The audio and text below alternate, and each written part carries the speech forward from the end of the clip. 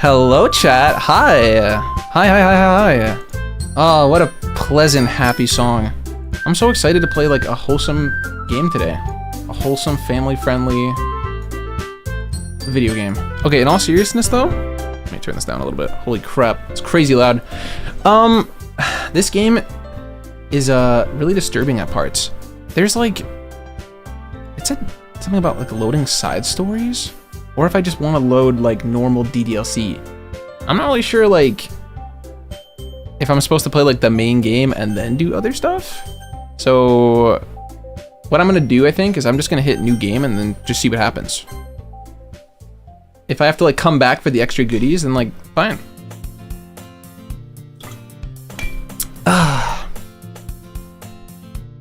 Hey! I see an annoying girl running towards me from the distance, waving her arms in the air like she's totally oblivious to any attention she might draw to herself. I love Sayori. Dude, Sayori is actually the fucking best. Hey Claire. How's it going? That girl is Sayori, my neighbor, and good friend to me since we were children. You know, the kind of friend you'd never see yourself making today, but it just kind of works out now because you've known each other for so long. How's that, chat? Is that good volume for this song? I don't want to turn it down too much. It's got to be like the best jam possible. Very good? Okay, awesome. We used to walk to school together on days like this, but starting around high school, she would oversleep more and more frequently, and I would get tired of waiting up. But if she's gonna chase after me like this, I almost feel better off running away. However, I just sigh and idle in front of the crosswalk and let Sayori catch up to me. You're annoying your boyfriend? Aw, awesome. We love that.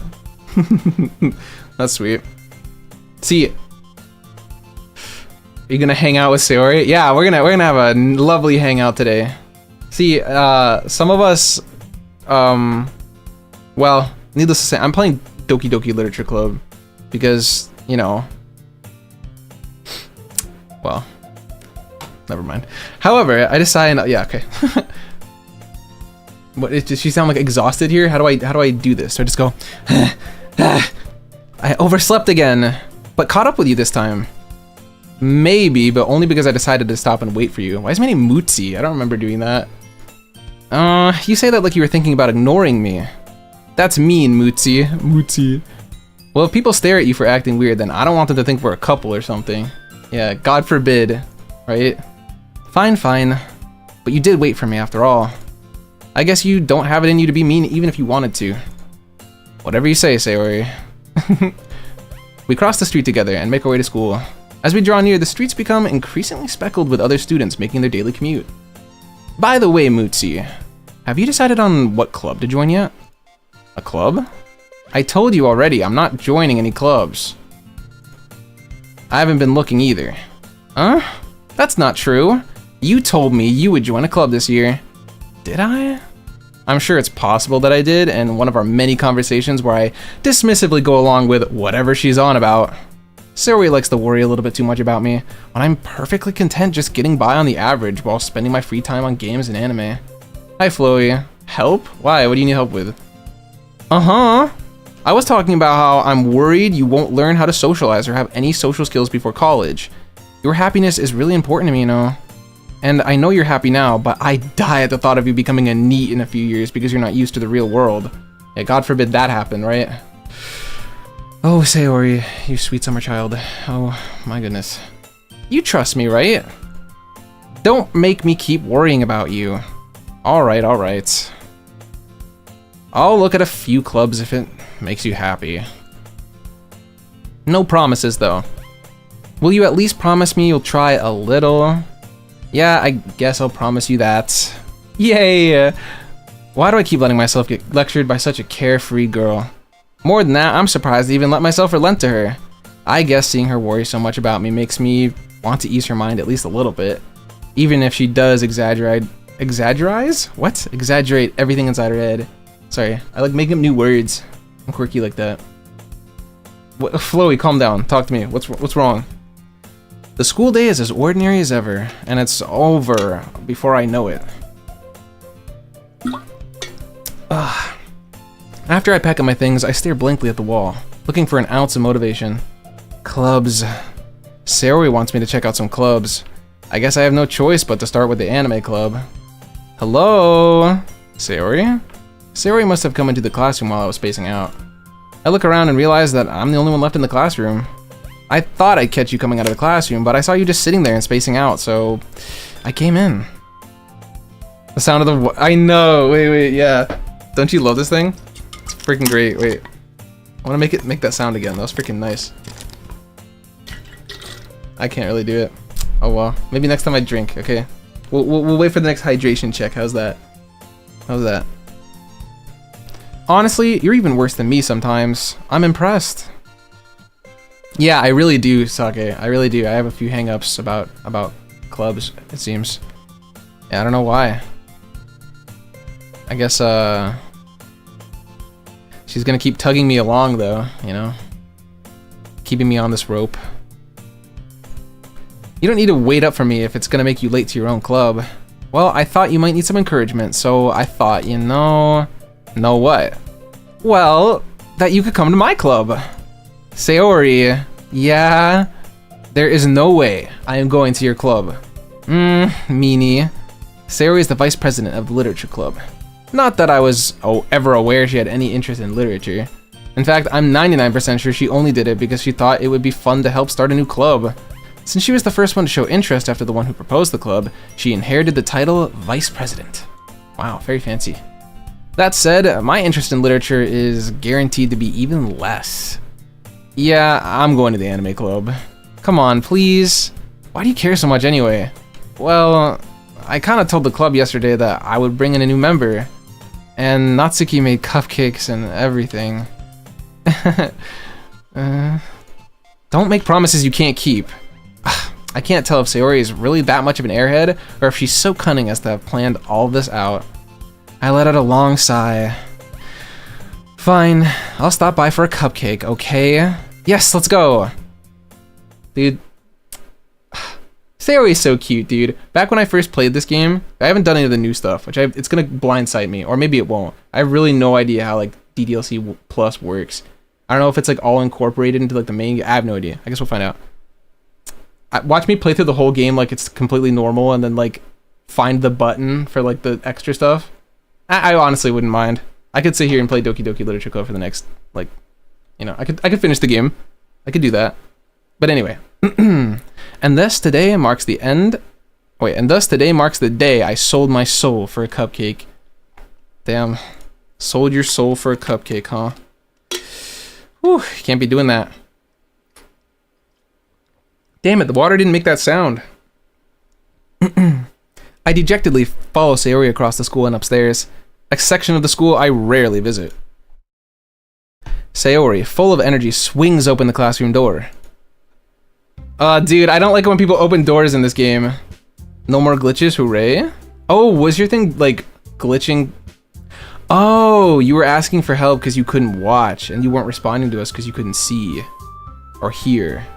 Oh, maybe you'll hang out with Sayori more in this one. Okay, jokes aside, I was talking to my sister. I can't believe I was talking to my sister about Doki Doki Literature Club and how excited I am to play it. But I was like, maybe we'll get to like hang out with Sayori. Because there's hangouts with, anyway, you guys know. There's hangouts with Natsuki and Yuri, but like, what about Sayori? What about my cinnamon bun?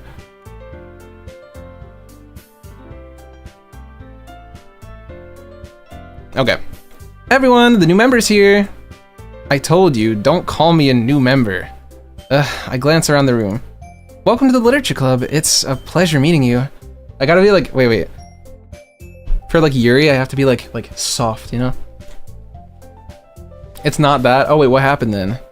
Sayori always says nice things about you. Seriously? You brought a boy? Way to kill the atmosphere. Mutsi, what a nice surprise. The Monica. She's here. Welcome to the club. Do you think there's hangouts with Monica on this one? All words escape me in this situation. This club is full of incredibly cute girls. Wow. Girl. What are you looking at? If you want to say something, say it. Sorry. Natsuki. Humph. The girl with the sour attitude, whose name is apparently Natsuki, is one I don't recognize. Her small figure makes me think she's a first year. She is also the one who made cupcakes, according to Sayori. You can just ignore her when she gets moody. Sayori says that quietly into my ear and turns back toward the other girls. Anyway, this is Natsuki. She's always full of energy. Yeah, full of energy. Freaking meanie head, tsundere, ah. And this is Yuri, the smartest in the club. Don't say things like that. Yuri, who appears comparably more mature and timid, seems to have a hard time keeping up with people like Sayori and Natsuki. Well, it's nice to meet both of you. And it sounds like you already know Monica, is that right? That's right! It's great to see you again, Mutsi. Monica smiles sweetly. Guys, I think I have a shot. Do you think I have a shot with Monica? Oh my gosh, I'm so excited. We do know each other. Well, we rarely talked, but we were in the same class last year. Monica was probably the most popular girl in class. Smart, beautiful, athletic. Yo, is this guy like, for real? It's down bad. Basically, completely out of my league. So having her smile at me so genuinely feels a little... You too, Monica. Bro, he's actually so down bad. This is bad. Come sit down, Mutsi. We made room for you at the table, so you can sit right next to me or Monica. I'll get the cupcakes. Hey, I made them. I'll get them. Okay, that's actually valid, though. Sorry, I got a little too excited. Then how about I make some tea as well? The girls have a few desks arranged to form a table. As mentioned, it's been widened so that there's space next to Monica and one space next to Sayori. Natsuki and Yuri walk over to the corner of the room where Natsuki grabs a wrapped tray and Yuri opens the closet. Feeling a little awkward, I take a seat next to Sayori. Natsuki proudly marches back to the table, tray in hand. Okay, are you ready? See, she's not completely evil. She's got like a, you know, cute side. Ta-da! Whoa!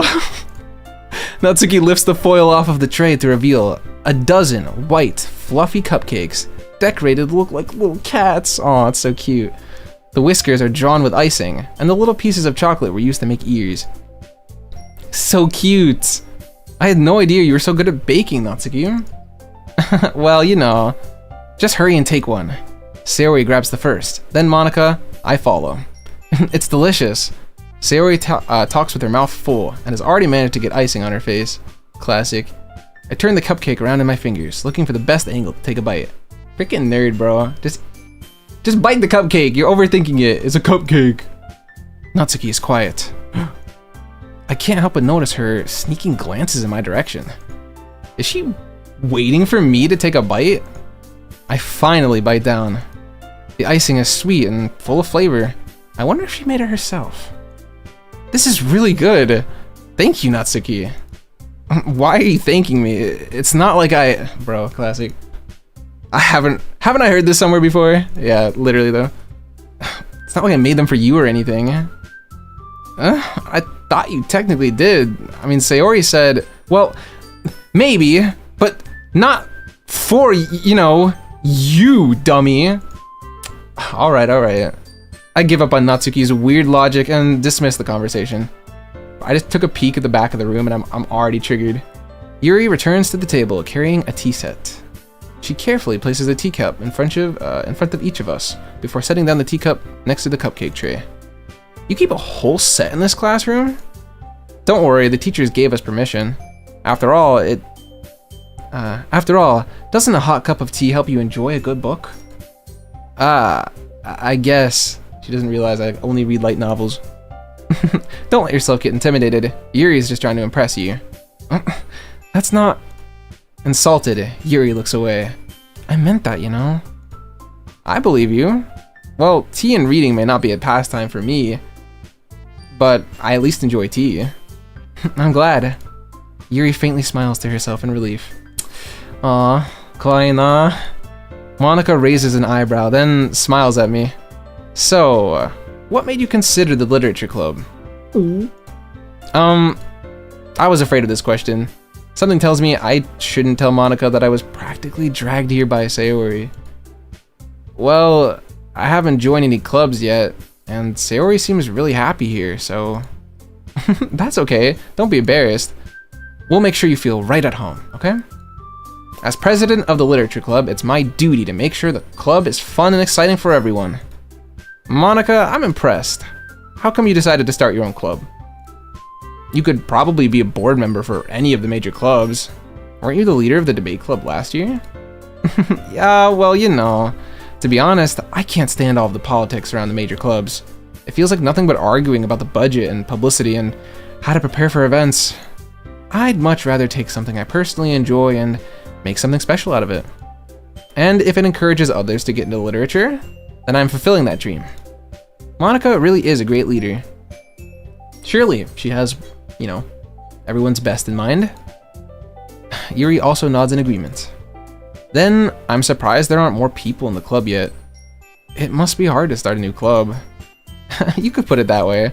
Not many people are very interested in putting all their effort to start something brand new, especially when it's something that doesn't quite grab your attention, like literature. You have to work hard to convince people that you're both fun and worthwhile. But it makes school events like the festival that much more important. I'm confident that we can all grow this club before we graduate. Right, everyone? Yeah! We'll do our best. You know it. Everyone enthusiastically agrees. Yippee! Such different girls, all interested in the same goal. Monica must have worked really hard to find these three. Maybe that's why they were all so delighted by the idea of a new member joining. Though I still don't really know if I can keep up with their level of enthusiasm about literature. So, Mutsi, what kinds of things do you like to read?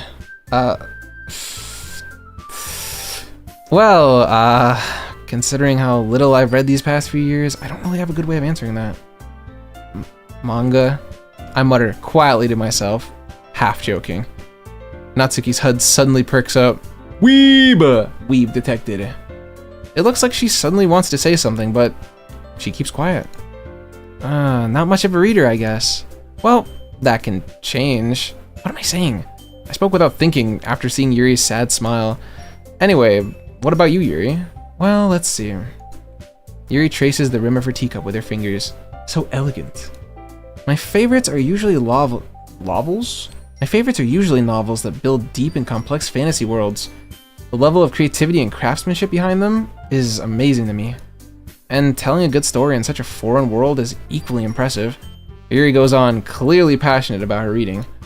She seems so reserved and timid since the moment I walked in, but it's obvious by the way her eyes light up that she finds comfort in the world of books, not people. But you know, I like a lot of things. Stories with deep psychological elements usually immerse me as well.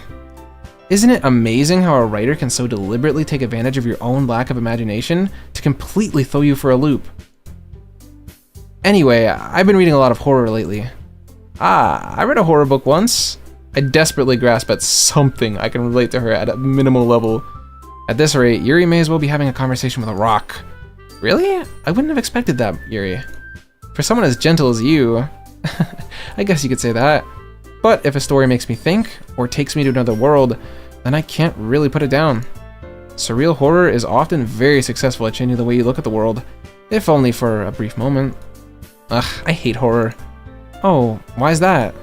Well, Natsuki's eyes dart over at me for a split second. Never mind. That's right. You usually only like to write about cute things, don't you, Natsuki? What? What gives you that idea? You left a piece of scrap paper behind last club meeting. It looked like you were writing a poem called Don't Say It Out Loud. And give that back. Fine, fine. Your cupcakes, your poems, everything about you is just as cute as you are. Sayori slides up behind Natsuki and puts her hands on her shoulders. I'm not cute! Poor Natsuki. Natsuki, you write your own poems? Well, I guess sometimes. Why do you care? I think that's impressive. Why don't you share them sometime? No. Natsuki averts her eyes. You wouldn't like them. Not a very confident writer yet? I understand how Natsuki feels. Sharing that level of writing takes more than just confidence. The truest form of writing is writing to oneself. You must be willing to open up to your readers, exposing your vulnerabilities and showing even the deepest reaches of your heart. Do you have writing experience too, Yuri? Maybe if you share some of your work, you can set an example and help Natsuki feel more comfortable. You know, maybe even enough to share hers. I guess it's the same for Yuri. Oh, I wanted to read everyone's poems. We all sit in silence for a moment. Okay, I have an idea, everyone. Natsuki and Yuri look quizzically at Monica. Let's all go home and write a poem of our own. Then next time we meet, we'll all share them with each other. That way, everyone is even. Yeah, let's do it. Plus, now that we have a new member, I think it will help us get a little bit more comfortable with each other and strengthen the bond of the club. Isn't that right, Mutsi? Monica smiles warmly at me once again. Hold on, there's still one problem. What's that? Now that we're back to the original topic of me joining the club, I bluntly come forth with what's been on my mind the entire time. I never said that I would join this club. Sayori may have convinced me to stop by, but I never made any decision.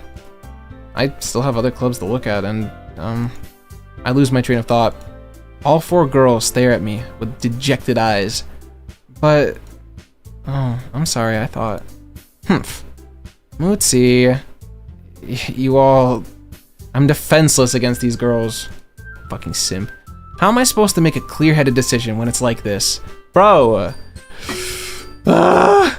Stop thinking with your dick! That is, if writing poems is the price I need to pay in order to spend every day with these beautiful girls, there's no way. Right. Okay. I've decided then. Simp. I'll join the literature club. One by one, the girls' eyes light up. Hey, Ocean View, no worries. Just enjoying some literature club. Honestly, I'm so fucking immersed already. Don't worry, you didn't miss much though. Basically, a bunch of female gangsters have coerced me through threats of violence to join their club about books. So yeah. One by one, the girls' eyes light up. Yes, I'm so happy. Sayori wraps her arms around me, jumping up and down. Hey, he really did scare me for a moment. If you really just came for the cupcakes, I would have been pissed. That makes it official. Welcome to the literature club. Thanks, I guess. Everyone, I think that with that, we can officially end today's meeting on a good note. Everyone remember tonight's assignment. Write a poem to bring it to the next meeting so we can all share. Monica looks over at me once more. Mutsi, I look forward to seeing how you express yourself. Yeah. Can I really impress the class star Monica with my mediocre writing skills? I already feel the anxiety welling up inside me. Meanwhile, the girls just continue to chit-chat as Yuri and Natsuki clean up their food. New follower? What's up, my guy? How's it going? Hey, Mutsi. Since we're already here, do you want to walk home together? I would love to, Sayori. Say less. That's right, Sayori. And I never walk home together anymore because she's always stayed after school for clubs. Sure, might as well. Yay! Sayori is best girl. Do not at me. With that, the two of us depart from the club room and make our way home. The whole way, my mind wanders back and forth to 4 girls. Sayori, Natsuki, Yuri, and of course, Monica. Will I really be happy spending every day after school in a literature club? Literature? Perhaps I'll have the chance to grow closer to one of these girls. Alright, I'll just need to make one of my, the most of my circumstances. I'm sure good fortune will find me. And I guess that starts with writing a poem tonight. I have to write a poem. Oh no. Alright, wait, what route am I going? Who do I want to appeal to? Because wait, if you make Natsuki like you, or if you make Yuri like you, then you get a special scene in the morning. So, if this is Doki Doki Literature Club Plus, this is going to be the first test. Let's make it appeal to Sayori and see what happens. So Sayori likes bittersweet words, so cry would be one of them. Pain, probably. Yep. Smile is probably Natsuki.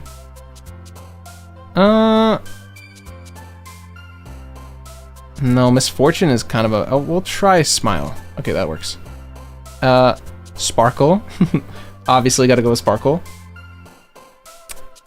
Let's see, rain cloud.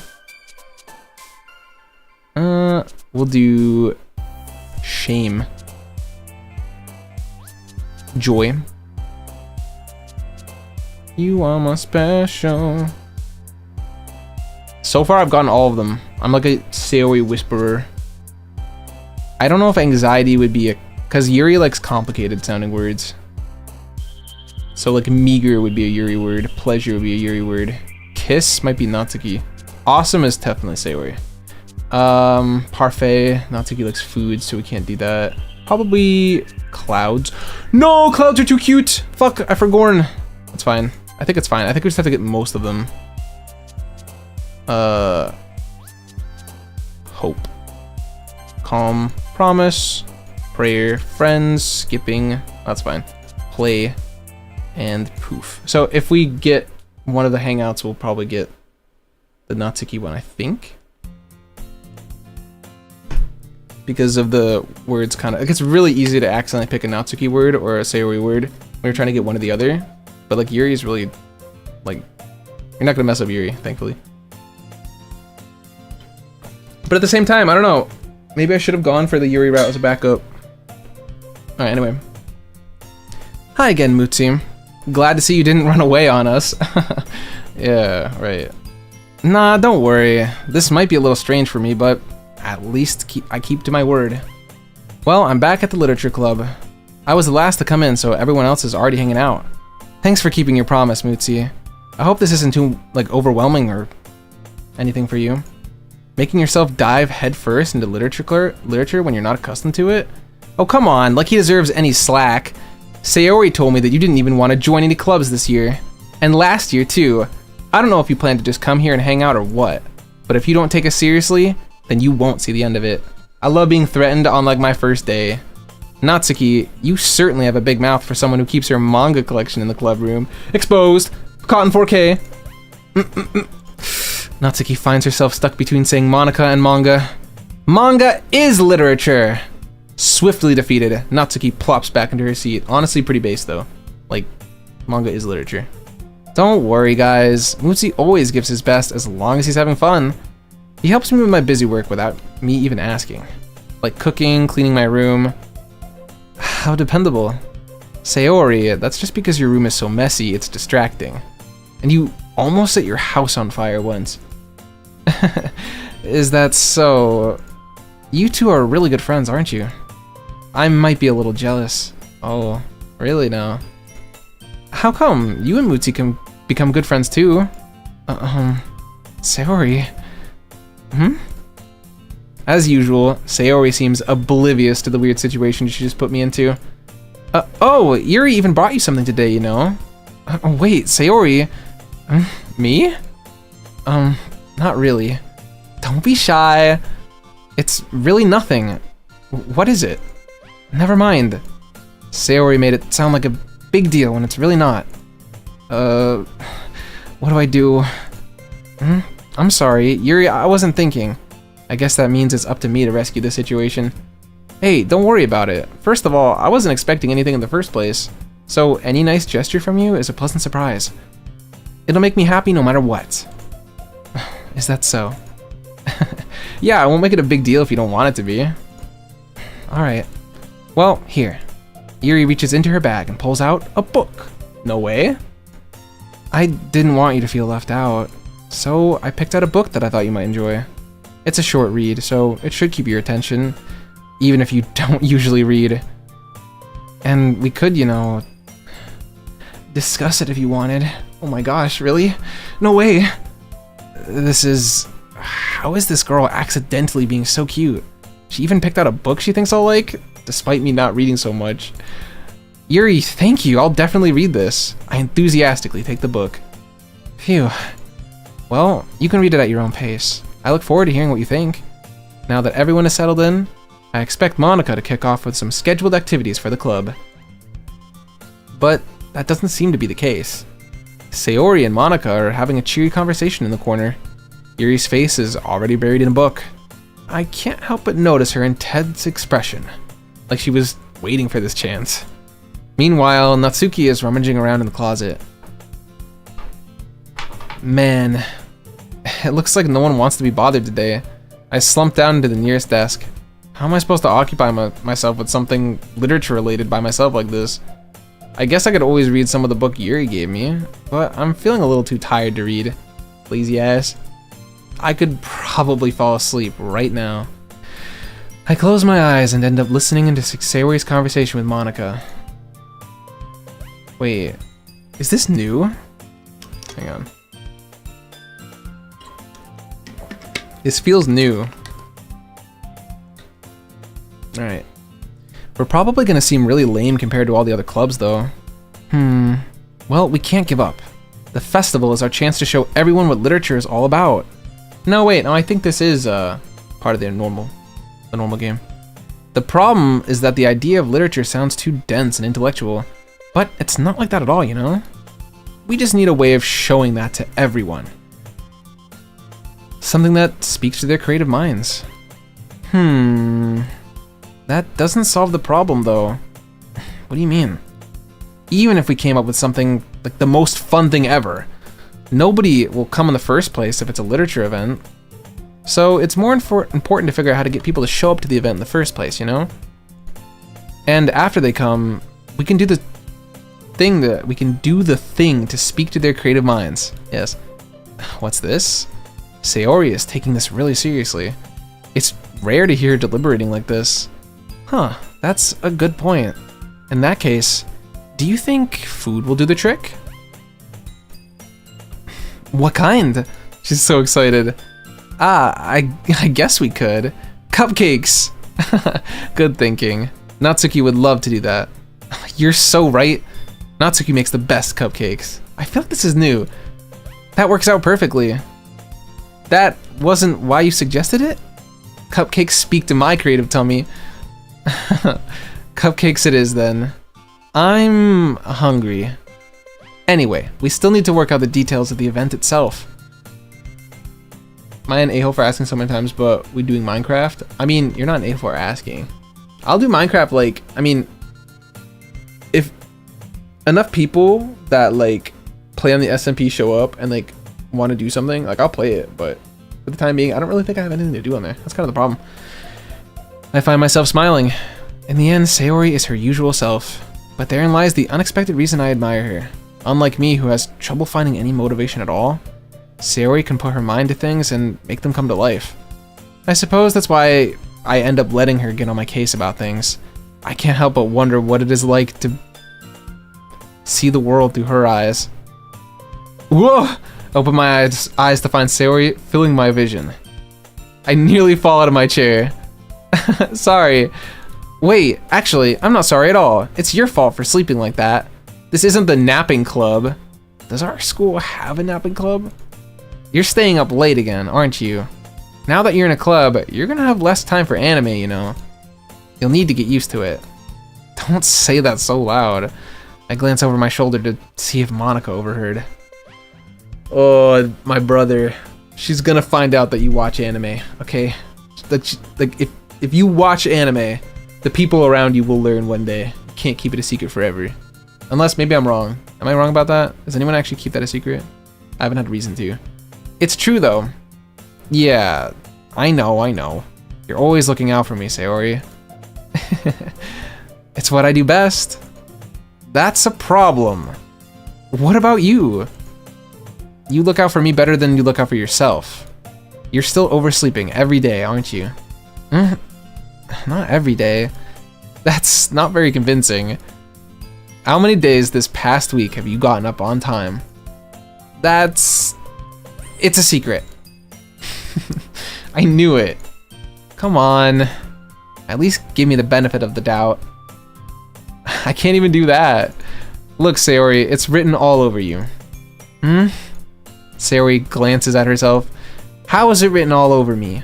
You were clearly in a rush this morning. Look, your hair is sticking out all around here. And, I run my wait, what? I run my fingertips down the side of Sayori's hair, trying to straighten it out. My brother. Man, you really need to brush this. My hair is just really hard to get right. I won't fall for that. There's more than just your hair. Look, your bow isn't straight either. And there's toothpaste stain on your collar right there. I try to wipe off the stain with my finger. But nobody would ever notice that. Of course they would. Nobody's gonna tell you about it because they don't want to embarrass you. Fortunately, I really don't care about that. Hey, you meanie. And you don't even keep your blazer buttoned up. Seriously, Sayori. Why do you think you don't have a boyfriend yet? Huh? That's super mean. Sorry, but you'll thank me later. I start to button her blazer from the bottom. Okay, hold up. This guy is like the most down bad anime otaku, like Monica lover ever. But then the moment he's like talking with his best friend, he's got like the immaculate best friend, like accidental Riz. Fucking love it. Once you see how much better it looks, you'll change your mind.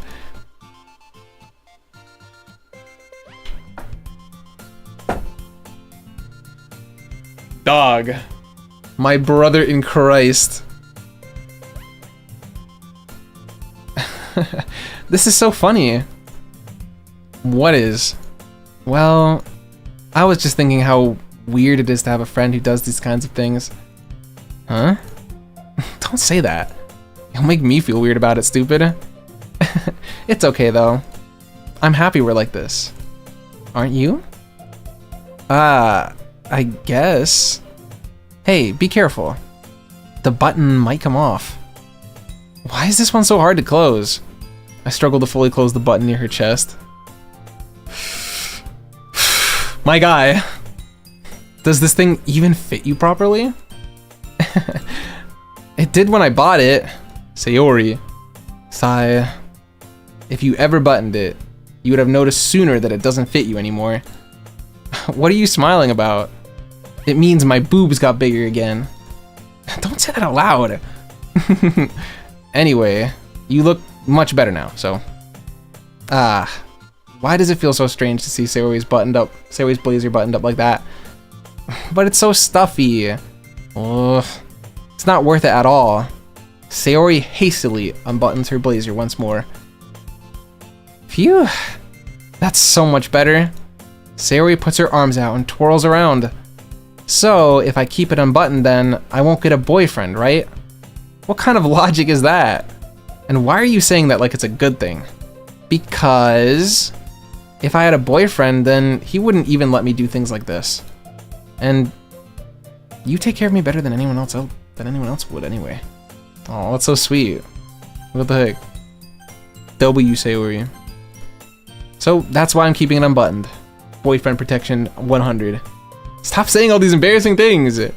I didn't say anything embarrassing. Jeez. Well, anyway, just focus on trying to wake up a little earlier. Only if you focus on going to bed earlier. Fine, fine. It's a deal. I guess we really are better at taking care of each other than we are ourselves. Yeah, I guess so, huh? So maybe you should come wake me up in the morning. You're doing it again, Sayori. Aw, but I was joking that time. Man, it's impossible with you sometimes.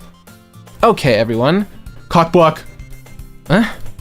Monica suddenly calls out. Why don't we share the poems we wrote now? Yay! Musi, I can't wait to read yours.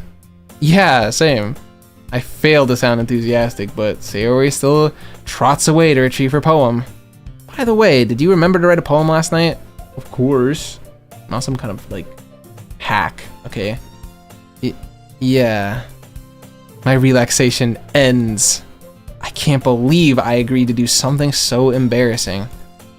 I couldn't really find much inspiration since I've never really done this before.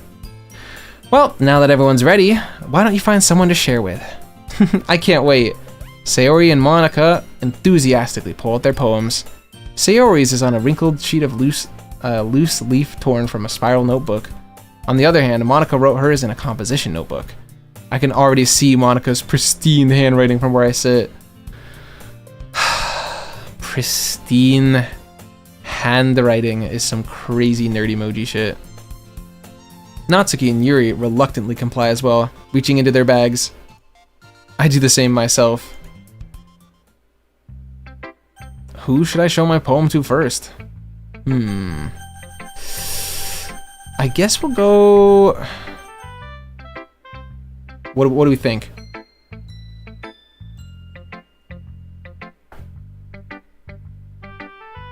You're writing buffer emojis. Is my stream okay? It didn't like die, did it? Okay, good, we're good.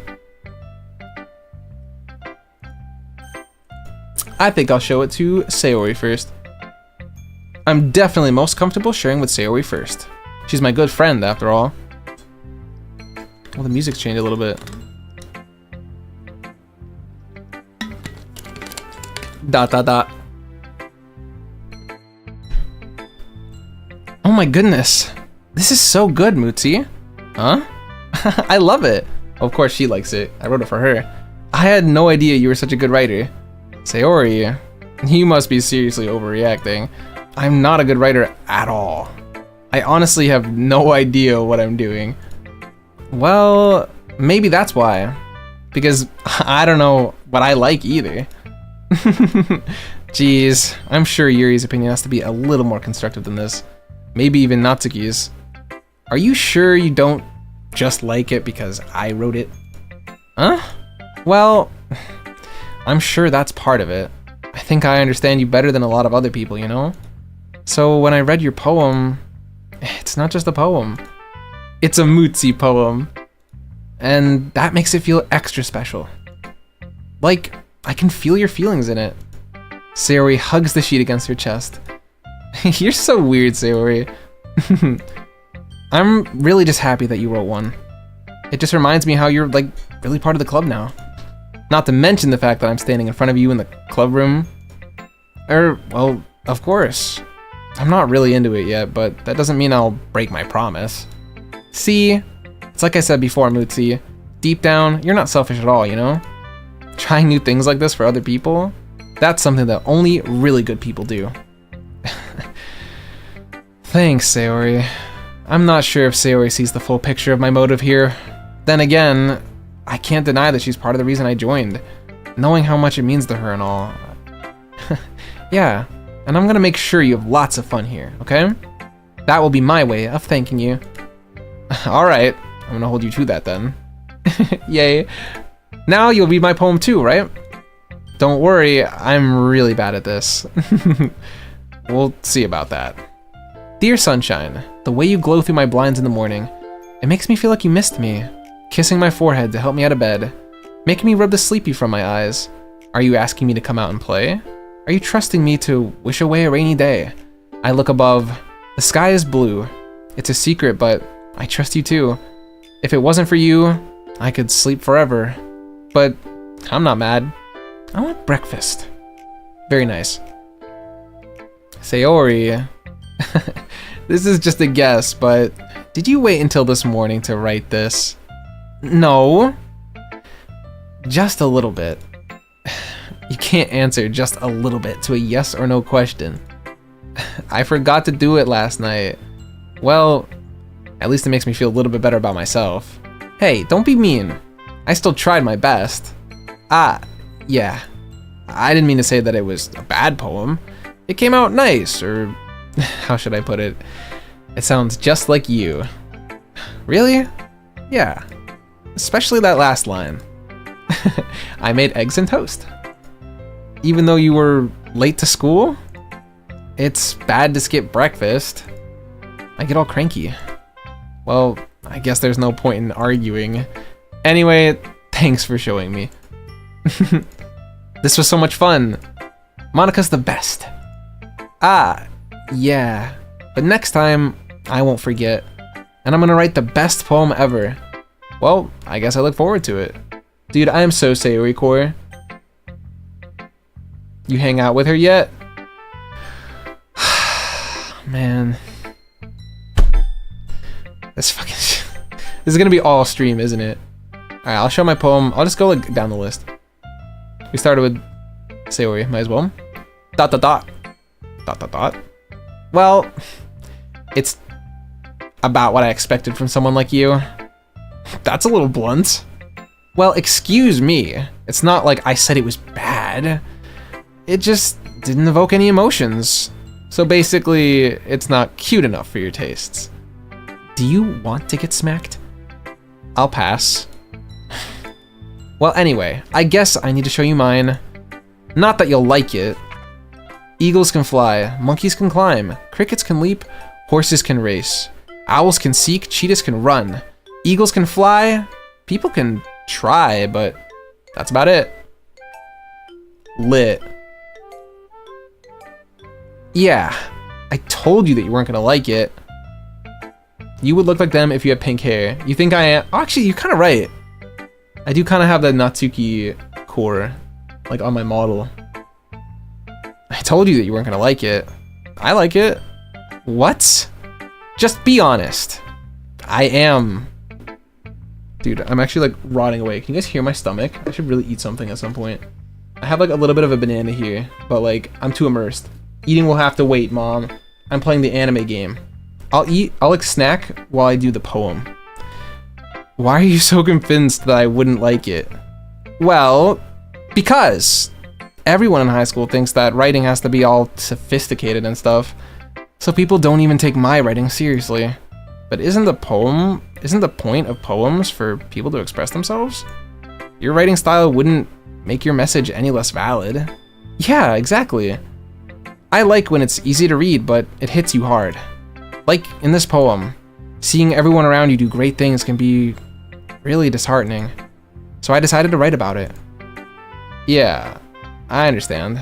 I'll eat a banana. If you do, buddy, I'll pay you back. I'll grab a banana too. Alright.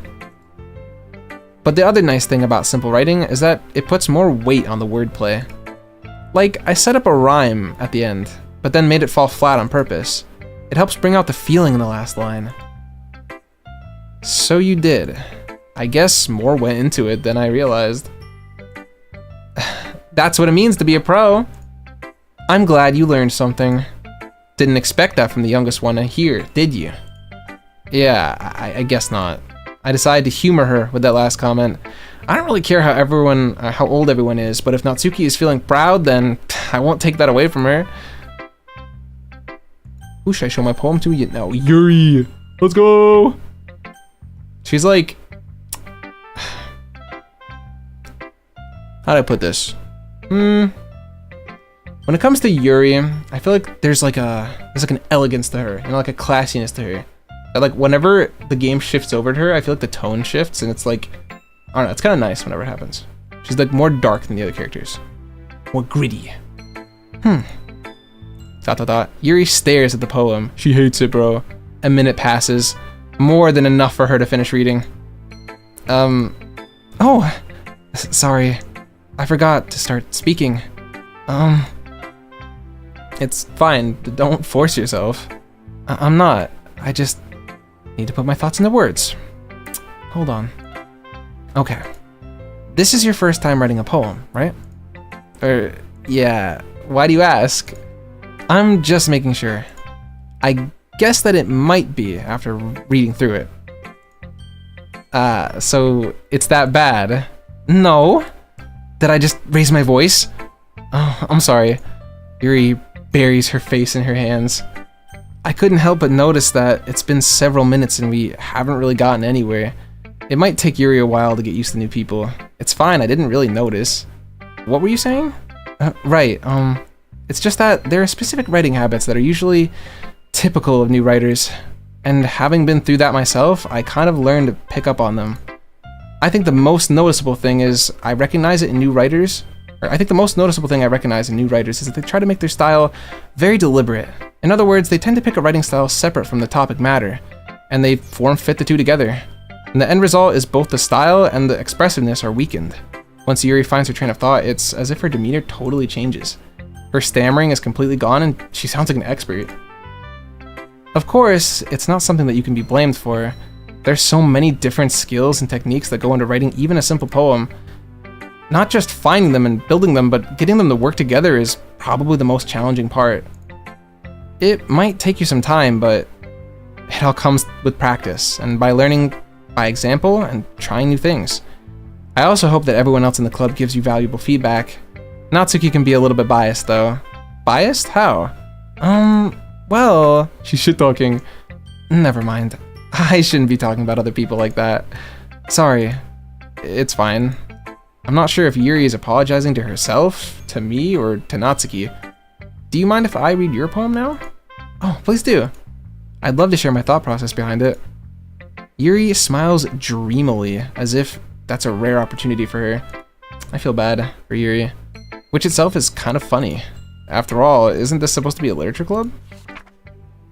I didn't eat in the last 3 or 4 hours, maybe 5. Well, let's all get a snack then. Okay, while this poem is up, snack. Everyone go grab a snack. Go grab one. I'll grab one too. Snack time. Grab one, chat. Let's all eat. We ate.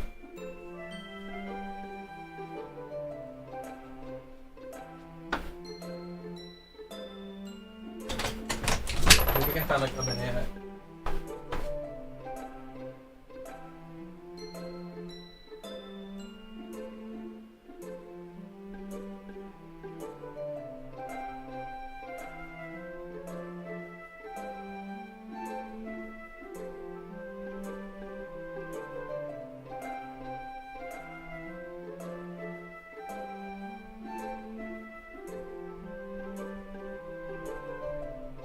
Alright, chat, take a bite. I did on my way up. Oh. That shit good. You eat healthy meals? Shut up.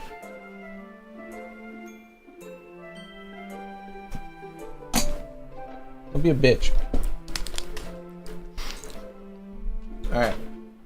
You guys ready? You grab Reese's Puffs? You live a healthy lifestyle? I live at your mom's house. She makes tons of food for me, but I'm not there right now.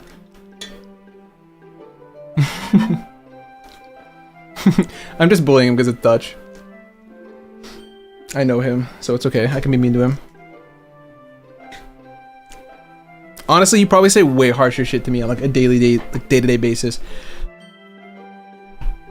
Kind of everyone does, but you know what? Sometimes you just gotta have that one person that you can just pick on and bully for, like, you know, not for my height, okay, for other things. I don't get bullied because I'm short. Alright, let's see. Ghost under the light. The tendrils of my hair illuminate beneath the amber glow. Bathing. It must be this one. The last remaining streetlight that had withstood the test of time. The last yet to be replaced by the sickening blue-green hue of the future. I bathe, calm, breathing air of the present but living in the past. The light flickers. I flicker back. You are short though? Shut up, bitch. You're tall, like freakishly so. Everyone in your country is. Actually, except for you, you're short, aren't you? Aren't Dutch people like really tall? I'm kind of jealous, to be honest. Right? DR4, I know, DDLC is awesome. I'm playing Plus. I don't really know how it differs or if I have to like turn something on. But like, there was a button that said DDLC, so I launched it, and it seems mostly the same so far. I don't know if I like have to. It's okay. We'll play through it. We'll see what happens. I'm sorry. I must have such terrible handwriting. What? I wasn't thinking that at all. But it took you a long time to read. Well, I just don't read script very often. Actually, I think your handwriting is pretty. Huh? That's a relief. Also, I like the poem. Even though it's short, it was really descriptive. It wasn't too short? I usually write longer poems. Not at all. I'm really glad you like it. I'll be honest, since it's our first time sharing, I wanted to write something a little bit more mild. Something easy to digest, I suppose. Are you into ghosts, Yuri? Actually, the story isn't about a ghost at all, Mutsi. Really? I must have totally missed the point. Yeah, idiot. Well, I suppose you did only glance over it, after all. But remember that poets often express their own thoughts, feelings, and experiences in their work. They usually do more than tell a simple story or paint a picture. You're taller than me and you're 17, short ass. Okay, well listen here, bucko. How tall are you? How tall are you? And I'll tell you if you're taller than me. In this case, perhaps the subject of the poem is only being symbolically compared to a ghost, lingering in her last remaining place of comfort, unable to let go of the past, and soon to be left with nothing. That's a lot more solemn putting it that way.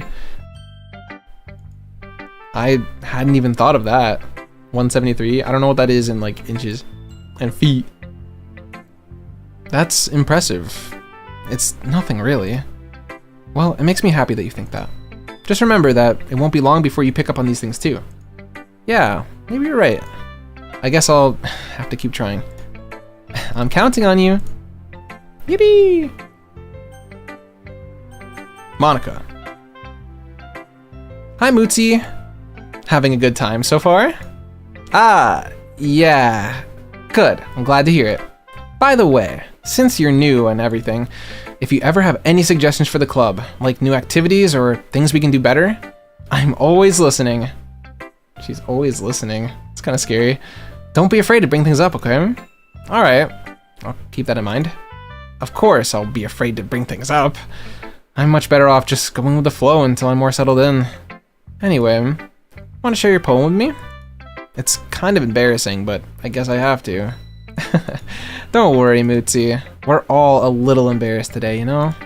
But it's that sort of barrier that we'll all learn to get past soon. Yeah, that's true. I hand Monica my poem. I like this one. It makes me think of something Sayori would like. Is that so? You and Sayori are really good friends, right? I wouldn't be surprised if you had these sorts of things in common. Ah, well, we may be good friends, but Sayori and I are actually really different. Well, that may be the case. But maybe there are some similarities you wouldn't expect. The way she talks about you. It sounds like the two of you really care about each other's well-being. Even if you show it in different ways, it ends up being more similar than you'd think. So I think that's the kind of vibe I get when reading your poem. You're sure you're not reading into it too much? I could be. Oh gosh, I sound like Yuri. But in any case... Wait, that's so mean. That's such a backhanded comment. Sayori's writing has kind of a gentle feel to it. I can tell that she really likes exploring with emotions like happiness and sadness. Who knew that someone so happy would enjoy sad things too? Yeah, that's totally unexpected. Well, to each their own. And you shouldn't be afraid to experiment a little bit either. I'm sure I'll end up trying different things a lot. It could take a while before I feel comfortable doing this. That's okay. I'd love to see you try new things. Bro. What? That's the best way to find the kind of style that suits you. Is that so? So this guy? Everyone else might be a little bit biased towards their own kinds of styles, but I'll always help you find what suits you the most. So don't force yourself to write the way everyone else wants you to write. It's not like you have to worry about impressing them or anything. Anyway, do you want to read my poem now? Don't worry, I'm not very good. You sound pretty confident for someone who claims to not be very good.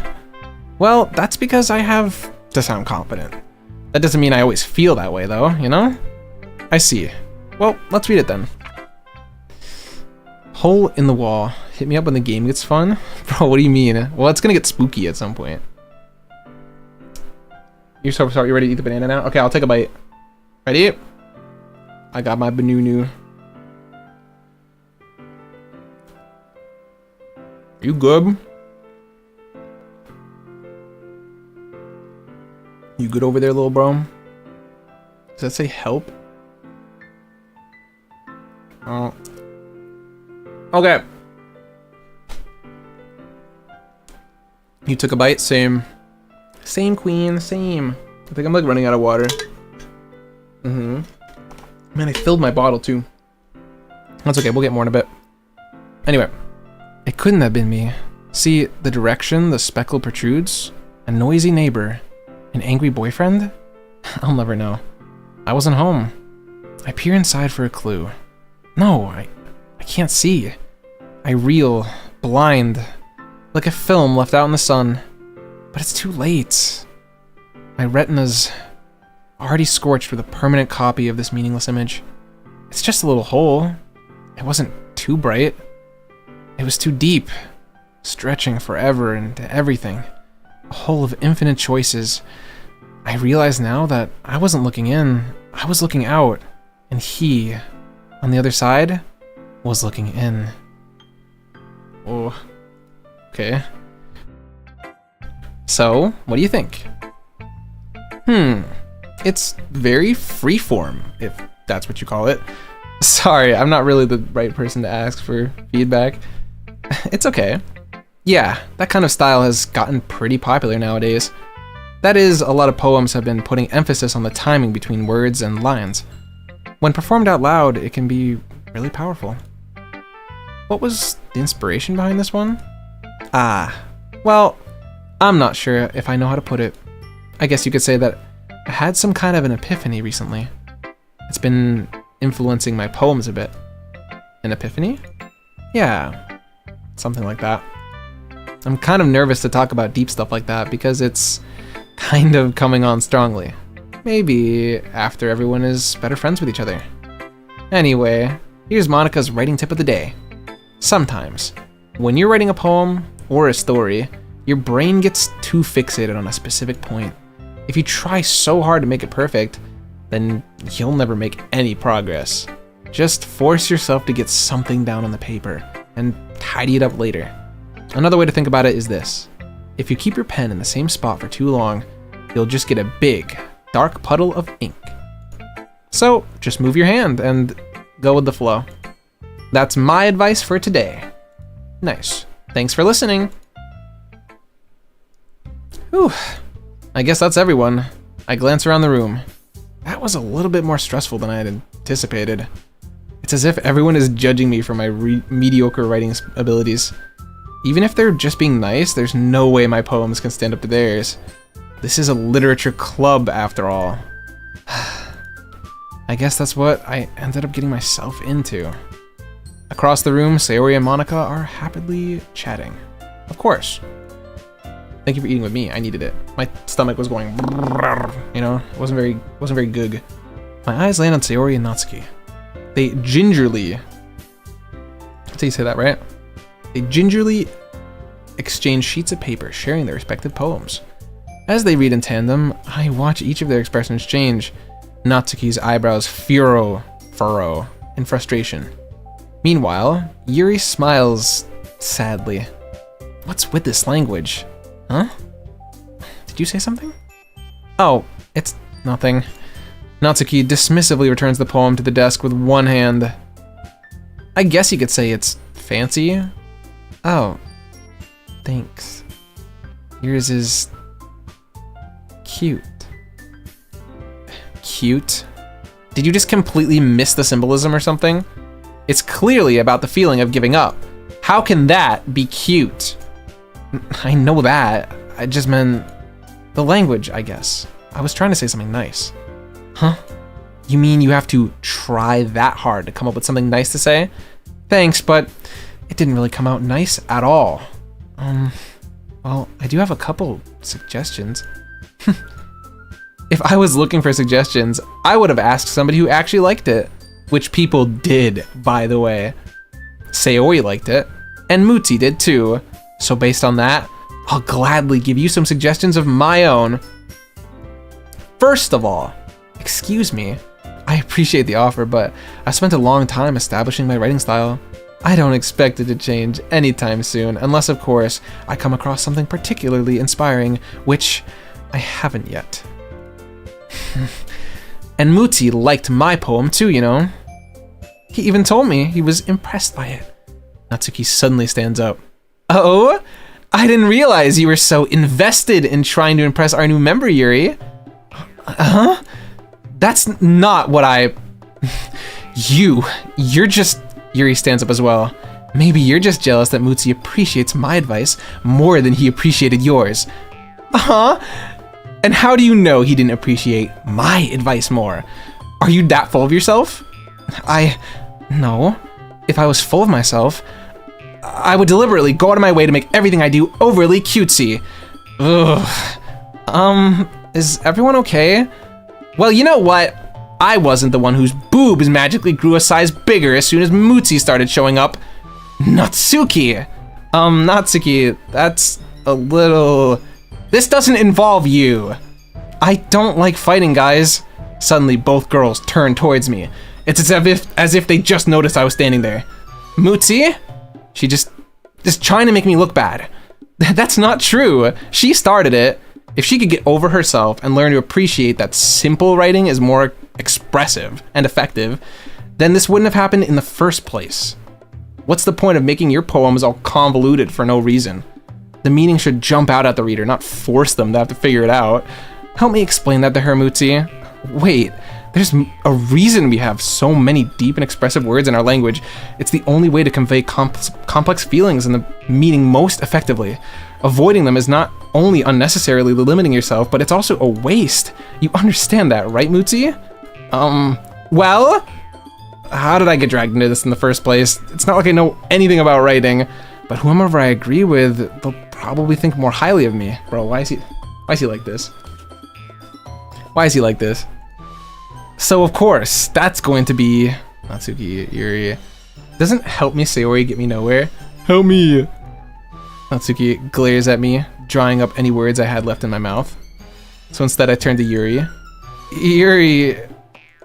But Yuri's expression is so defenseless that I can't bring myself to say anything to her. Sayori, huh? Yeah. Everyone's fighting is making Sayori uncomfortable. How can the two of you keep fighting when you know you're making your friend feel like this? Mutsi. Well, that's her problem. This isn't about her. I agree. It's unfair for others to interject their own feelings into our conflict. Yeah, unless Sayori wants to tell Yuri what a stuck-up jerk she's being. She would never. It's your immaturity that made her upset in the first place. Fucking bickering, bro. Look, there's enough of me to go around, dude. Bendy Undertale. I played Bendy. Bendy was good. Excuse me? Are you listening to yourself? This is exactly why. Exactly why nobody likes— Stop! Natsuki, Yuri, you guys are my friends. I just want everyone to get along and be happy. My friends are wonderful people, and I love them because of their differences. Natsuki's poems, they're amazing because they give you so many feelings in just a few words. And Yuri's poems are amazing because they paint a beautiful picture in your head. Everyone is so talented. So why are we fighting? Because, well, also, Natsuki's cute, and there's nothing wrong with that. And Yuri's boobs are the same as they always were. Big and beautiful. Wow. Thanks, Sayori. ...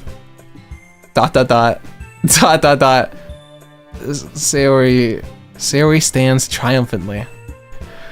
Monika stands behind her with a bewildered expression. I'll make some tea. Yuri rushes off. Natsuki sits down with a blank expression on her face, staring at nothing. So, this is why Sayori is vice president. I whisper to Monika. She nods in return. To be honest, I might come off as a good leader, and I can organize things, but I'm not very good with people. I couldn't even bring myself to interject. As president, that's kind of embarrassing of me. Nah, it's not like I can blame you. I wasn't able to say anything either. Well, I guess that just means Sayori is amazing in her own way, isn't she? You could say that. She might be an airhead, but sometimes it's weirdly suspicious that she knows exactly what she's doing. I see. Take good care of her, okay? I would hate to see her get herself hurt.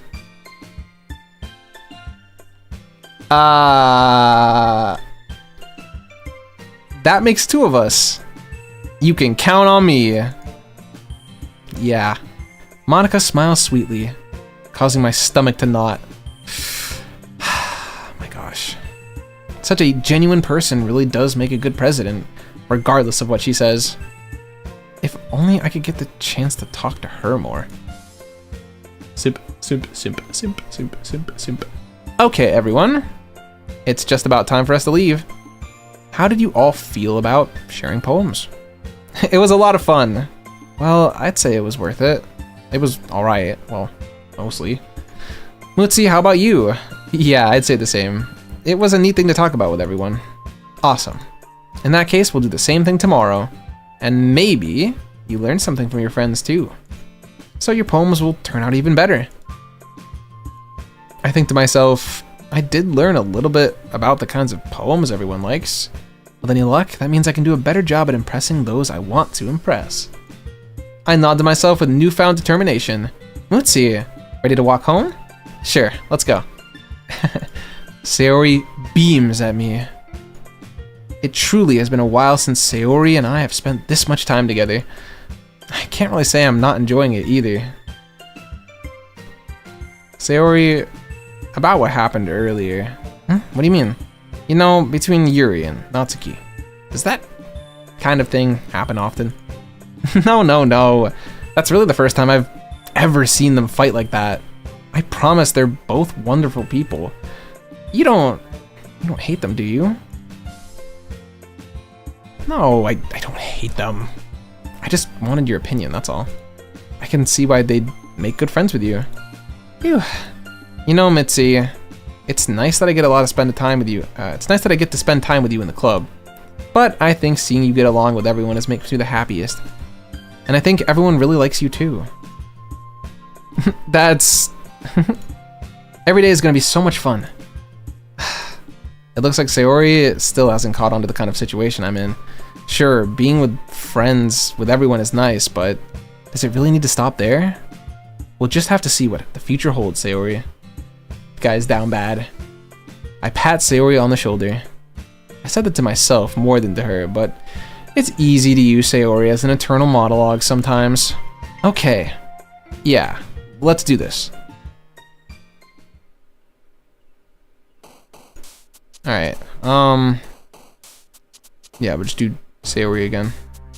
Which would be... Tragedy, misfortune, friends, anxiety. Oh, shit. How about childhood? Yeah, okay. Jumpy? No. Fun. Yeah, there we go. Beauty. Flower, nice. Not cute. What am I doing? Sunny. Calm, determination, shit. Raindrops. Shit. Okay. No! Okay, how about comfort? Okay, I think it's still fine. Let's pick these last ones carefully. Lazy, yeah, let's hear.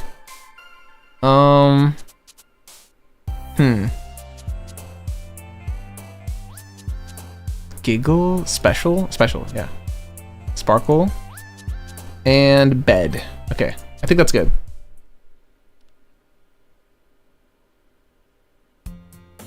Is that the case, femboy? That's cool. Another day passes, and it's time for the club meeting already. I've gotten a little bit more comfortable here over the last couple days. Entering the club room, the usual scene greets me. Hi, Mutsi. Yo, Sayori. Looks like you're in a good mood today. I'm just still not used to you being in the club, that's all. I see. That's a pretty simple thing to get you in a good mood. But I guess it's always the simple things with you anyway. Speaking of which, I'm kinda hungry. Will you come with me to buy a snack?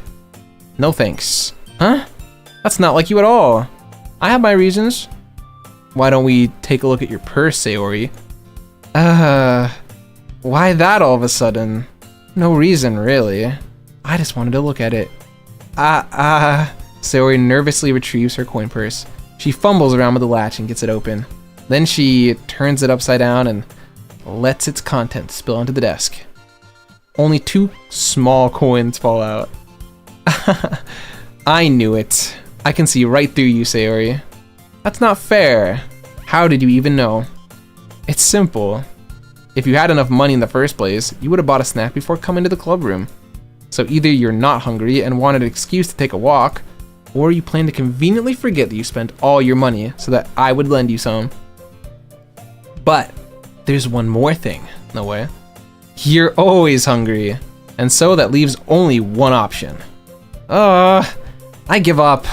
Don't make me feel guilty. If you feel guilty, that just means you deserve to feel guilty. Yuri suddenly giggles. Huh? I didn't even notice she was listening in. Her face is in her book as always. I wasn't listening or anything. It was just something in my book. Yuri, tell Mutsi to let me borrow some money. Don't get me involved like that, Sayori. Besides, you should only buy what you can responsibly afford. And frankly, after pulling a mischievous little stunt like that, your suffering is fair enough retribution. ... Ah, did I just... I didn't mean that. I got too absorbed in my book. Oh. I really like it when you speak your mind, Sayori. Doesn't happen much, but it's a fun side of you. There's no way you could think that. You were right, though. I did something bad, and now I have to accept the retribution. That. Still, coming from you, Sayori, I guess there's a little devil inside of all of us, isn't there? Don't let her fool you. Sayori knows exactly what she's doing. After all, she told you guys she was bringing me to the club before she even told me. But you wouldn't have come if I didn't, or if it weren't for the cupcakes. So I had to trick Natsuki into making them. Come on, give me more credit than that, Sayori. Out of nowhere, something smacks Sayori in the face and tumbles onto the desk. What the hell? Kia! Ow! What was... Huh? A cookie? Sure enough, it's a giant cookie wrapped in plastic. Wait, this is new. Sayori glances around. Is this a miracle? It's because I paid my restitution. Retribution. Actually, that one almost worked. I was going to give it to you, but then I heard you blab about the cupcakes, so it was totally worth seeing your reaction. Natsuki, that's so nice of you. I'm so happy. Sayori hugs the cookie. Jeez, just eat it. Sayori rapidly tears open the wrapper and takes a big bite. So good. Sayori suddenly clasps her hands over her mouth. I bit my tongue. You're going through a lot over just one cookie. Natsuki takes a bite of her own cookie. Ah, yours is really good too, Natsuki. Can I try it? Jeez, beggars can't be choosers. But yours is chocolate. Yeah, why do you think I gave you that one? Fine. Still, I'm really happy you shared this one with me. Sayori gets out of her seat, goes behind Natsuki, then wraps her arms around her. Jeez, I get it. Cookie still in hand. Natsuki reaches up to nudge Sayori off of her. Sayori suddenly leans down and takes a bite out of Natsuki's cookie. Hey, did you seriously just do that?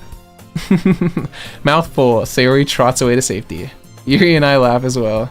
Jeez, you're such a kid sometimes. Monica, can you tell Sayori? Hi, Lemon, how's it going?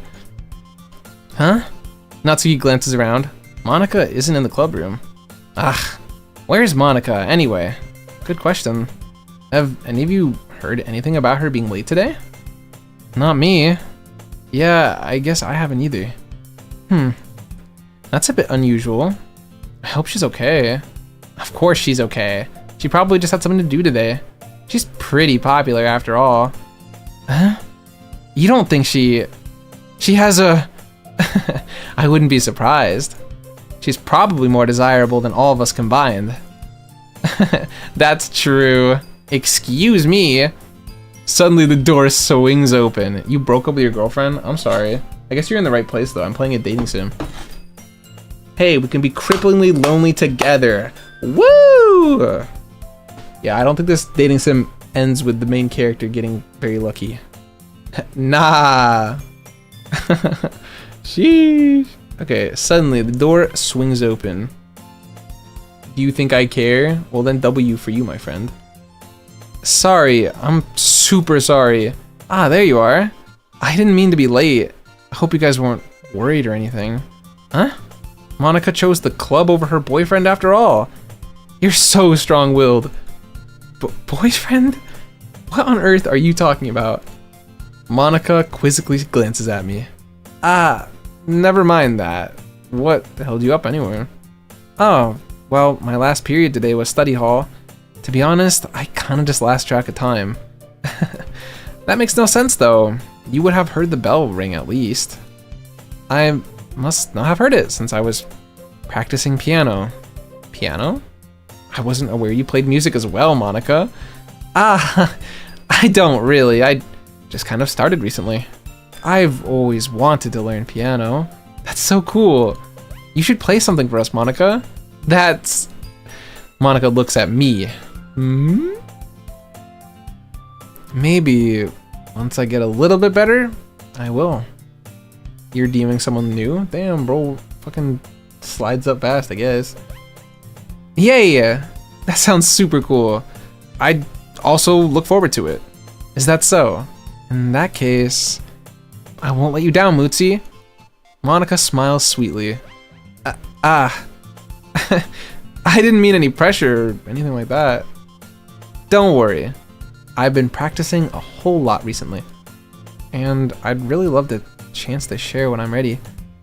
I see. In that case, best of luck. Thanks. So, I didn't miss anything, did I? Oh, not really. I chose to leave out Sayori's mischievous escapade. I'm sure Natsuki will end up complaining to her anyway. It looks like everyone has already settled down. Sayori somehow already finished her entire cookie. Yuri is back to her book, and Natsuki disappeared into the closet. Mutsi! Sayori suddenly comes up to me. I'm gonna go get some supplies from the other classroom. Want to come with me? Supplies? What for? Well, you know how the festival is coming up. Me and Monika were gonna try to make some posters and stuff. So I need to go find some crayons and markers and glue sticks. That's okay, Lemon, don't worry. Take it easy. Ah, I see. Sure, I'll go with you. Yay! Okay, Monika, we'll be back soon. Are you going with Mitzi to get the supplies? There's no need for you to trouble yourself. I'd be happy to go with him. Aw, but I wanted to go. It's so much fun exploring empty classrooms and stuff. You're good. Bye, Lemon. Okay. It was just a suggestion. See if you can find poster paper too, okay? Okay. Ready, Mutsi? Yep, let's go. Sayori and I exit the classroom. Alright, I'm grabbing more water. One sec. I will run.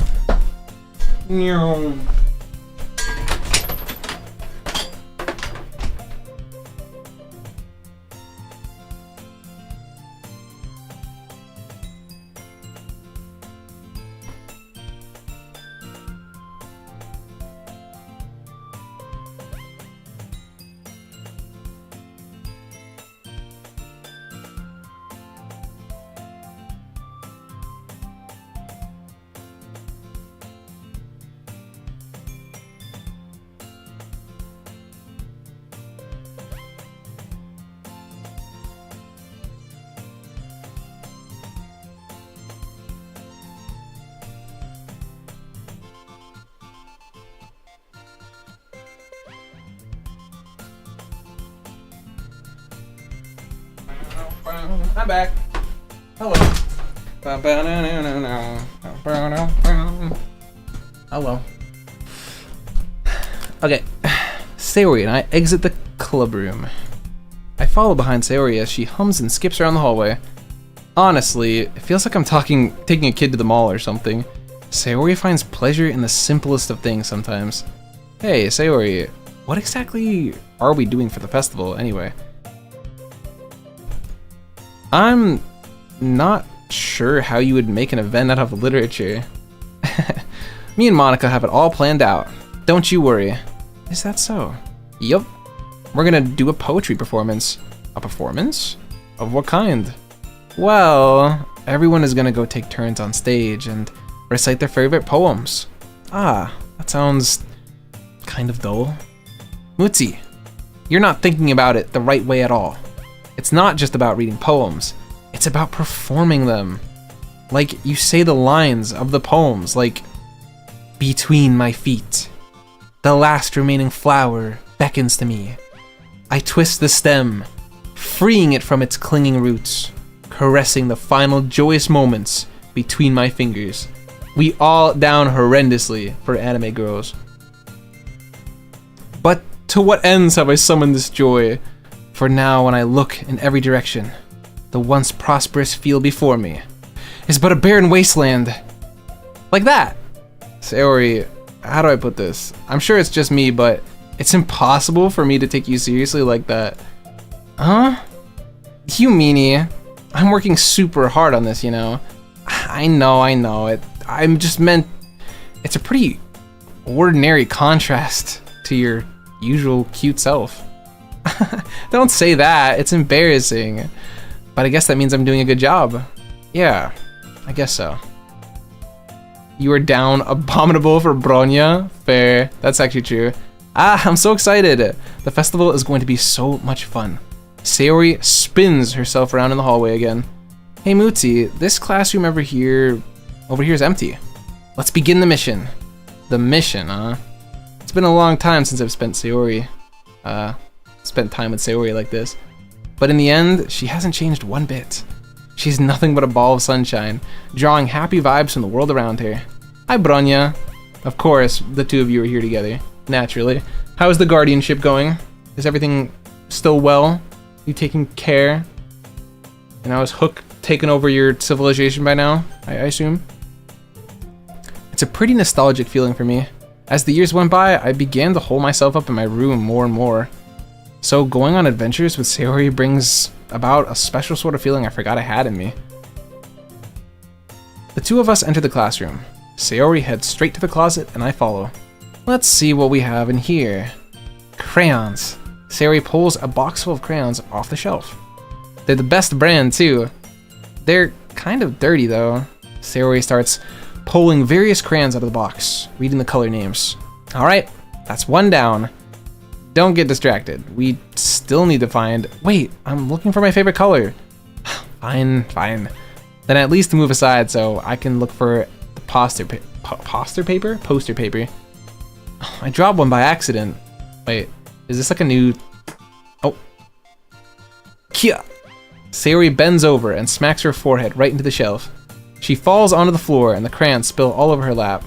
Ow, ow, ow, ow, ow, ow, ow. I kicked Hook off of a mountain in self-defense, so she's dead. Honestly, I believe that. I want to see an animation of Sela just like kicking Hook in the head and like her just going fucking flying and becoming like a star in the distance, like you would in Pokemon. What's up, Samboni? Nah, don't worry, you're not too late. You okay? My forehead. Sayori clutches her forehead. Jeez, Sayori.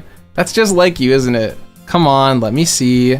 Since Sayori is sitting on the floor, I grab her by the waist and pull her out of the closet. Bro, you have to move your hands, Sayori.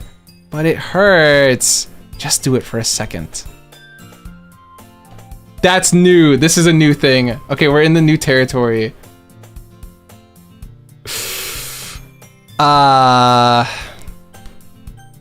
Sayori slowly releases her hands from the floor. I'm gonna start. Okay, sorry. Okay.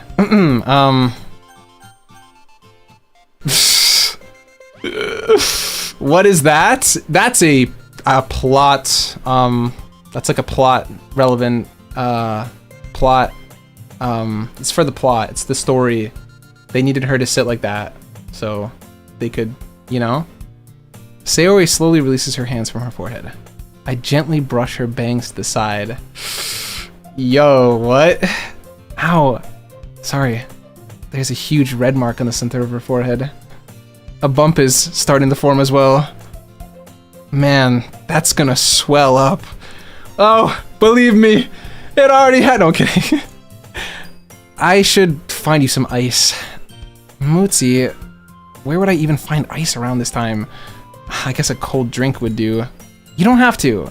I'm fine with looking like a unicorn. Even wincing from the pain, Sayori makes a silly joke.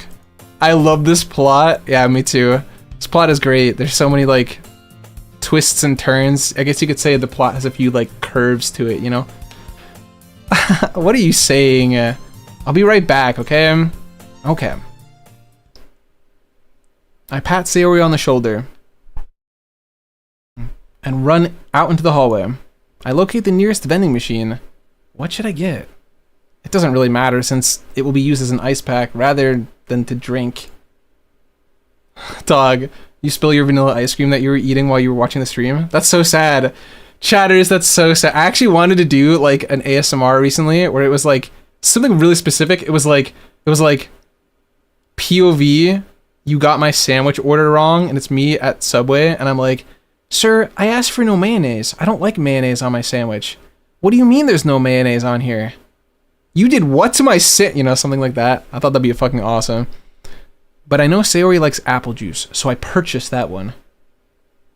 Only real motherfuckers remember the Sparkle PvP. I love the Sparkle PvP. I have the Sparkle PvP still, like, on my Discord. In just the moments, I'm already returning to the classroom where I left Sayori.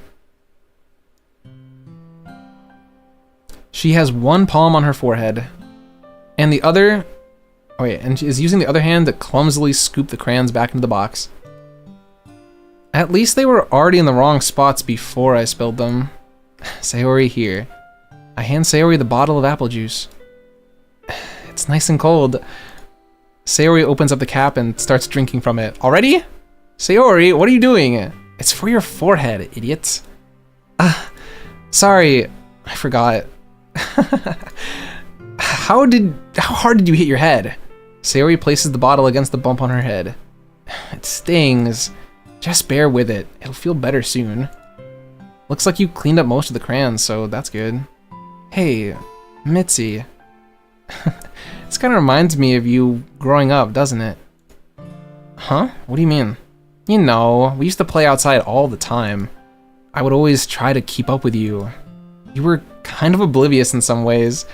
Like, I usually fell behind or had trouble climbing on things you did, but sometimes when I tried to do things that I couldn't, I would get myself hurt. I'd fall and scrape myself or get a bump. I would start crying really hard. And you would rush over as quick as you could, and you would try really hard to stop me from crying. It was almost like you blamed yourself and were afraid of getting in trouble if someone found out. Even though it wasn't your fault at all, you know?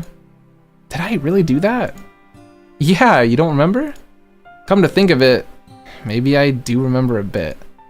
I guess I was always so focused on my games that I didn't pay enough attention to you. So, in a way, it was my fault. Kind of like this time, too. I wasn't rushing you. If I wasn't rushing you out of the closet, you probably wouldn't have hit your head. Mitzi, I don't think you realize it, but you're always thinking about other people. Even after all these years, you're rushing to help me, even though I'm just being clumsy. You're really a sweetheart. Don't call me that. And I don't do this thing all the time. I guess when it comes to you, it just feels natural. Before I even know it, I'm treating you like that. I guess that's what happens when you've been friends for so long. Really? Maybe you're right. Mitzi, I'm so glad that nothing's changed between us.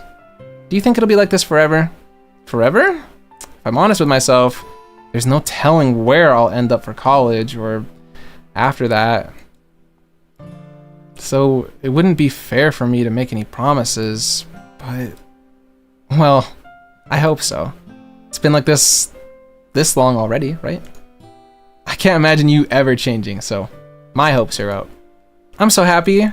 Sayori has a whimsical expression in her eyes. We remain silent for a moment. She's so silly. She's so silly, guys, and clumsy on the outside that when I see her deep in thought like this, it makes me not want to disturb her. I guess we should go back. I don't want to worry Monica, you know? Good luck with that. She's gonna see your forehead either way. Not if I hide it under my bangs. Sayori hops to her feet. That was fucking awesome. That was so cute. Let her cook, exactly. Sorry, I was so immersed. I can't be more down bad than your girlfriend? Uh-oh. Wait, what do you mean? Oh, yeah, no, Black Swan is pretty down bad.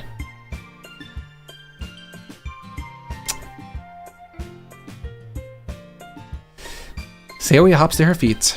Ah, she clutches her forehead again. Don't stand up so fast after hurting yourself.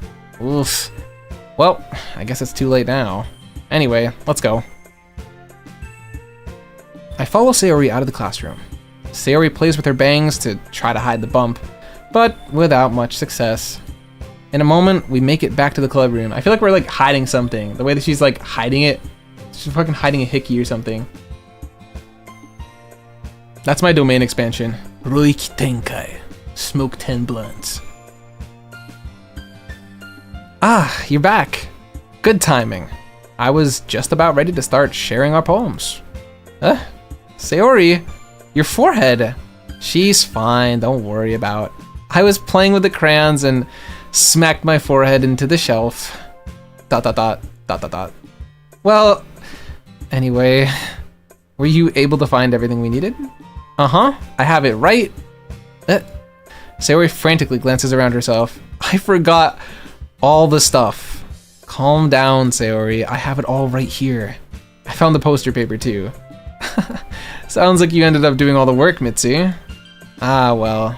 Sayori... I failed to come up with an excuse for Sayori. I made it an adventure.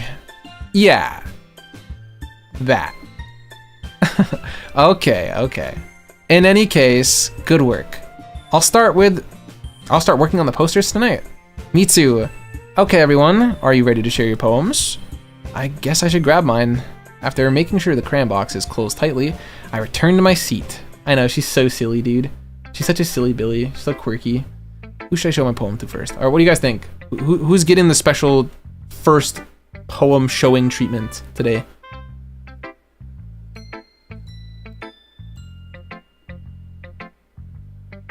Where did I put my water? I think I'm gonna go with Sayori again, to be honest. Mutsi. I really love your poems. I can't believe you're hiding these from me. Hang on, I found it. Mitzi, if you see a person called Galaxy, she, for real, is Black Swan. Is that so? What do you mean by that? Named Galaxy? Is someone named Galaxy gonna show up? I'm not hiding anything. But your poems are so good. Yesterday's and this one too? You can't tell me you haven't done this before. I mean, you're really the only one who feels that way, so... Huh? No way! Not even Natsuki? Well, I guess Natsuki is least likely to admit how much she actually likes something. But I don't think it's that. What do you mean? Well, I guess I'll be honest about it. It's a lot easier to write poems when I'm thinking about you. Stop making things weird, idiot. I just mean, you're a really expressive person, I guess. How am I supposed to write poems about my own stupid life? But you somehow make everything in your life an adventure, even the little things. Like cooking. Let's not talk about that. So yeah, I guess what I'm saying is that I can feel more feelings through you than I can through myself. Bro, he's so down bad. He's so down bad. He's so down bad. Bro's curse technique is VTube projection. That's so true. Reversed curse technique. VTubing. Roiki Tenkai. Fukuma Mishiki. We have that kind of weird connection. It's your fault for getting in my business all the time. I don't know if I understand. You never understand when I try to explain things to you, do you, Sayori? I pat Sayori's head. Hey, I'm not a kid, you know. Are you sure about that? Maybe. Sayori starts fiddling with her pencil between her hands. Hey, Mitzi, will you give me your poem? I kind of want to keep it. Huh? Why? Because, well, it's the first time you've written something for me. Oh, Sayori, you completely misunderstood. I didn't write this for you. Are you even listening anymore? Well, whatever. I'll give it to you when we go home. Really? Snap. Ah! I broke my pencil! Sayori hastily bends down to pick up the piece she dropped. But, being inattentive of her surroundings, she bumps right into me. Wait, what, is this gonna be something weird? Okay, no, it's not. Sorry! It's fine, it's fine. I'll get it for you. I bend down and pick up the broken pencil. Sayori clutches the desk beside her to support herself, knees shaking. I'm just a little clumsy today. Bro, she's actually like, what is going on, bro? This guy is the worst Riz ever when it comes to like Monica, but like, he literally got Sayori weak in the knees. Poppy, look, you're a simp. Oh, that's your curse technique? Lesbian Riz? You're dating the Black Swan, that's awesome. Don't like hunt her down or anything, or like dom her in like a weird, cool music videos. Five Nights at Freddy's. Let's sit down, Sayori. Yeah. I grab Sayori's arm and help her sit at the desk. Anyway, I still haven't read your poem. Oh, sorry, I forgot about that. But it's not as good as yours. Jeez, don't worry. I'm sure I'll like it. Alright, let's see, what do we have here? Bottles. I pop off my scalp like the lid of a cookie jar. It's the secret place where I keep all my dreams. Little balls of sunshine all rubbing together like a bundle of kittens. I reach inside with my thumb and forefinger and pluck one out. It's warm and tingly, but there's no time to waste. I put it in a bottle to keep it safe, and I put the bottle on the shelf with all the other bottles. Happy thoughts, happy thoughts. Happy thoughts, happy thoughts. Happy thoughts in bottles all in a row. My collection makes me lots of friends. Each bottle, a starlight to make amends. Sometimes my friend feels a certain way. Sometimes down comes a bottle to save the day. Night after night, more dreams. Friend after friend, more bottles. Deeper and deeper my fingers go, like exploring a dark cave, discovering the secrets hiding in nooks and crannies, digging and digging, scraping and scraping. I blow dust off my bottle caps. It doesn't feel like time elapsed. My empty shelf could use some more. My friends look through my locked front door. Finally, all done. I open up, and in come my friends. In they come, in such a hurry. Do they want my bottles that much? I frantically pull them from the shelf, one after the other, holding them out to each and every friend, each and every bottle, but every time I let one go, it shatters against the tile between my feet. Happy thoughts, happy thoughts, happy thoughts in shards all over the floor. But they were supposed to be for my friends who aren't smiling. They're all shouting, pleading, something, but all I hear is echo, echo, echo in my head. Dog, is she okay?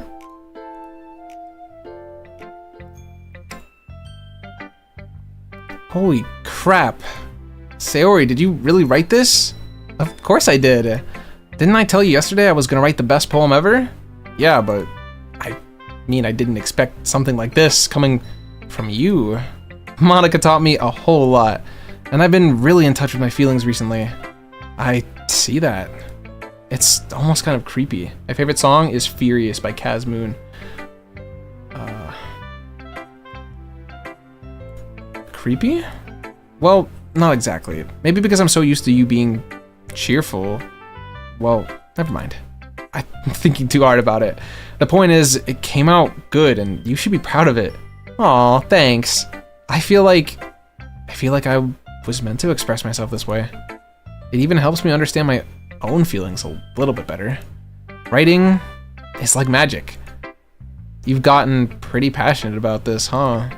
I hope you keep it up. Yeah, writing's the best. I'm gonna keep writing until I die. Don't get ahead of yourself. Sayori's always had a habit of getting obsessed with something before dropping it no more than a week later. BOA is an underrated artist. I've listened to a song from them. I just need to remember what song. Winter by Daughter. Play some FNAF. I might play FNAF later on in the week. I also like all songs by Kaz Dreams are good, but freaking Kaz Moon, dude, listen to Furious and listen to Moment of Silence. Such good songs, and they're so underrated. You listen to MCR, My Chemical Romance, back in the day, yeah. Black Parade used to be my anthem. I wonder if this is one of those times, but seeing the passion in her eyes makes it hard for me to be pessimistic. You listen to her song Twilight and her song Duvet, they link together. Okay, I'll keep that in mind. Put that in the Discord though, okay? Because I'll forget. Bendy and the Ink Machine Dark Revival. Is Dark Revival like Bendy and the Ink Machine 2? Because I played the first game and waited like a million years for them to release like a new chapter or a new game or whatever. And like it never came out until like years later, I think, and I still haven't tried it. So is Natsuki.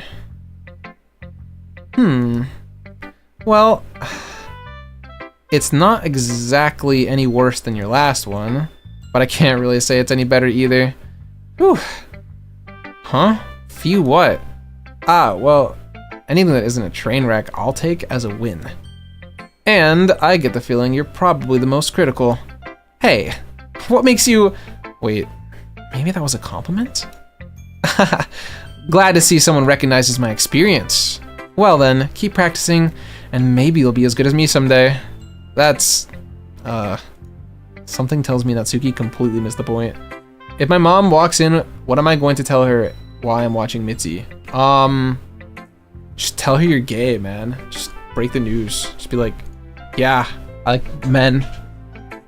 Or girls, whichever one you are. And that way you can distract her from the fact that you're watching mitzitime. Because they'll be like, oh my, I never knew, you know? Be like, I'm still proud of you, still love you. Come to think of it, this kind of reminds me of Sayori's poem from yesterday. Huh? You think so? Yeah, well, I guess you've been friends with her so long, you might be on the same wavelength. But you never really struck me as her type. Sayori has a type all of a sudden? Well, I don't know, but honestly, how can someone so, fluffy spend so much time with someone like you? What the fuck does she mean by that, bro? It's like she's dragging around a dead weight. That was a little unnecessary. But think of it this way, if it weren't for me, she would probably just fly away like letting go of a balloon. You could say we take care of each other in our own way. Whatever it is, I don't get it. Oh yeah, I guess I'm supposed to show you my poem. Here. She's so fucking likable if you don't do her out, holy shit. Amy likes spiders. You know what I heard about Amy? Amy likes spiders. Icky, wriggly, hairy, ugly spiders. That's why I'm not friends with her. Amy has a cute singing voice. I heard her singing my favorite love song. Every time she sang the chorus, my heart would pound to the rhythm of the words. She likes spiders. Like, that's why I'm not friends with her. One time I hurt my leg really bad. Amy helped me up and took me to the nurse. I tried not to let her touch me. She likes spiders, so her hands are probably gross. That's why I'm not friends with her. Amy has lots of friends. I always see her talking to people. She probably talks about spiders. What if her friends start to talk about spiders too? I mean, that's why I'm not friends with her. It doesn't matter if she has other hobbies. It doesn't matter if she keeps it private. It doesn't matter if it doesn't hurt anyone. It's gross. She's gross. The world is better off without spider lovers, and I'm gonna tell everyone. What time is it for me? 5:50. If only my parents were like that. Conversion therapy, if you know, lol. Oh, that's right. That was you. Ooh. Not bad, right? It's quite a bit longer than yesterday's. Yesterday's was way too short. I was just warming up. PM. I hope you didn't think that was the best I could do. No, of course not. Anyway, the message is pretty straightforward in this one. I doubt I have to explain it. Sometimes you can explain complicated issues with much simpler analogies, and it helps people realize how stupid they're being.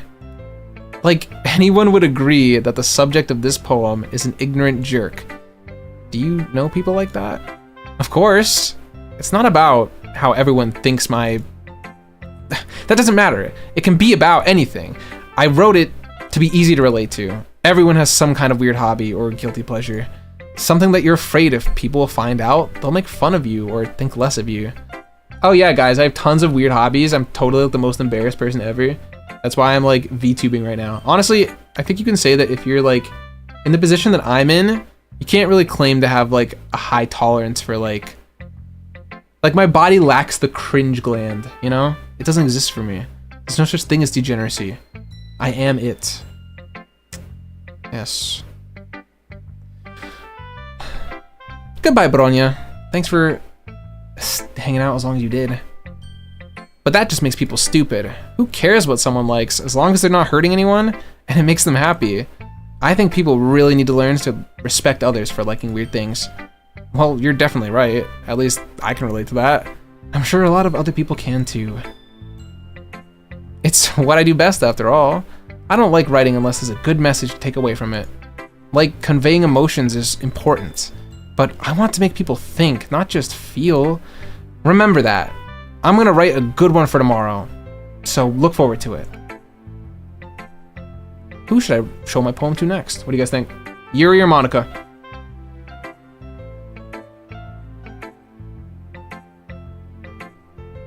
strongest character? Sparkle. I said I was going to down the list, so I'm going to keep going down the list. Let's see what you've written for today. Well done, Mitsu. Your skills are already improving. Really? Thanks, Yuri. Coming from you? That means a lot. Huh? It's nothing. I'm just happy to help inspire fellow writers. I know you're new to this, so don't worry so much if it seems like you can't get your poem to feel perfect. You don't need to be afraid to be a little more daring. Metaphors can go a long way. Don't feel like you need to work your brain like turning a bunch of gears. Try letting your mind wander through your feelings, and write down the things you see and hear. That's one way to truly enable your reader to see into your mind. Actually, pretty cool visualization. I should try that. Sparkle, a serious answer or a meme answer? You think Acheron's trailer beats Sparkle's? I mean, it's cool, but like, I feel like they do more. I feel like they do more with Sparkle's actual model, though. Like, the cool parts of that, like, her trailer is, like, the dancing, I guess. And, like, the other parts that have, like, animals and stuff. Hey, what's up, Aki? Everything is good, dude. Definitely not, like, down horrendously for, like, anime women or anything. We're fine. Everyone in here is, like, really sane and, like, mentally well and adjusted. You're good, Lemon. Take it easy. It's a very intimate exercise. I see. That's certainly an interesting technique. Thanks for sharing. I have, well, an example of that if you'd like to read it. Of course. Is this the poem you wrote for today? Yuri nods and timidly hands me her poem. You too, Lemon. The raccoon. It happened in the dead of night while I was slicing bread for a guilty snack. My attention was caught by the scuttering of a raccoon outside my window. That was, I believe, the first time I noticed my strange tendencies as an unordinary human. I gave the raccoon a piece of bread. My subconscious was well aware of the consequences, well aware that a raccoon that is fed will always come back for more. The enticing beauty of my cutting knife was the symptom. The bread, my hungry curiosity. The raccoon, an urge. The moon incements its phase and reflects that much more light off of my cutting knife. The very same light that glistens in the eyes of my raccoon friend. I slice the bread, fresh and soft. The raccoon becomes excited. Or perhaps I'm merely projecting my emotions onto the newly satisfied animal. The raccoon has taken to following me. You could say that we've gotten quite used to each other. The raccoon becomes hungry more and more frequently, so my bread is always handy. Every time I brandish my cutting knife, the raccoon shows me its excitement. A rush of blood. Classic Pavlovian conditioning. I slice the bread and feed myself again. Ugh. Good that you don't scream in my ear like my friends at 2 a.m. You were like a therapist. I don't know in what way like a little VTuber is like a therapist, but like, hey, you know what? Whatever makes you happy, you know?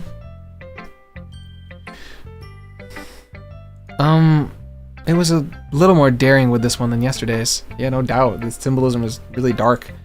I can see that. It's a lot more metaphorical. I don't know if this is my fault, but I can't imagine to begin what this poem is about. Dumbass! That's alright. It's a bit closer to my preferred writing style. Using the poem as a canvas to express vivid imagery and conveying emotions through them. Yeah, if I take it at face value, then I can't even figure out what it's supposed to mean. Well, I think it's something that different people can relate to in their own way. I wanted to express the way that it feels for me to indulge in my more unusual hobbies. It's those sorts of things I'm usually forced to keep to myself. So I sometimes enjoy writing about them. Huh, that's funny. Didn't Natsuki also write something about that? About someone being ridiculed for a strange interest. Huh? She did? Yeah. She was talking about how it doesn't matter what you're into as long as you're not hurting anybody. She's right. I mean, does she really feel that way? Yeah. Sounds like you two have that in common. That's interesting. To me, she seemed like the kind of person who would make fun of my hobbies. But I suppose that's my fault for judging, isn't it? Please don't tell her I said that. Don't worry, I have no reason to. Okay, well, thank you for sharing it with me. After all, I hadn't learned to embrace my own weirdness, I would probably hate myself. I might be ranting a little bit now, but I'm glad you're a good listener. Yippee! Flowy, howdy, I'm Flowy, and give me your soul. Nice. Why are you like adding... Oh, I see, your 2 characters, multiple personalities. Eon of Equilibrium. Oh, I see. They're way too tall to smash. Dog. Hi again, Mootsie. How's the writing going? Alright, I guess. I'll take that. As long as it's not going bad. I'm happy that you're applying yourself. Maybe soon you'll come up with a masterpiece. I wouldn't count on that. You never know. Want to share what you wrote today? Sure. Here you go. I give my poem to Monica. Alright. It's pretty good. It makes me think of Sayori, like the other one you wrote. You two are like the dynamic duo. That's kind of exaggerating it. Yeah, probably. But you do spend a lot of time with her, even in this club, you know. Then again, I don't really blame you for being a little shy. I'm not shy, I just... I'm just teasing. I know it takes a bit of time to make friends with everyone, but Yuri and Natsuki are super interesting people, so don't be afraid to give them their share of time. And you can always talk to me every now and again, too. I'm not, like, unapproachable or anything, am I? Oh, no, it's nothing like that. I'm just still getting used to being here. That's all. We shrink down Nanook. Well, no, he's a dude. You don't like dudes. Yeah, but Nanook can get it, though. Have you seen him? Bro is more shredded than, like, the cheese I put on my spaghetti. Am I right? Like, he's hot, right? Have you seen those abs? Smoke the weed? I don't think you're supposed to smoke the weed in the literature club, my guy. I think that's banned. I'm just getting used to being here, that's all. Yeah, I'm sorry if I was putting pressure on you or something. I really didn't mean it like that. No, don't worry. I get what you're saying. Well, alright. But anyway, you want to read my poem now? I like the way this one turned out, so I hope you do too. Alright, let's take a look. Save me. The colors won't stop. Bright, beautiful colors. Flashing, expanding, piercing. Red, green, blue. An endless cacophony of meaningless noise. The noise, it won't stop. Violent, grating waveforms. Squeaking, screeching, piercing, sine, cosine, tangent. Like playing a chalkboard on a turntable. Like a vinyl on a pizza crust. An endless poem of meaningless... Load me. Load me? Don't smoke weed, it kills your lungs. Thanks for the health advice, Acuron. Is that how you say her name? It's even more abstract than your last one, huh? I guess it's just the way I write. I'm sorry if you don't like it. No, I never said that. It's just the kind of thing I've never really seen before, I guess. I kind of like playing with my space on the paper. Choosing where and how to space your words can totally change the mood of the poem. It's almost like magic. The way I wrote the lines really short makes it feel like they're trying to speak over the noise.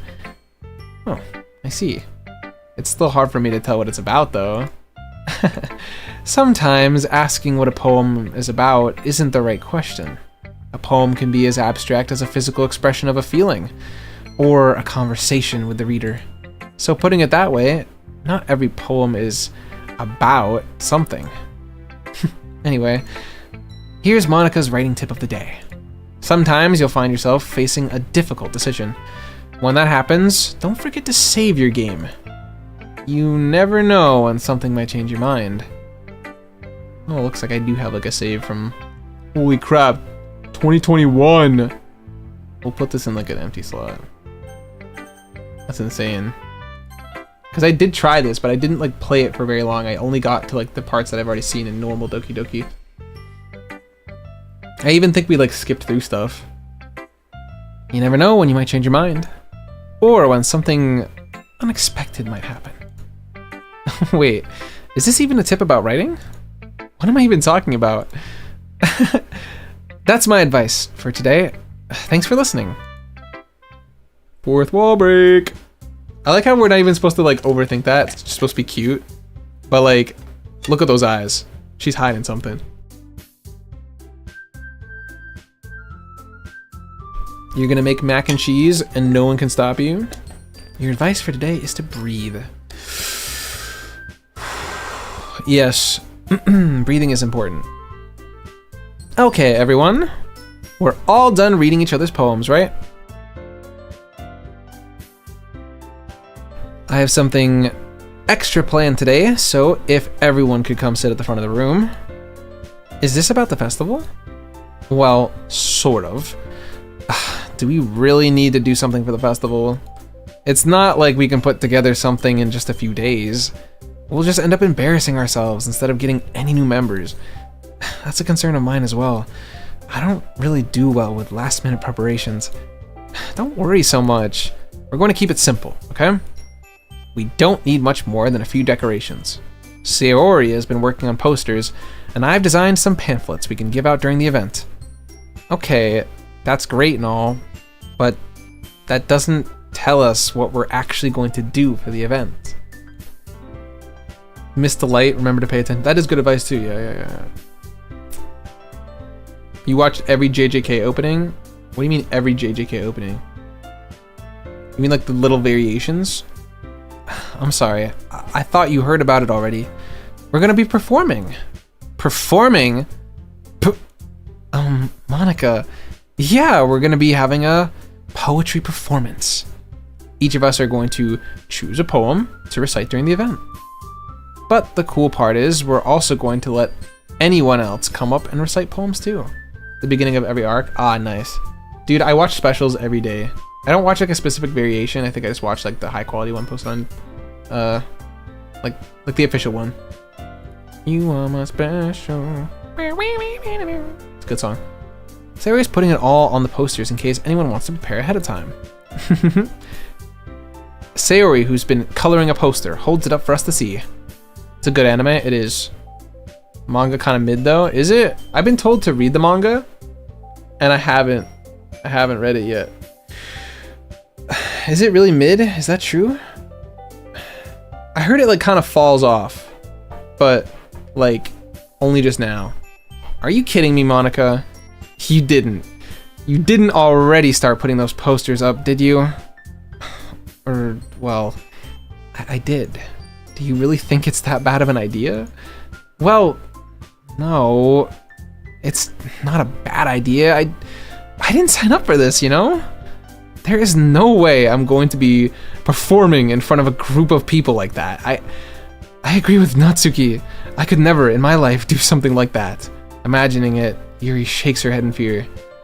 Guys, no, Sayori. I understand where they're coming from. Remember that Natsuki and Yuri have never shared their poems with anyone until just a couple days ago. It's a lot to ask for them to recite their poems out loud to a whole room full of people. I guess I kind of overlooked that. So, I'm sorry. But I still think we should give it our best. We're the only ones responsible for the fate of this club. If we start the event and each put on a good performance, then it'll inspire others to do the same. And the more people who perform, the better we'll be able to show everyone what literature is all about. Yeah, it's about expressing your feelings, being intimate with yourself, finding new horizons, and having fun. That's right. And it's those reasons that we're all in this club today. Don't you want to share that with others? to inspire them to find those same feelings you brought in here in the first place? That brought you in here in the first place? It fell off after chapter 236. I think it got like repetitive.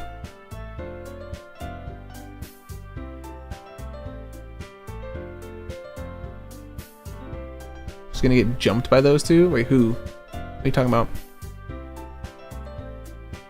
I know we all do. And if all it takes is us standing in front of a room for 2 minutes and reciting a poem, then I know you can do it. Enough of this bullshit. What are you talking about? Dot dot dot dot dot dot. Natsuki and Yuri remain silent. I only have one more poem to go before the game gets like really creepy and stuff, right? Natsuki looks worried. I guess that leaves me with no choice. I agree. I don't think it's too much to ask. I think that Sayori and Monica have been trying really hard to get new members. The least we can do is help them out a little bit. Well, maybe, but... Dot dot dot. When the hell does this game get fun? Bro, you have to kind of be like, on some level, a little immersed for it to be fun. Like, I love this game. Okay, this is a good game. If, like, the fun parts for you are only the creepy parts, you're missing the opportunity. Or you're missing the point, I think. It's all part of it. And it's all integral and important. Okay, fine. I guess I'll just have to get it over with. Alright. Thanks, Natsuki. What about you, Yuri? Dot dot dot. Yuri dejectedly glances around at everyone else's expected faces. I guess I don't really have a choice. That's everyone. Whoa. Bro. That wasn't even a voice crack. That was like a voice like shatter. That was bad. Do you have like multiple personalities, Floey? Are like the characters from these video games speaking from within you? Are you reporting what you hear? Are you hearing them talk to you right now? Monica will be jumped by pink hair and shy guy with no mask. What? What are you talking? What? What are you talking about? You're the best, Yuri. This club is seriously going to be the death of me. Oh gosh.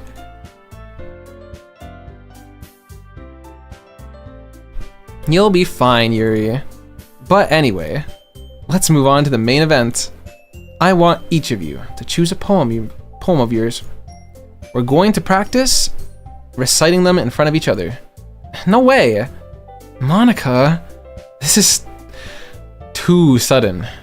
Well, if you can't recite your poem in front of the club, how do you expect to do it in front of strangers?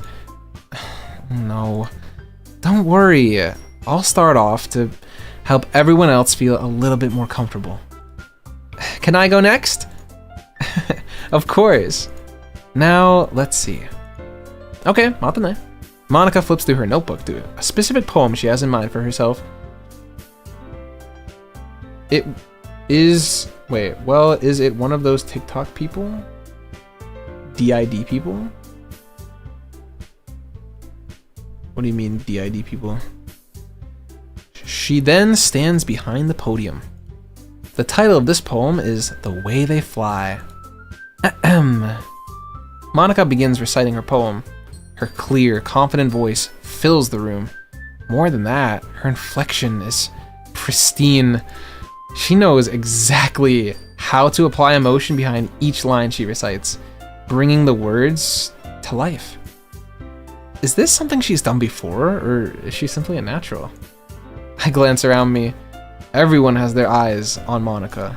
Sayori looks amazed. Yuri has an intense expression on her face that I don't understand.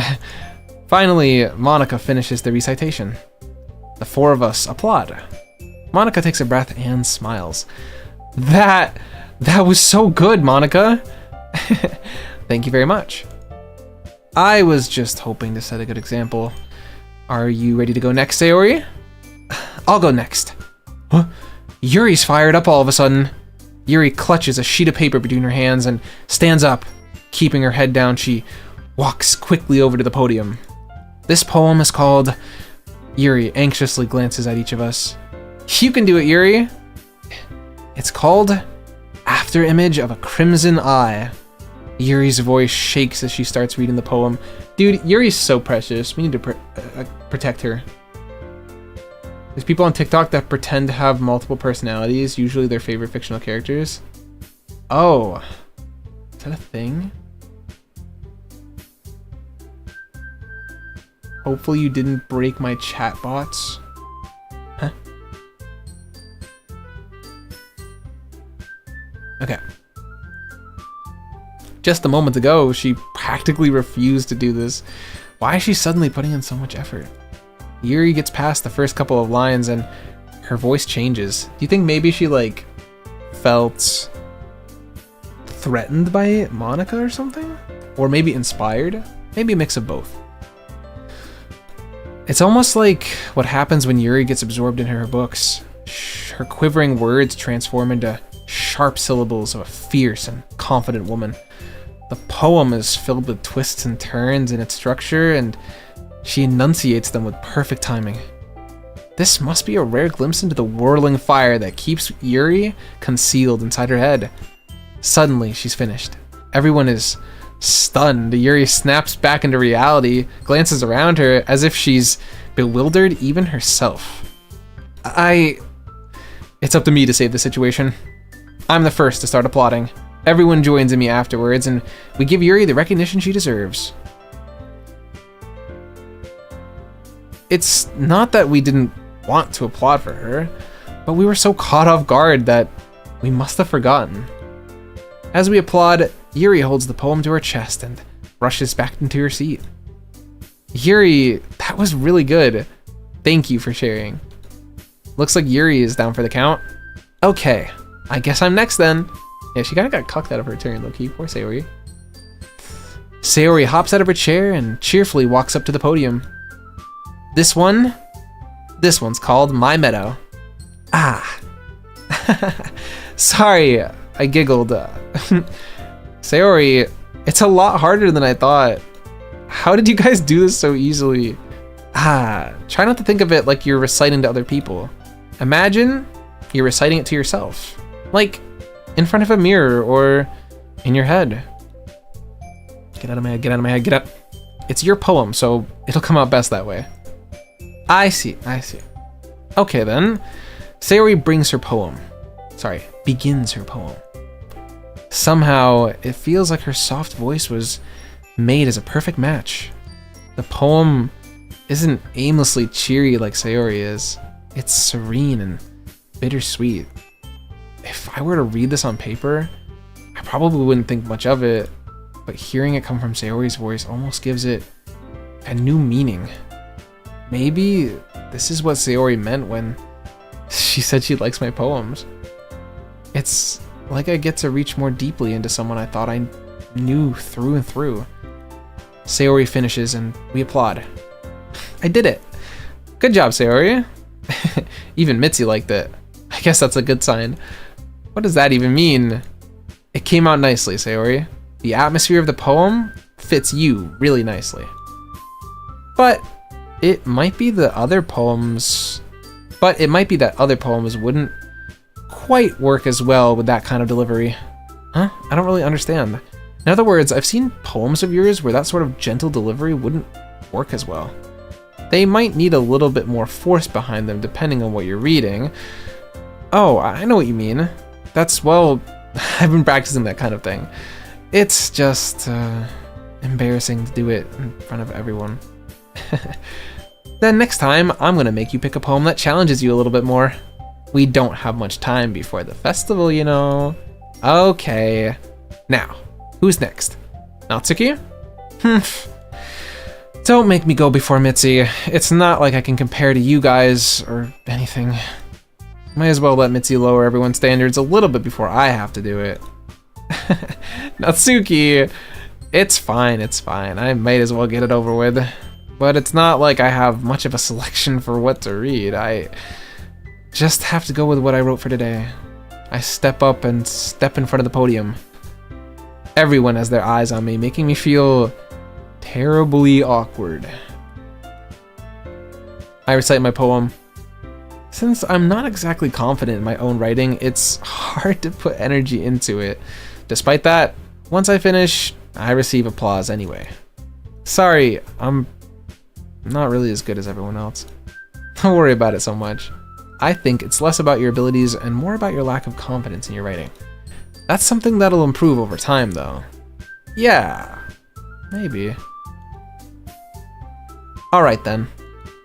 Then that just leaves you, Natsuki. Yeah, I'm going. For some reason I read that I'm gooning and I was like, what? I don't remember this in the first game. Is this DLC? I don't really like that. Natsuki begrudgingly gets out of their seat and makes her way over to the poem. The poem is called... It's called... Why are you all looking at me? Where are we supposed to look, bro? Like, the corner? Because you're presenting? Anyway, the poem is called Jump.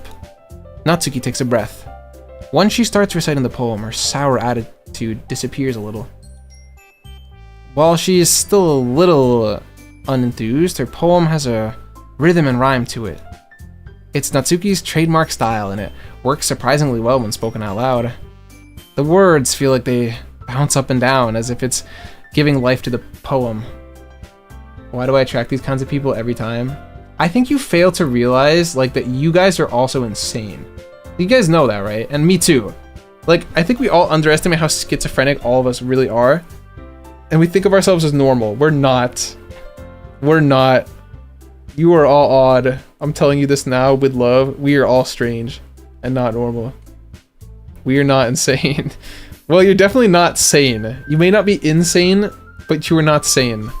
Let's call a spade here, right? Let's not kid ourselves. We're not exactly pillars of sanity ourselves, are we?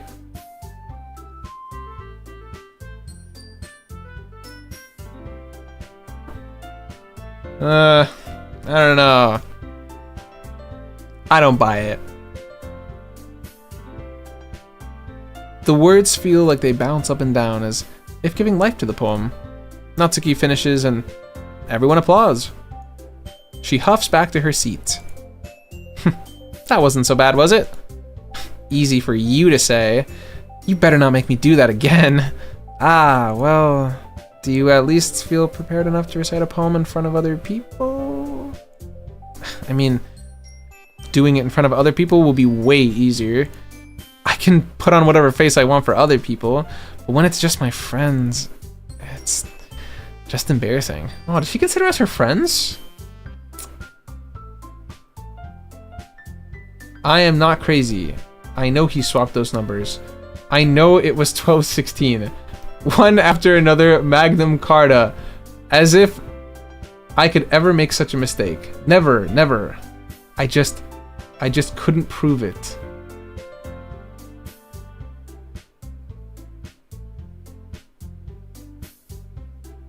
Bro.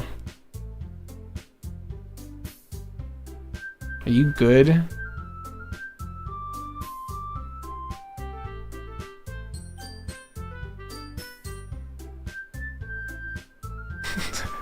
Like the ocean. It's just embarrassing. That's a surprise, Natsuki. I think it would be the other way around for me. Well, that's just how it is. So, well, I guess in that case, you won't have much to worry about for the festival. That said, I want to thank everyone for coming through. It might be hard, but I hope that you all have an idea for what it's like now. Make sure you pick a poem and get enough practice before the festival, okay? I'll be making pamphlets, so let me know ahead of time what you'll be reciting.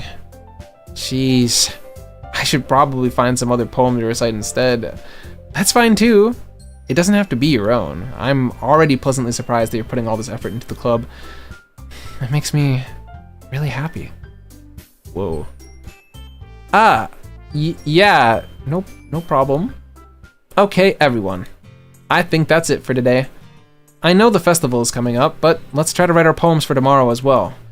It's been working out really nicely so far, so I'd like to continue that. As for the festival, we'll finish planning tomorrow, and then we'll have the weekend to prepare. Monday's the big day. I can't wait. I can do this. I can do this. All right. I stand up. There's no way I'll be able to find the same enthusiasm as Sayori and Monica, but I'll do my best to get through it. If it's for the sake of the club and impressing Monica, then I'll have to do my best. Ready to go, Sayori? This guy still has his eyes on Monica? Really? Really? No way Dutch calls him...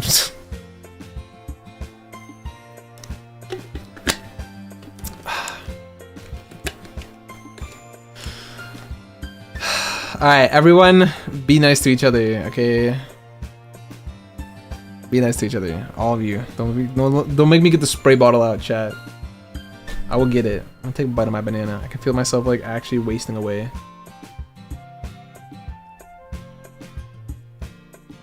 Is this like a common thing though?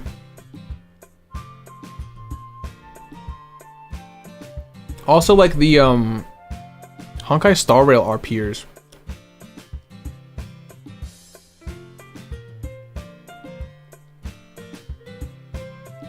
Is that like a TikTok thing as well? Yep. Look at you two, always going to home together like that. It's kind of adorable, isn't it? Jeez, guys, don't make such a big deal out of it. It must be a little nice, though. Well, how am I supposed to respond to that? It's okay, Mitzi. You don't have to say it. Whatever, let's go already. I walk home with Sayori once more. Even though it's only been a few days, a lot of things have already changed. But today, Sayori is being a little quieter than usual on my way home. Hey Sayori. Sorry, I was spacing out. No wonder. I was thinking about something from earlier. I like how we get to... I mean, Sayori fumbles with her words. So, let's just say that one day, Yuri asked to walk home with you. Huh? What would you do? What kind of question is that? You're kind of putting me on the spot here. Well, I'd say I would walk home with... I would still walk home with Sayori. Definitely. Sayori. You really think I would ditch you for Yuri? Huh? But... she's so beautiful and smart. Jeez. I already see her in club every day. Besides, you always seem to really like going home together. I wouldn't just ruin that for you. You're so silly, Mitzi. I know, right? I'm so silly. Dude. Snap back to reality! I'm awake, I'm awake, I'm awake, I'm awake. Okay. Sorry. You think about me too much sometimes. Yuri would deserve...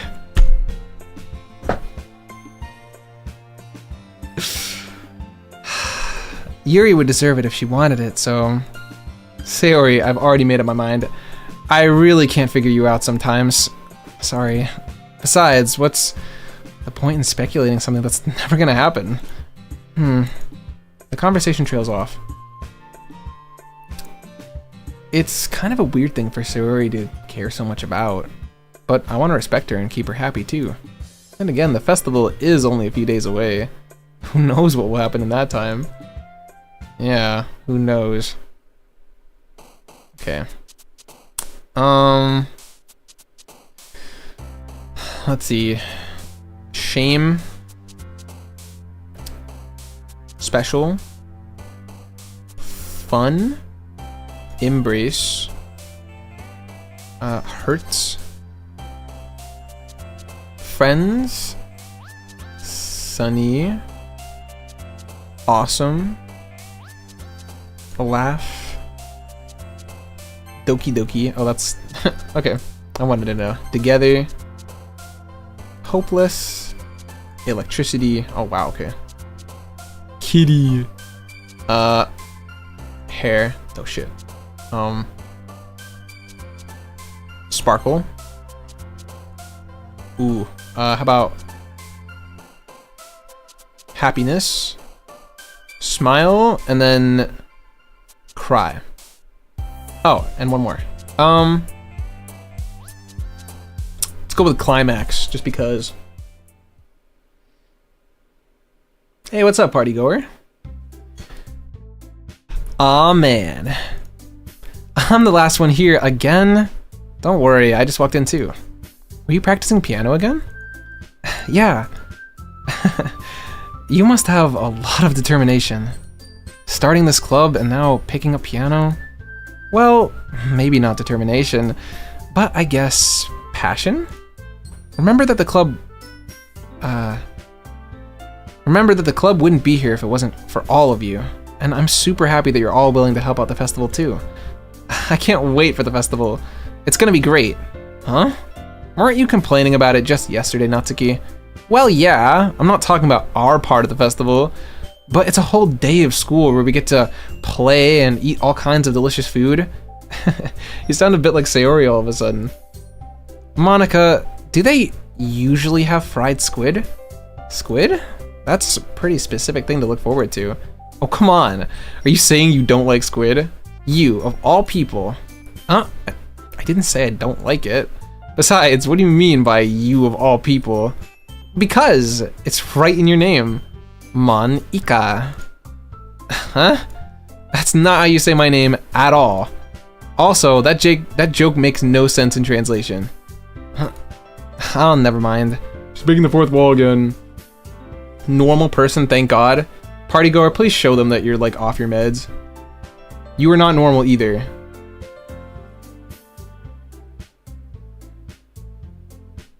They're complaining about like insanity in the chat, and I'm like, they're insane too, and so are you. None of you try to act. Okay. Should I drag Dutch in the VC to read the dialogue? No. Why would you do that? I'm not in the VC. What VC are you talking about? Soccer, are you okay? Are you in a VC right now? With me? I don't think he knows. Never mind. Let's just focus on our own event for now, okay? Fine. Your reaction aren't as fun as Yuri's or Sayori's anyway. Excuse me. Where is Sayori anyway? Oh, there you are. Sayori is sitting at a desk in the corner of the room looking down at nothing. I walk over to her. Hey, Sayori. I wave my hand in front of her face. Huh? You're spacing out again. Sorry. Don't mind me. You can go and talk to everyone else. Huh? Is everything okay? Oh, of course. Why wouldn't it be? It just feels like you're a little off. Sorry for assuming things. Jeez, you worry too much about me. I'm fine, see? Sayori shows me a big smile. Bro, why do I always like the sad ones? Everyone that I like attract is broken. It's so real. I'm just like looking at my chat right now. Don't let me distract you from having fun with everyone. Well, freaking, bro, I need a new chair. Well, alright. I can fix her? That's true. Because I'm weird and emo. Am I weird and emo? I know I'm weird, but I'm not emo, am I? If you say so. I worriedly glance at Sayori before turning back towards everyone else. But the conversation is already dispersed, with everyone back at their usual activities. Maybe I should ask Monica if she's noticed anything about Sayori recently. Since they've been preparing for the festival, they must be spending a lot of time together. That's probably why she's like fucked up. I timidly approach Monica, who is shuffling through some papers at her desk. Mitzi, what's up? Hey, this might sound a little strange, but have you noticed anything up with Sayori recently? Anything up with her? In what way do you mean? Maybe I'm reading into it a little too much, but she seems a little downcast today. Oh, you think so? I can't say I've noticed anything about her. Monica peers across the room at Sayori, who is idly dragging a rubber eraser up and down her desk. Yeah, no, that is not normal Sayori behavior. Monica is just a sociopath. Maybe there is something on her mind. But I'm surprised I'm not the one asking you, Mitzi. You certainly know her a lot better than I do. Yeah, but she never really is like this. She's always talked to me about things that bothered her, but this time when I asked her, she was really dismissive. Sorry, I know it's not your problem. I just wanted to ask if you knew anything, so I'll drop it now. No, it's important to me too. I mean, I'm also friends with her. I also care about the well-being of my club members, you know? Maybe I'll try talking to her myself. Are you sure about that? She seemed like she wanted to be left alone. Yeah, I don't think Monika's gonna be very helpful. That's so Sayori? I don't think so. I think like idly dragging your eraser along your desk is not normal Sayori core. At least not when she's around me. That's like, you know, when I'm not there. Are you sure? Maybe she just has a hard time bringing it up with the person of interest. Person of interest? What do you mean by that? I'm saying that maybe the thing on her mind is you, Mitzi. Me? This guy must be so oblivious. How on earth did you come to that conclusion? Well, I probably shouldn't say too much, but Sayori talks about you more than anything else, you know? Huh? She's been so much happier ever since you joined the club. It's like an extra light was turned on inside of her.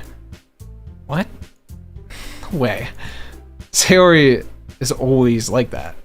She's always been full of sunshine.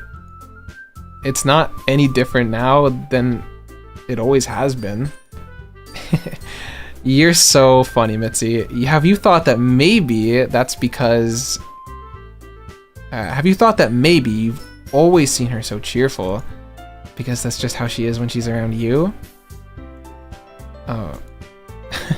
I said too much. I'm sorry. What do I know anyway?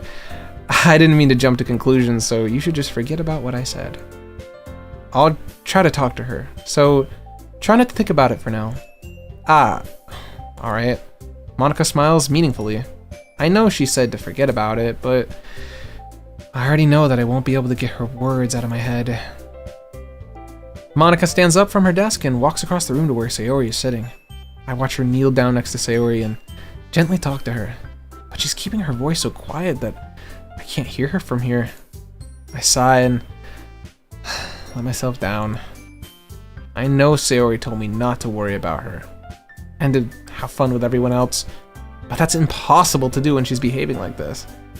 Exactly how much do I care about her that I'm letting this weigh on me so much?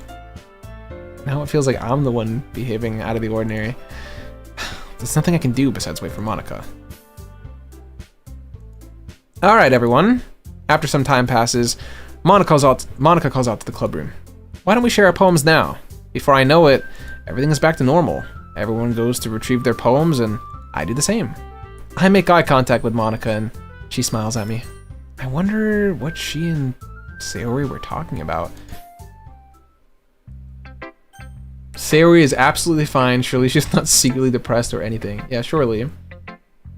Surely. Very unrealistic for chat. Please explain in Fortnite terms. What? Talking to a woman? I'm worried about Sayori. We always start with her. ... She's got like a fake smile. You see that? The little like eyebrows. What do you say that? Furrowing? This is your best one so far. It's really nice, Mitzi. Thanks. Sayori, you've been a little quiet today. Is everything okay?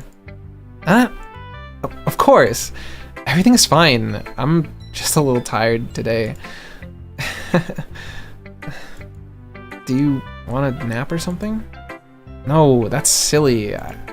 Don't worry about me, okay? I only want to see smiles on your face. Well, alright. Hey, Mitzi. I'm still a little surprised. I really thought you would try writing your poems like the way Yuri does. Or even Natsuki. But in the end, yeah. I guess you're the one who likes this the most. That's a really weird sentence to say. Why? You don't want to get closer with everyone else? Wait, of course I do. But that doesn't mean I need to try so hard to impress them. I still understand you the most, Sayori. I know you sometimes have to put up with me, and I have to sometimes put up with you. But we have a wavelength or something. They share a brain cell. And this is how the poem came out. Sometimes it feels like you're the only exciting thing in my life. So sometimes it's just easier to write when I'm thinking about you. Sayori? No. Mitzi, I don't deserve this. You're too nice to me. Why are you doing this? Sayori has trouble keeping her voice steady all of a sudden. If you had fun with everyone else instead, this would be so much easier. Sayori.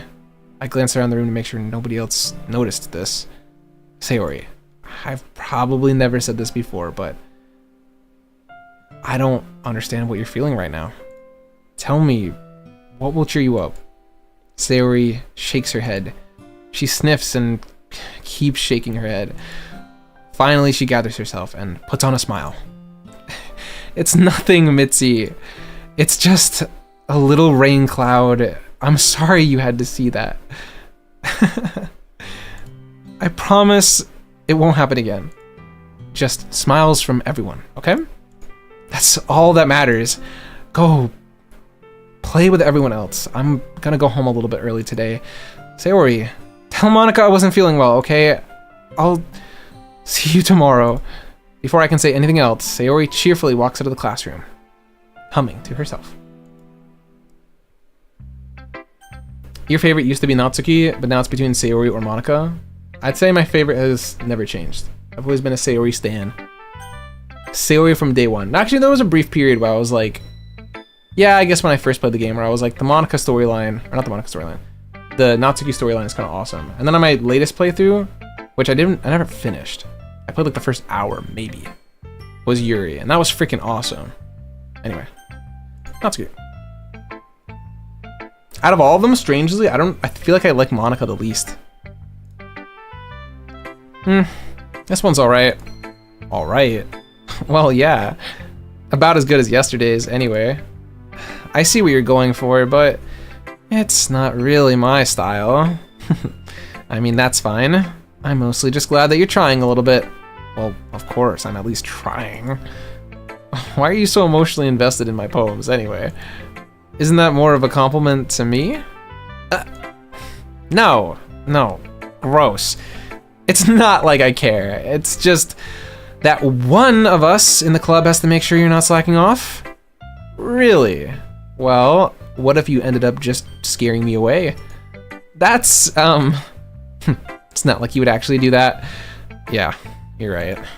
It's kind of fun to hang out here, even if I have to put up with you. Ugh. Natsuki's elbow connects with my stomach. Oh, maybe I won't mind scaring you away after all. I was just joking. Oh, I know. Don't worry. I was too, bitch. She fucking assaulted me and went, it's just a prank, bro. You guys changed from Matsuka to Natsuki? I'm so sorry, Monica. It's okay. You can apologize. How the hell do you call that a joke? That seriously hurt. Well, maybe it was funny to her. I guess that's kind of the point. I should really just watch my mouth around Natsuki. Anyway, Natsuki holds her poem out to me like nothing even happened. I'll be your beach. Where's my water? Bum bum bum. You know we're like past a certain point, chat, when we're like apologizing to fictional characters. Like, that's kind of bad, right? Or is that fine? If that's fine, then I'm all right. If that's fine, then I'm good. I just have to make sure, you know? I can't slip too far. Oh, you've been at this point for a while now? Yeah, to be honest with you, I load up Honkai Star Rail every night. And I say goodnight to Sparkle, you know? Because I have to turn off my computer and, you know, she has to go away. So yeah. Anyway, kidding. By the way, I'm not that insane. I only do that shit on weekends. Couldn't keep up with doing that every day. Anyway, I'll be your beach. Your mind is so full of troubles and fears that diminished your wonder over the years. But today, I have a special place. A beach for us to go. A shore reaching beyond your sight. A sea that sparkles with brilliant light. The walls in your mind will melt away before the sunny glow. Why does it like rhyme sometimes and then not other times? It's weird. I don't get it. I'll be the beach that watches your worries away. I'll be the beach that you can daydream about each day. I'll be the beach that makes your heart leap. In a way, you thought you had left you long ago. Like, oh, it's so weird. Let's bury your heavy thoughts in a pile of sand. Bathe in sunbeams and hold my hand. Wash your insecurities out with the salty sea and let me see you shine. Let's leave your memories in a footprint trail. Set you free in my windy sail. And remember the reasons you're wonderful. When you press your lips to mine, I'll be the beach that washes your worries away. I'll be the beach that you daydream about each day.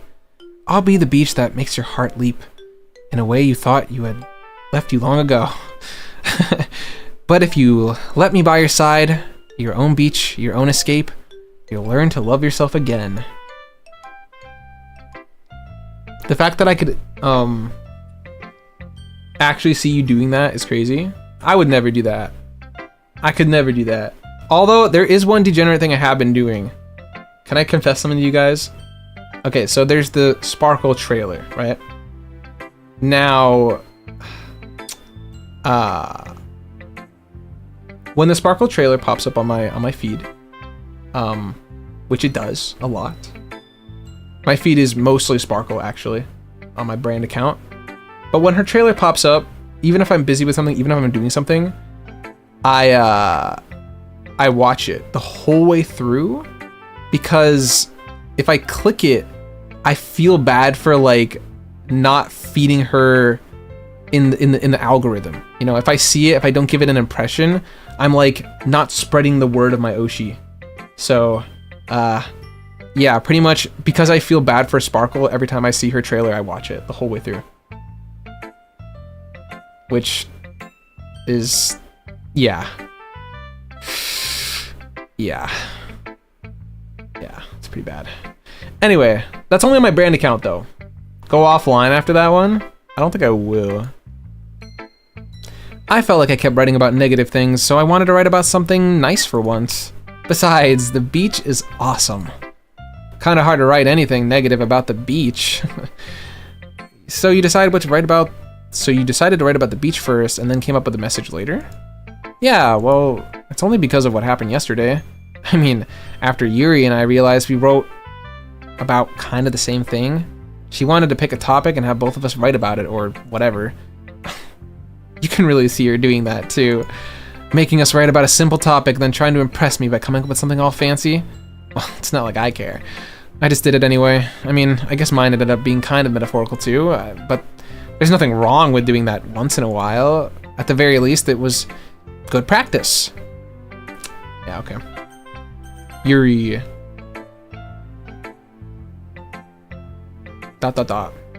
Well done, Mitzi. You've definitely improved your writing over the course of the last few days. Has my advice been helpful to you?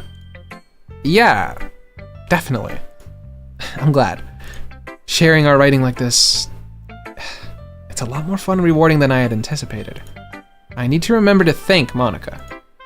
I think we all felt a little awkward at first, but now it seems like everyone is enjoying sharing their writing and seeing what others think. I guess I can't really disagree. I was afraid this whole thing would just be a chore, but it's a great way for me to spend some personal time with all the girls in the club. But it's been fun getting to know everyone in their writing. And I guess doing some writing myself, well... Have you learned anything new about yourself, Mitzi? Well, you know how I like to say that writing is a very personal way to get in touch with yourself? In the end, it doesn't matter if you're a good writer or a bad writer. And even if my opinions are just opinions, you know? As always, I believe what's most important is exploring and discovering yourself. That's comforting. I'm kind of afraid of disappointing you in some way or another. Huh? Why me? Well, you're always so sophisticated with your writing and have the most advice to share. Is that so? Yuri thinks for a good minute. That must be terrible. Huh? For me to have become someone whose opinion is fearsome? How unlikable of me. Yuri, it's not as bad as you're making it sound in your head. I just meant that I respect your opinion. I see. I'm sorry I always overthink and come to those sorts of conclusions. I'm just a little too used to it. Overthinking? Being disliked. Yuri. What am I saying? I'm sorry, I didn't mean to bring that up. Let's just move on. Alright. Do you want to share your poem now? Okay. Here. Beach. A marvel millions of years in the making, where the womb of Earth chaotically meets the surface. Under a clear blue sky, an expanse of bliss, but beneath the gray, rolling clouds, an endless enigma. The easiest world to get lost in is one where everything can be found. One can only build sandcastle where the sand is wet, but where the sand is wet, the tide comes. Will it gently lick at the foundations until you give in? Or will a sudden wave send you crashing down in the blink of an eye? Either way, the outcome is the same. Yet, we still build sandcastles. I stand where the foam wraps around my ankles, where my toes squish into the sand. The salty air is therapeutic. The breeze, gentle, yet powerful. I sink my toes into the ultimate boundary line, tempted by the foamy tendrils. Turn back and abandon my peace to erode the shore, drift forward, and I return to Earth forevermore. Damn, what the fuck? Struggling with your food, and all you ate was a yogurt or banana. Why is someone fat shaming you? Fat shaming is so cringe. Just be like a curvy, like Latina queen. Who doesn't love that? Even if you're like not Latina or queen or curvy, you know? Who the fuck cares? I think Redditors are cuddly. I would kiss a Redditor. Like on the mouth. I don't care. This person is still like role-playing Bendy. So strange. I'm aware that the beach is kind of an insane thing to write about. Wait, what did she say? Okay. I'm aware that the beach is kind of an insane thing to write about. Let me save here. But I did my best to take a metaphorical approach to it. Yeah, Natsuki already told me about it. She did? She didn't say anything weird, did she? She just wanted us to write about the same topic again. I suppose to better compare the differences in our writing styles or thought processes. Anyway, it was her idea. Knowing her, it's no surprise that she'd want to do something like that. She probably just wants to show off. It's not like I have a particular interest in her writing style. I just went with her request, but I suppose it's not so bad to write about something simple on occasion. It can be refreshing, you know? It's good for me to calm my thoughts once in a while. Yeah, I think I agree. Thanks for sharing.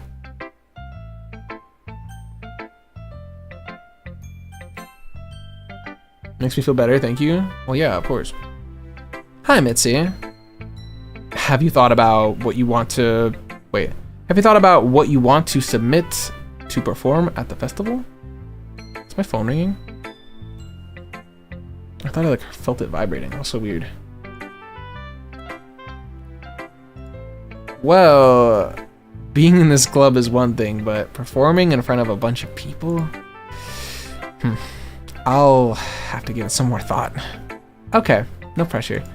But whatever you do, I'm sure it'll turn out great. It would also make me happy to see. Anyway, let's take a look at today's poem. Sure. I let Monica take the poem I'm holding in my hands. It's kind of funny. How so? not the poem. I mean, it's funny how your poems and Sayori's poems have been getting more and more similar to each other's each day.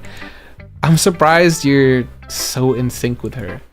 Then again, you've been spending a lot of time together lately, haven't you? I guess you could say that. Although we kind of grew up as best friends, I haven't been seeing as much of her this past year. But since I joined the club, we've been spending a lot of time together again. I see. That reminds me. About how Sayori's been a little bit off today. Yeah? Did she tell you something? Well, Mitzi, you haven't been flirting with her, have you? Of course not. I've been treating her like I always do. Alright, just making sure. I know how much you care about her.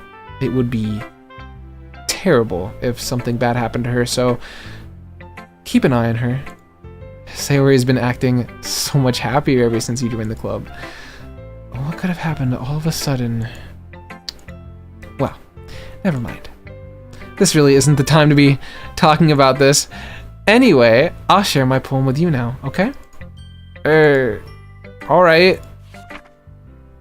The Lady Who Knows Everything. An old tale tells of a lady who wanders Earth. The lady who knows everything. A beautiful lady who has found every answer. All meaning, all purpose, and all that was ever sought. And here I am. A feather, lost adrift the sky. Victim of the currents of the wind. Day after day, I search. I search with little hope, knowing that legends don't exist. But when all else has failed me, when all others have turned away, the legend is all that remains. The last dim star glimmering in that twilit sky. Until one day, the wind ceases to blow. I fall, and I fall, and I fall, and I fall even more. Gentle as a feather, a dry quill, expressionless. But a hand catches me between the thumb and forefinger, the hand of a beautiful lady. I look at her eyes, and I find no end to her gaze. The lady who knows everything, knows what I am thinking. Before I can speak, she responds in a hollow voice. I have found every answer, all of which amount to nothing. There is no meaning, no purpose, and we seek only what is impossible. I am not your legend. Your legend doesn't exist. And with a breath, she blows me back afloat, and I pick up a gust of wind. I love Monika's poems. Okay, goodbye, ocean. You're good. Don't worry about it. You know, I feel like learning and looking for answers are the sorts of things that give life meaning. Not to get too philosophical or anything, but it was kind of on my mind, so that's what I wrote about. I see. I never really put much thought into it. In a way, it's almost paradoxical, because if we had all the answers, wouldn't the world start to lose its meaning? You know, there's one thing I noticed. It seems like everyone in this club prefers writing about the things that are more sad than happy. Are you surprised? I mean, if everything was okay, we wouldn't really have anything to write about, would we? Humans aren't two-dimensional creatures. I think you'd know that better than anyone. You mean one-dimensional? Ah, yeah, that. Anyway, here's Monika's writing tip of the day. Have you ever been too shy to share your writing because you're afraid it's not that good?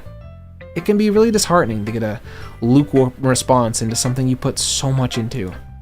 But if you find other people who enjoy writing, then sharing becomes a lot easier. Because instead of just telling you that your writing is good or okay or bad, they'll want to focus more on everything that went into it, the things you can work on. It's so much more encouraging that way, and it'll make you want to continue improving. It's almost like having your own little literature club, don't you think? That's my advice for today. Thanks for listening. Okay, you three.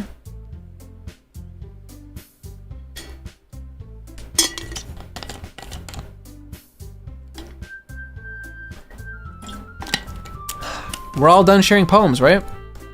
why don't we start figuring out... Hold on a second. Is it just me, or did you say something strange just now? Eh? Something did sound a bit unusual. Yeah, it's not 4 of us. That's right. You deviated from your usual catchphrase when addressing the club. A catchphrase? I don't have a catchphrase. Jeez. Why is the mood so weird today? Look, even Yuri isn't immune to it.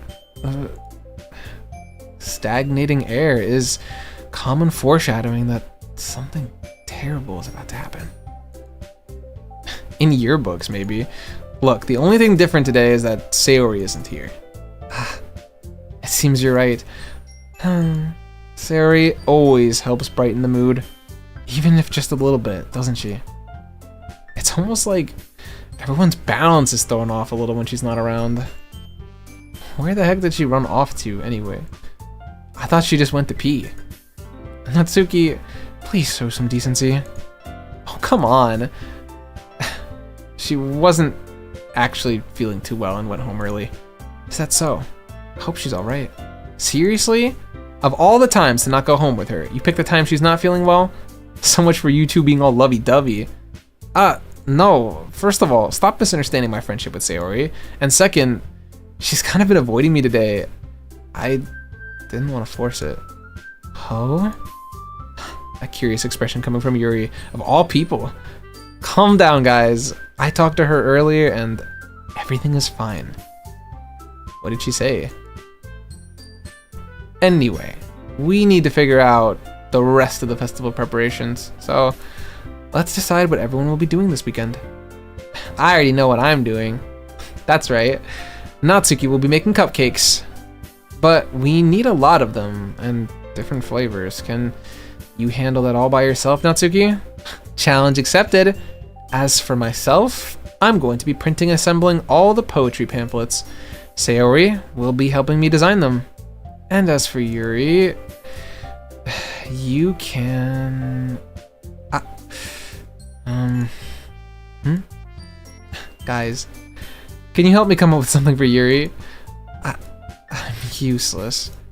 No, that's not it at all. You're the most talented person here, you know. Now Natsuki's pouting too? Jeez, even I can tell now. I guess I never gave Sayori enough credit, but I can tell things are even harder on you when she's not around. Yeah, that may be the case. But if I can't also be a leader on my own, then I won't grow as a person. So, Yuri, you have beautiful handwriting, you know? You should make some banners and decorations to help set the atmosphere. Atmosphere? About that. I love atmosphere. Yuri's expression suddenly changes as she stares at her desk and focuses and starts nodding to herself. Yeah, wait, what chatbots? Are you like talking to like those weird RP chatbots and like relaying the information into my chat? Is that what are you doing that? Have you been doing that for like the last 3 hours?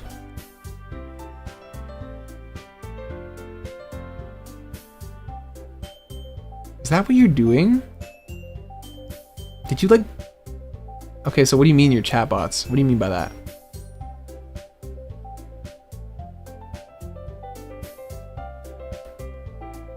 Dutch chill. You guys do come off a little strong. My mods are scary. They scare even me, bro. Not all of you. Definitely some of you. Oh, you know what I realized? D4, you're not modded on my YouTube. I'll have to fix that. You're undercover? Okay, I actually kind of like that. I kind of fuck with chat. Sure. Right. Okay. Yeah, I don't know. I think you need to take your meds. If you haven't already. You know? Unless you don't have meds, in which case, yeah, don't take meds, but, you know. Oof. I don't know. I'm worried about you. Anyway, Yuri's expression suddenly changes as she stares at her desk in focus and starts nodding to herself. Your mind is already racing, I see. That's great. You'll be a wonderful help, Yuri. But anyway, that just leaves you, Mitzi. The one who is truly useless. Don't say that. In fact, both Natsuki and Yuri have some pretty heavy tasks to handle. It would probably go a long way if you gave one of them a hand. You could always help me out as well. I would be really appreciative of that. Is Monica suggesting I spend the weekend with one of my club members? How on earth are they going to respond to a suggestion like that? I suppose I wouldn't mind a little bit of help. Well, even if you don't know how to bake, there's always some dirty work I could give you. It's not like Monica's gonna give me a choice, and you shouldn't be sitting on your butt anyway. Natsuki tries to mumble of a bunch of excuses like that. If I recall, Natsuki, you mentioned earlier that you would like to be the one to handle baking on your own. Mitzi may not like to be around if you only make him out to be a nuisance. So therefore, he may be more suited to assisting with the decorations. Hold on, I never said that. How hard could it be to make a few decorations anyway? Sounds more like you're making excuses for Mitzi to... What are you saying? It will be extremely meticulous work. And baking isn't. Just what do you think? Guys, let's settle down for a moment. In the end, I think it's up to Mitzi to decide how he'd like to contribute. Besides, he hasn't really gotten to spend any time with me yet, you know? So I'm sure he's interested in... You literally just said, I'm surprised as well.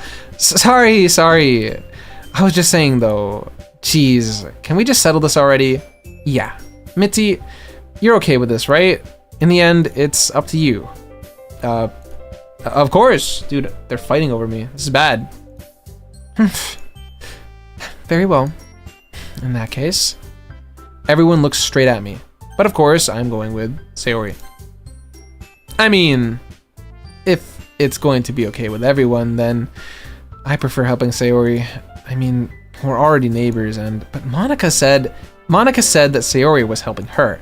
Jeez, do you really hate us that much? No. Sorry, I didn't mean for this to be so difficult. Just think of the club, okay? I don't think I can also pick Monica. I think I literally have to pick Natsuki or Yuri. So, okay, enjoy. Who are we going with, chat? Can we throw up a poll, actually? Can we do a poll? Poll time. /poll. I don't think that's gonna work. Damn.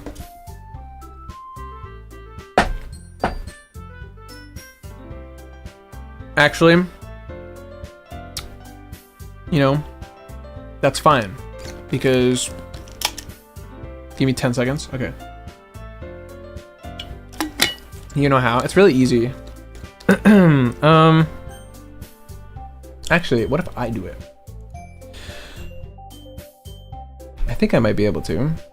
Can mods do polls? They can, yeah. Well, it's like I said, give him 10 seconds, so like, I'll let him do it. But yeah. Yeah, you're doing it, yeah.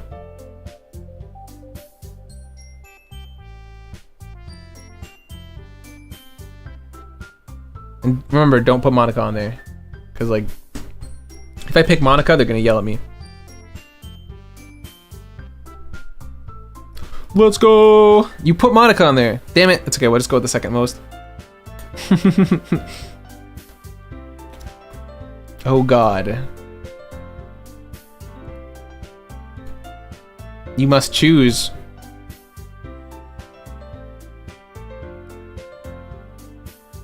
Okay.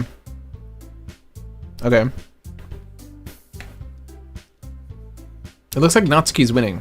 I mean, actually, no, Natsuki is definitely winning because we can't do Monica.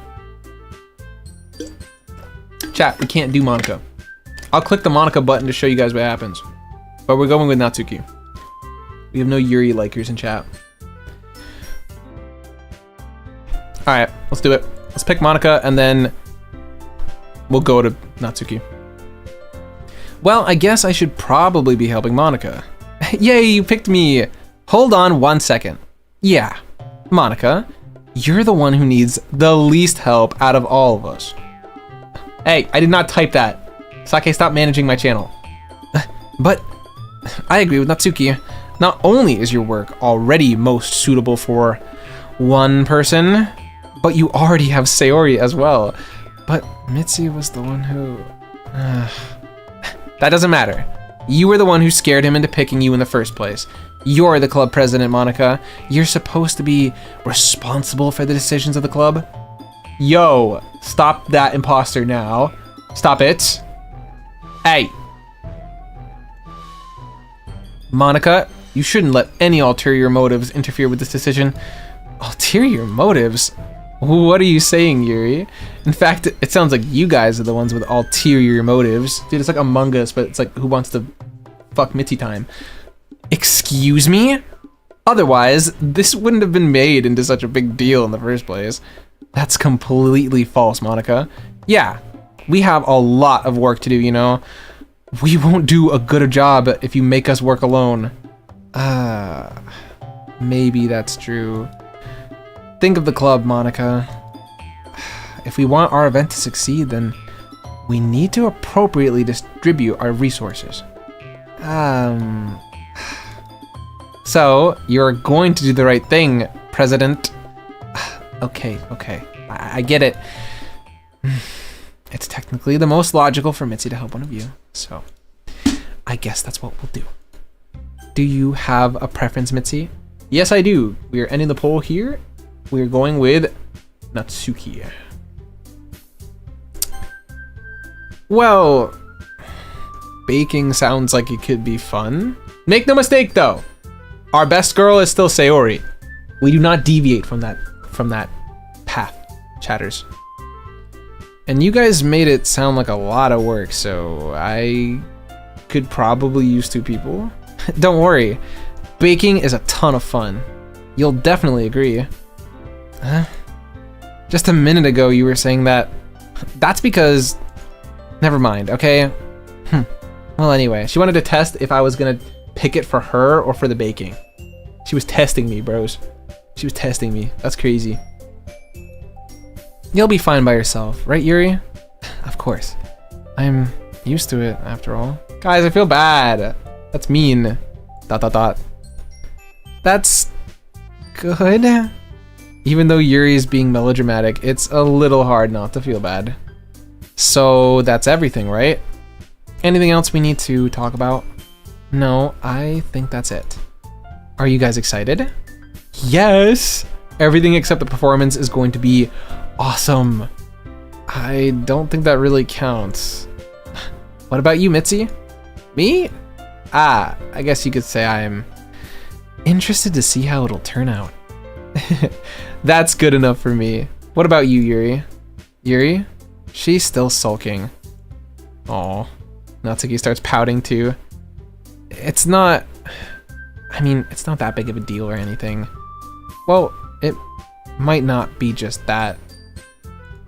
I think that Yuri might just be feeling a little underappreciated in general. Having to come up with something for her to do, and then nobody offering her to help.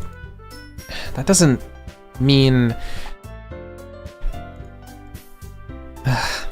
Natsuki glances back and forth between everyone with a worried expression. Look. Natsuki goes over and puts her head down on Yuri's shoulders. Yuri, you really are the most talented one here. And you're going to make the event a lot more fun and welcoming. I mean, cupcakes will probably help too, but you're gonna make the atmosphere special. And that'll be really important for the way that people feel during the performance. So you need to stop being dumb and give yourself a little bit more credit. Natsuki releases her hands and turns around to face the other direction. You didn't really mean that, did you? Not really, but Yuri isn't the only one surprised. Monica and I are also taken aback by Natsuki's words. Natsuki, of all people, is saying such encouraging things, but I begin to understand. Natsuki was trying to sound like Sayori. Even if it didn't work out perfectly, I can tell that she tried to say something Sayori would say at a time like this. Because Sayori always helps everyone smile and feel good about themselves. Which one is that? Where's number 4? Well, we can't help Sayori, remember? I'm sorry for being dumb. I'm gonna do my best. And all of us are going to make it a really great event. Yeah. I hope to see everyone do their best. But with that, there's nothing more for today. So I guess it's time for us to head out.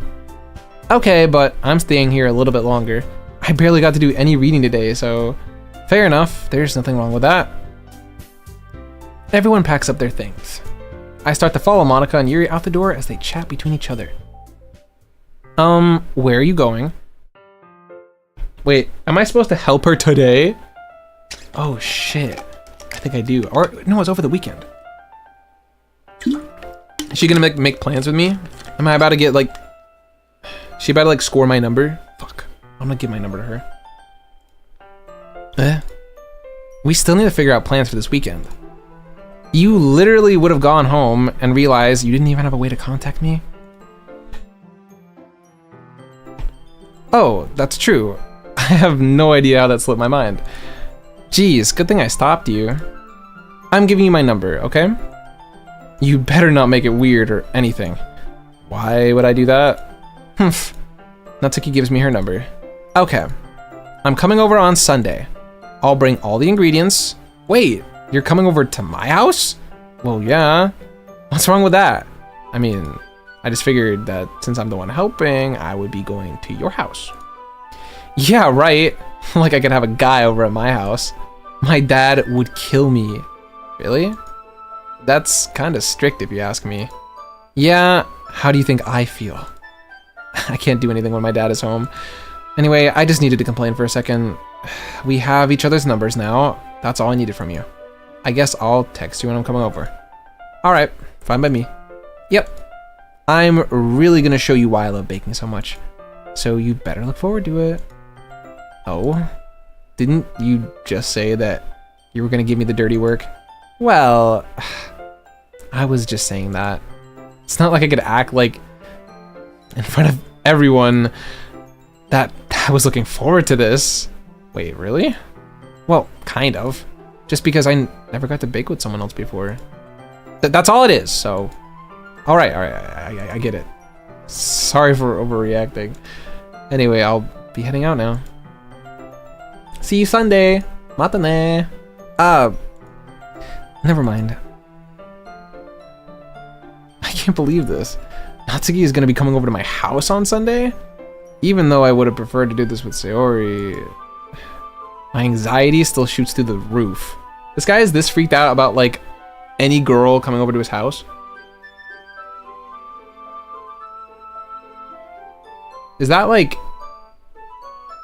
common? Would you freak out? I don't feel like I freak out. I guess I've gotten pretty used to handling her at this point. But who knows?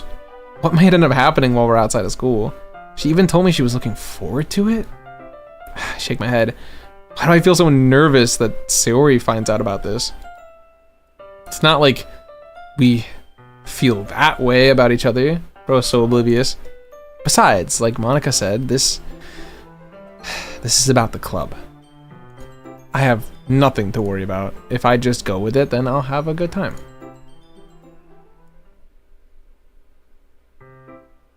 It's already Sunday. I've been getting increasingly anxious about Natsuki's upcoming visit. I keep telling myself that there's no reason to be nervous, but it doesn't really help much. I wonder if she'll act any different when it's just the two of us. Meanwhile, she's been texting me a lot. We sent each other one after exchanging numbers to double check, but it turned into a conversation. She's almost a different personality on the phone, using tons of emoji and cute language. She also really likes complaining about things, but I kind of saw that one coming. But putting Natsuki aside, I haven't heard a thing from Sayori since she left club early the other day. It's not like we text each other all the time or anything, but I've been worried about her in the back of my mind. Between what Sayori said and what Monica said, is it really okay for me to put Sayori's feelings aside when she might need me? Yeah, you jerk. I decide to visit Sayori before Natsuki comes over. Rather than asking, I simply tell her I'm coming over. much like we've done in the past. Once I reach Sayori's house, I knock on the door before entering it myself. Again, we used to play here often, so it's been kind of a habit of just entering each other's houses like we're family. The house is quiet. Sayori isn't anywhere on the first floor, so I assume she's up in her room. It's already strange for her to not run down and greet me. I head up to her bedroom where I finally found her. Sayori? Hi, Mitzi. I sit down with her in her room. Sayori forces a smile, but it's easy to tell that she's different. There's a minute of silence between us. You haven't come over like this in a long time, have you? I guess you're right. It has been a long time. Not much has changed, has it? Sayori's room is as messy as it always has been. I also recognize the same stuffed animals and wall decorations that she's had for years now. If you came over more often, it wouldn't be such a mess.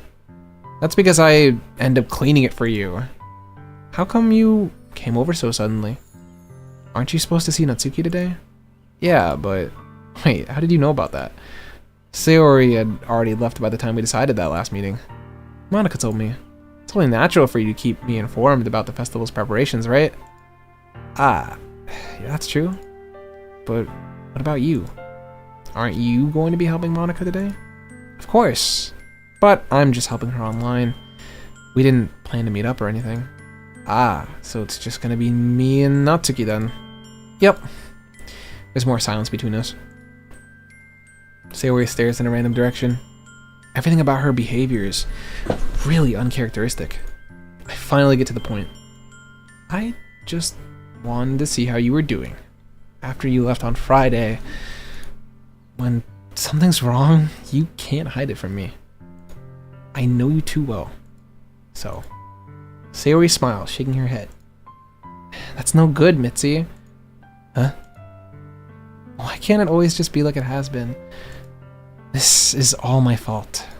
If I didn't get so weak and accidentally express my feelings, if I didn't make that stupid mistake, then you wouldn't have been so worried about me at all. You wouldn't have come here. You wouldn't have been thinking about me right now. But this is just my punishment, isn't it? Hey, Zamboni. I'm getting punished for being so selfish. I think that's why the world decided to have you come over today. It just wants to torture me. Sayori. I grab Sayori by the shoulders. What on earth are you saying? Are you listening to yourself right now? I know something happened to you. There's no other explanation for you to be like this. So tell me already. Until I know, I won't be able to stop thinking about it. Ah. Sayori gives me an empty smile. You really put me in a trap, Mitzi. But you're wrong. Nothing happened to me. I've always been like this. You're just seeing it for the first time. Seeing what? What are you talking about, Sayori? You're really just gonna make me say it, aren't you, Mitzi? I guess I have no choice this time. The thing is, I've had really bad depression my whole life. Did you know that? Why do you think I'm late to school every day? Because most days, I can't even find a reason to get out of bed. What reason is there to do anything when I fully know how worthless I am? Why go to school? Why eat? Why make friends? Why make other people put their energy and care to waste by having them spend that on me? That's what it feels like. And that's why I just want to make everyone happy without anyone worrying about me. I'm in shock. I can't even figure out how to respond. How is it possible that Sayori kept this from me the entire time I've known her? Did she really want so badly for me to just not think about her? Why, Sayori? Why is it that you've never told me about this? It's almost like I've been betrayed. Because if I knew, I would have done everything I could to support you. Even if there's only so much I can do. I would have tried a little bit harder to make every day a little bit better for you. That's why I'm your friend. All you had to do was tell me. You don't understand at all, Mitzi. Why do you think I didn't tell you? Because if I told you, then you would have to waste effort caring about me instead of doing important things. I don't want to be cared about. It's bittersweet when people try to care about me.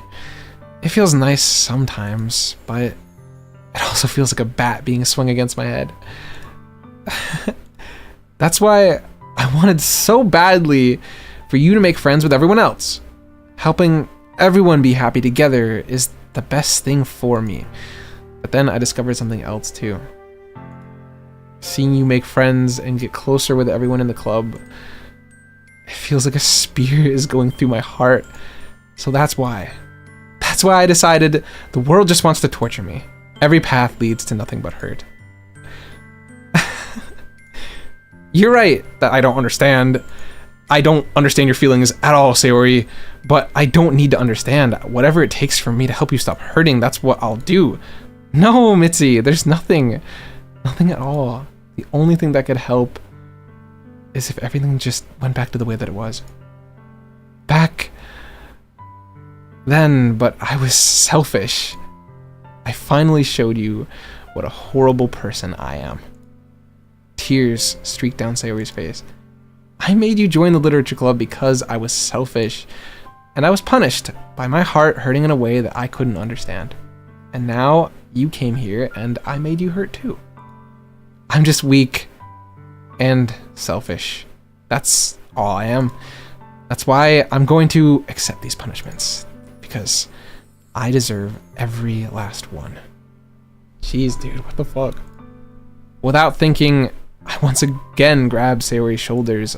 This time, I pull her into a tight embrace.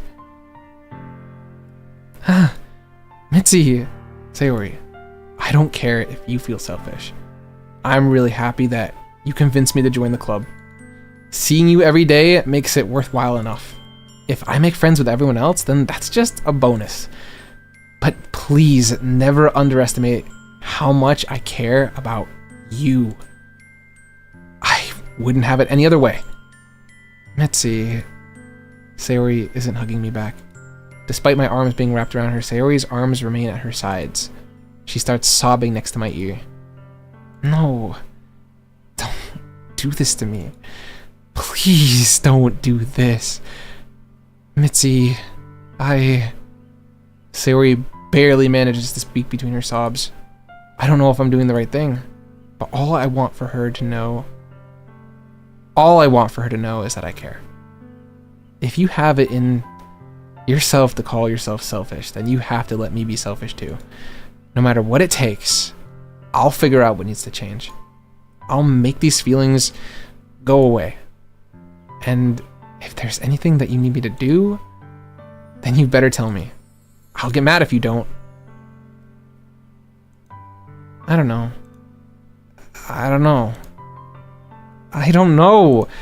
Gently, Sayori finally puts her arms around me in return. I don't know anything. It's all really scary. I don't understand any of my feelings, Mitzi. The only time I'm not feeling nothing is when I'm feeling pain. But your hugs are so warm. And that's really scary too. Sayori lets me go. And she does so. I let her go as well. The festival is tomorrow. Yeah. It's gonna be fun, right? Yeah. How would you like me to spend all of it with you? It's what I want. I promise. I think that would be nice then. Yeah. Sayori wipes her eyes. If I could spend the whole day here, I would. Of all days, this has to be the one where I have other plans. Maybe I should cancel. No, don't. Please, don't. If you did that, then I really wouldn't forgive you. but it's almost time for Natsuki to meet me at my house. At the very least, do you want to come along and help out? It would be fun. To my surprise, Sayori shakes her head. I'm sorry. I don't know if that would be very good for me today. You understand, right? It's kind of hard for me to fully understand, but I'm trying my hardest. It's okay. Don't worry too much about it. I'll see you tomorrow, okay? Alright. I look forward to it. I say goodbye to Sayori and exit her house. On the way home, I find myself feeling uneasy, but it's hard for me to think about it when Natsuki is about to come over. I think Sayori is right. I shouldn't be worrying too much, and we're definitely gonna have a great time tomorrow. I should just focus on what's ahead. I only spend a few minutes back at home, anxiously awaiting Natsuki's arrival. Bro, the fucking tone shift. I'm gonna get fucking whiplash, dude. Ba-da-bum, ba-da-bum, bum, ba-da. You know, I can't go from feeling like bad for Sayori to being like, let's go bake cupcakes, so woohoo! Like, no, bro. This sucks.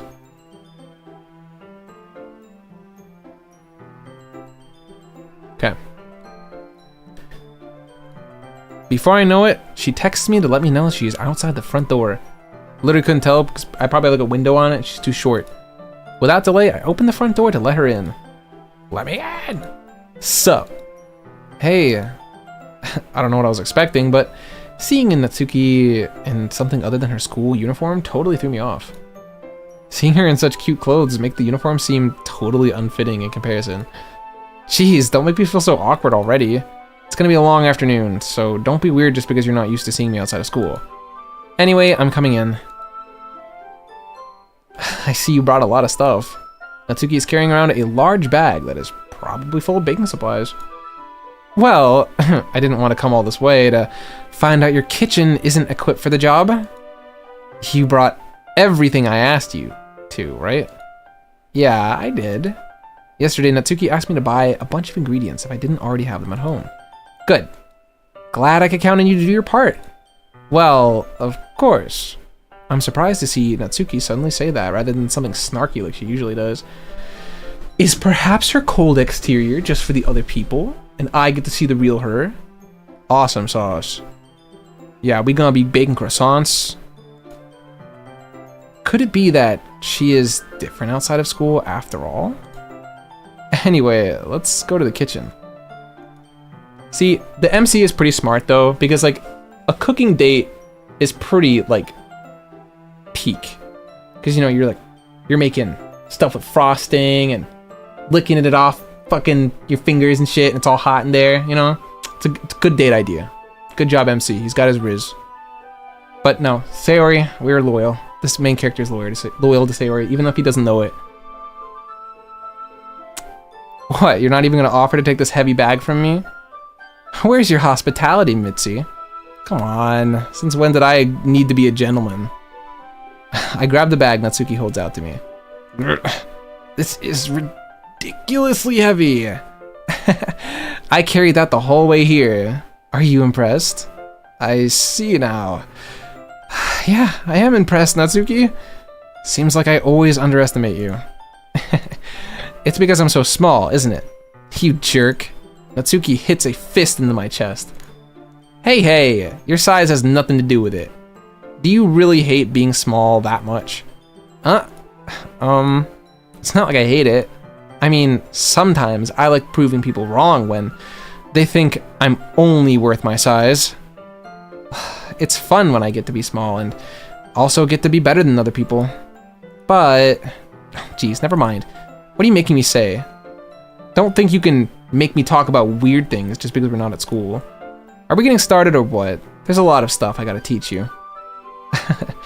What? That's a little bit more like you.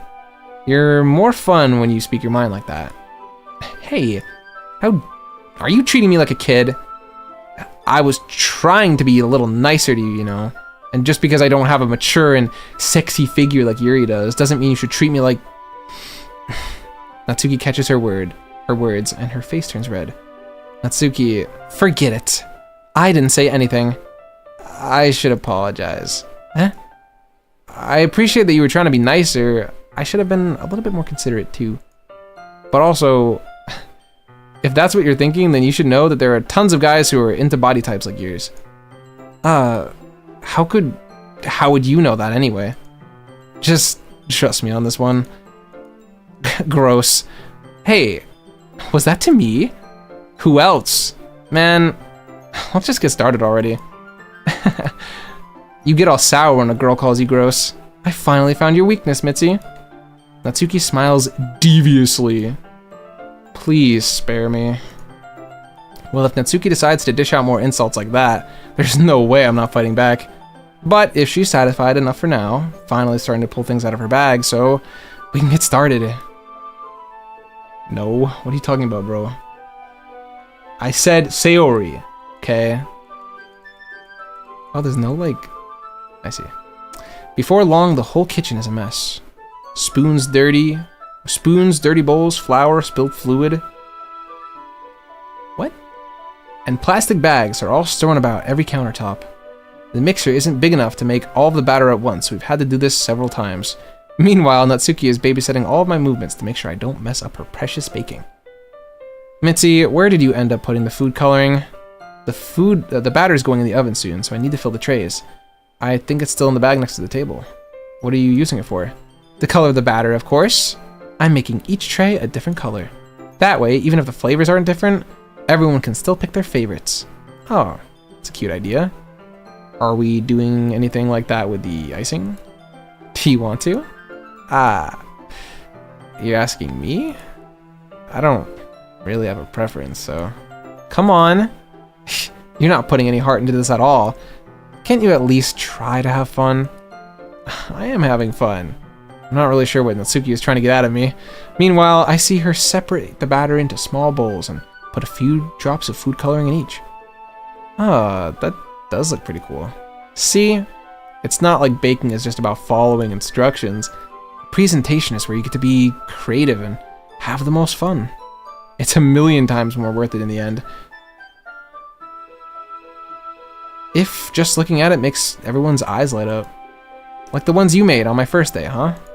I recall Natsuki proudly presenting her cat-shaped cupcakes and Sayori and Monika's delighted expressions. I wonder if I can make Sayori, or make Natsuki proud like that too.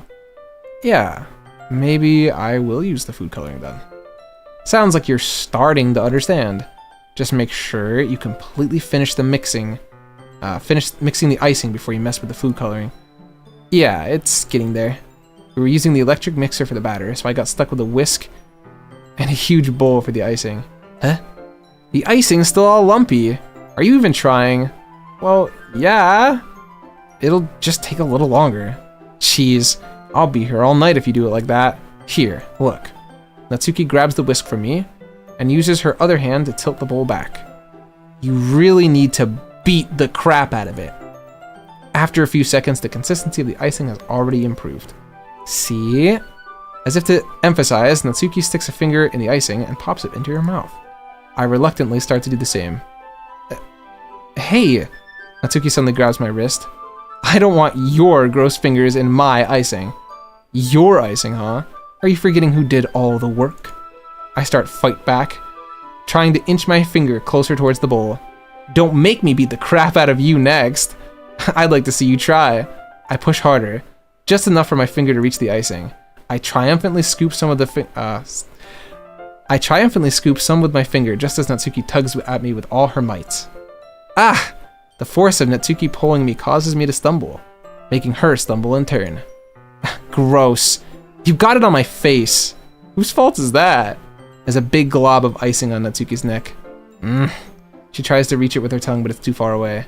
Jeez, you know what? Take this. Natsuki instead wipes it off with her finger before shoving her finger towards my own face. You wish. I'm faster. I grab her wrist with my hand before it reaches my face. Natsuki tries to use her other hand to fight back, but I grab that one as well. Stop. Not until you apologize for calling me gross. Fine, fine. I'm sorry for calling you gross. You know I don't mean it. It's just fun seeing you react to it. You do that to me all the time, you know? Saying dumb things just to get a reaction out of me. You really shouldn't tease girls like that. Is that so? In that case, I probably shouldn't do this either. I take Natsuki's finger and I put it in my mouth, licking off the icing. Bro. What? Did you seriously just...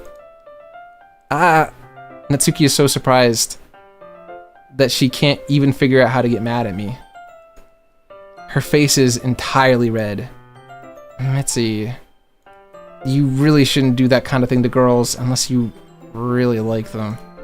You know that, right? Yeah, this is a little sus. What kind of question is she asking me? Just like that? How did the mood turn to this so quickly? Natsuki gazes at me in silence. I notice her shallow breaths. Why am I starting to feel dizzy? Out of nowhere, the fire alarm starts going off. Things got too heated. Bro, the MC is on some, like, I don't know, bro. He's on some weird shit.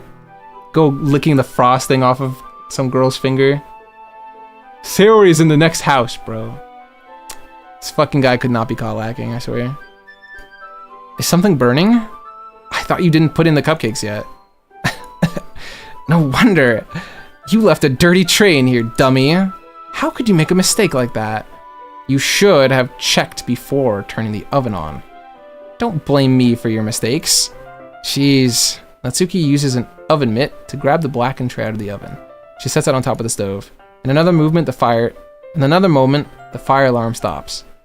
Anyway, I'm putting them back in the oven now. Sayori is doing some very questionable stuff. I'm putting them in the oven now. Yeah, the tension for the moment before us still lingers over our heads, but the moment has already been lost. I watch as Natsuki slides the cupcakes into the tray, or the cupcake trays into the oven. You like eating Kit Kats the wrong way? Can we ban this person? Then I reluctantly pick up the whisk and continue with the icing, like nothing ever happened. That smells so good. The cupcakes are ready to be pulled out of the oven. As soon as Natsuki opens up the oven door, a blast of sweet-smelling warm air fills the room. Look at how cute they are. Look! She proudly shows off the different colored cupcakes in each of the trays. They'll look even better once we add the icing. Not like you need to tell me that. Bye, Zamboni. I brought decorating stuff, so I hope you can get creative. Here, scoop the icing into these bags. Natsuki hands me some plastic bags. I have these nozzles that'll make it look nice and fluffy. This one can even make flowers. We probably won't be using it this time, though. What's this one for? I pick up one of the nozzles that has a much thinner tip than the others. That one's really thin, so you can make it, use it to make stripes or other patterns. But you can also use it to write stuff on a cake, like happy birthday or whatever. Huh, I see. That gives me an idea, actually. Huh? Well, it's for a literature event, right? So we could make them more literature themed by writing different words on each of them.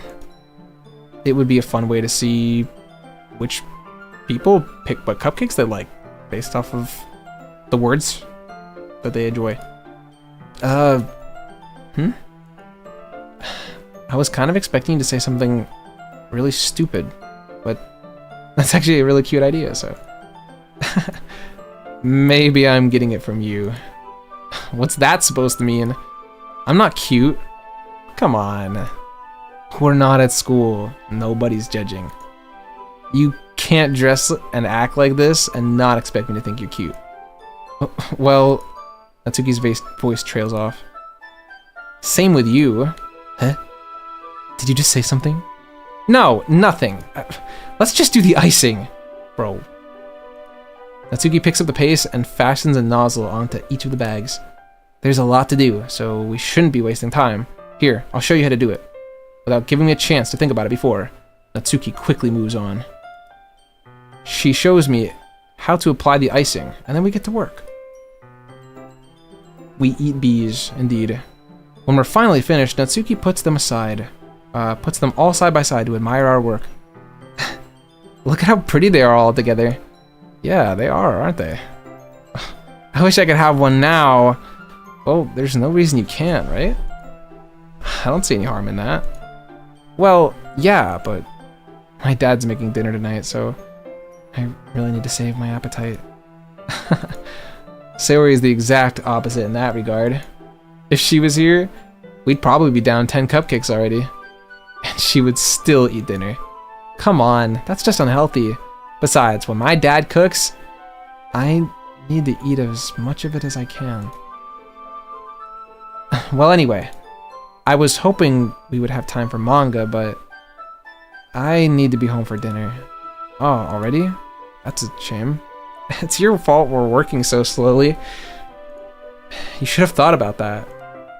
It's not like you'll always have this chance. Man, as usual, Natsuki places the blame on me.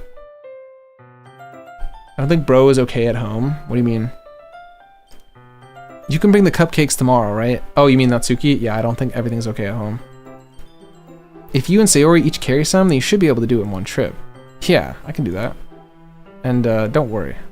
I won't let her eat any. I wish she would listen to me the way that she always listens to you. Ah, yeah. I again think back to the conversation I had with Sayori earlier today. I felt so helpless. Sayori always does listen to me, but at that point it felt like she couldn't listen to me at all. Okay, I'm packed up. Good work today. You too. I'll walk you out, I guess. Just like that, Natsuki is already about to leave. It feels like the afternoon went by in a flash. It kind of does feel that way. More than that, did I even take the opportunity to get closer to her like I wanted? I guess my character is. He could not be caught lacking, bro. Like, it's bad. He's like, I don't know what his deal is. He's like, I'm gonna flirt with every girl. I'm gonna lick the frosting off of random girls, and then at some point, I feel like we get to confess to Sayori. So it's like, I don't even know. Like, he's a player. He's trying to live a harem anime. You know? Well, I guess I'll be off then. Thanks for all the help and everything. See you tomorrow. Wait, Natsuki. What you said before about not always having this chance? It doesn't have to be that way at all. I had fun today. You showed me how fun baking can be, like you wanted.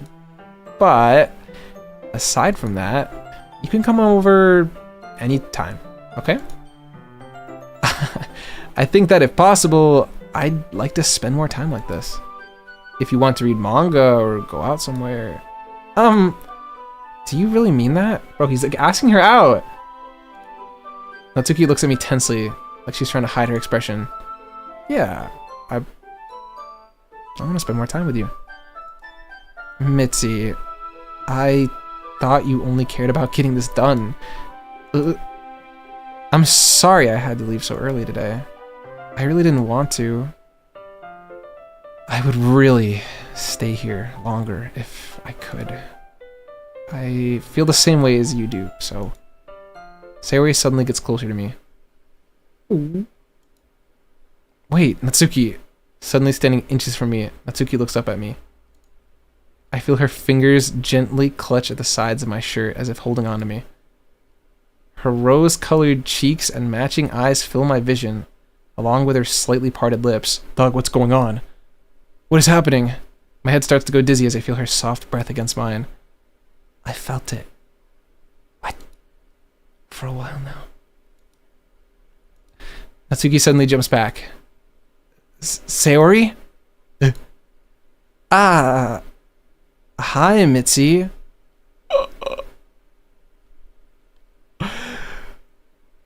Young community got me red-handed, freaking with the girl next door.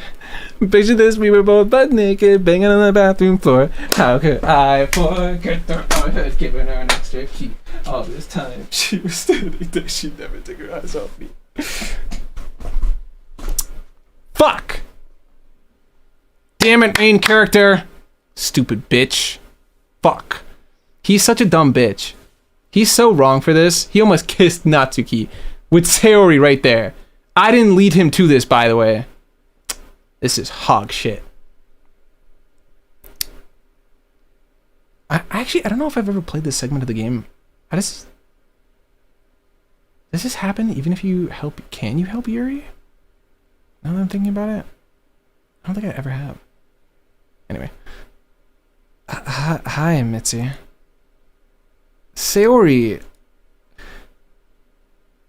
Dumbass pro tag, he's just like me, let's go. Let's go! The protagonist in this game is very, like, funny. I like him.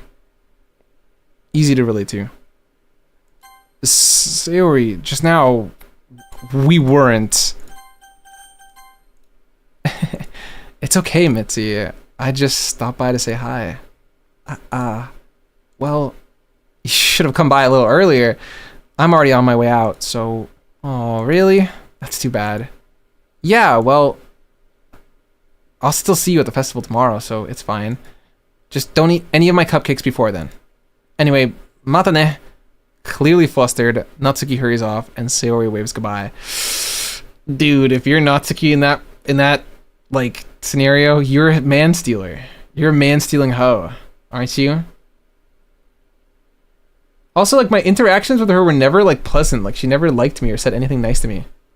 I can't believe she liked me the whole time.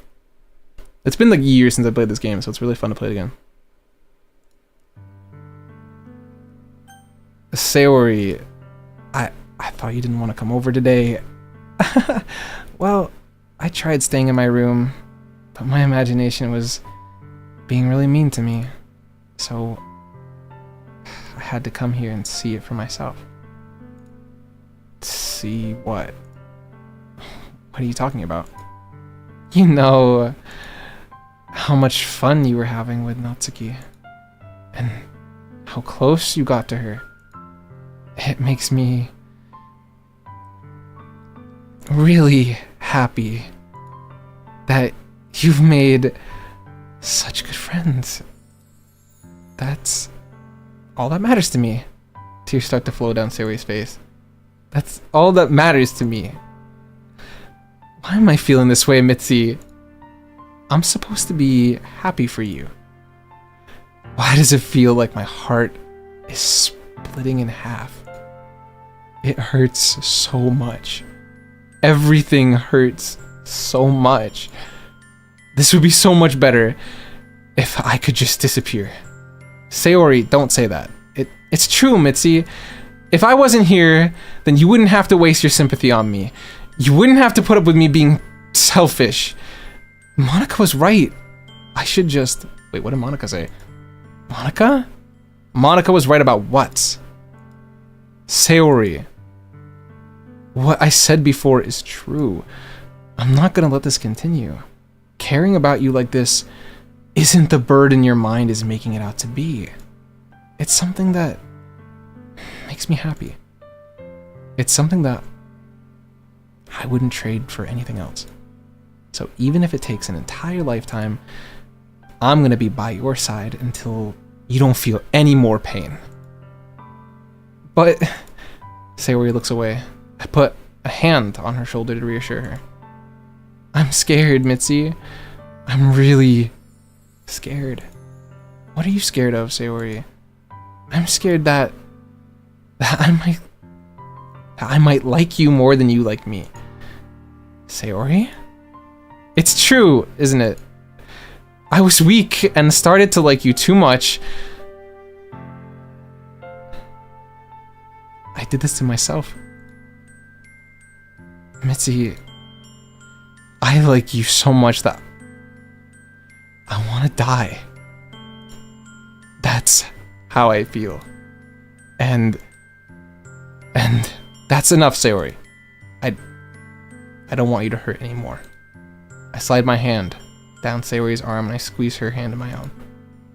Do you remember how I said, I always know what's best for you? Do you still believe me? Wordlessly, Sayori nods. Even if you don't understand your own feelings, I know what you need the most right now. And that's what I'm gonna give you. Dude, at no point during any playthrough of this game have I ever had the nerve to click "You'll be my dearest friend"? I have gone through the game to do a Yuri only playthrough, and when I got to this point, I still said, and I still felt the same thing. I steady. I love you. Huh? Those are my true feelings. So, there's no way you could like me more than I like you. I should have realized it sooner.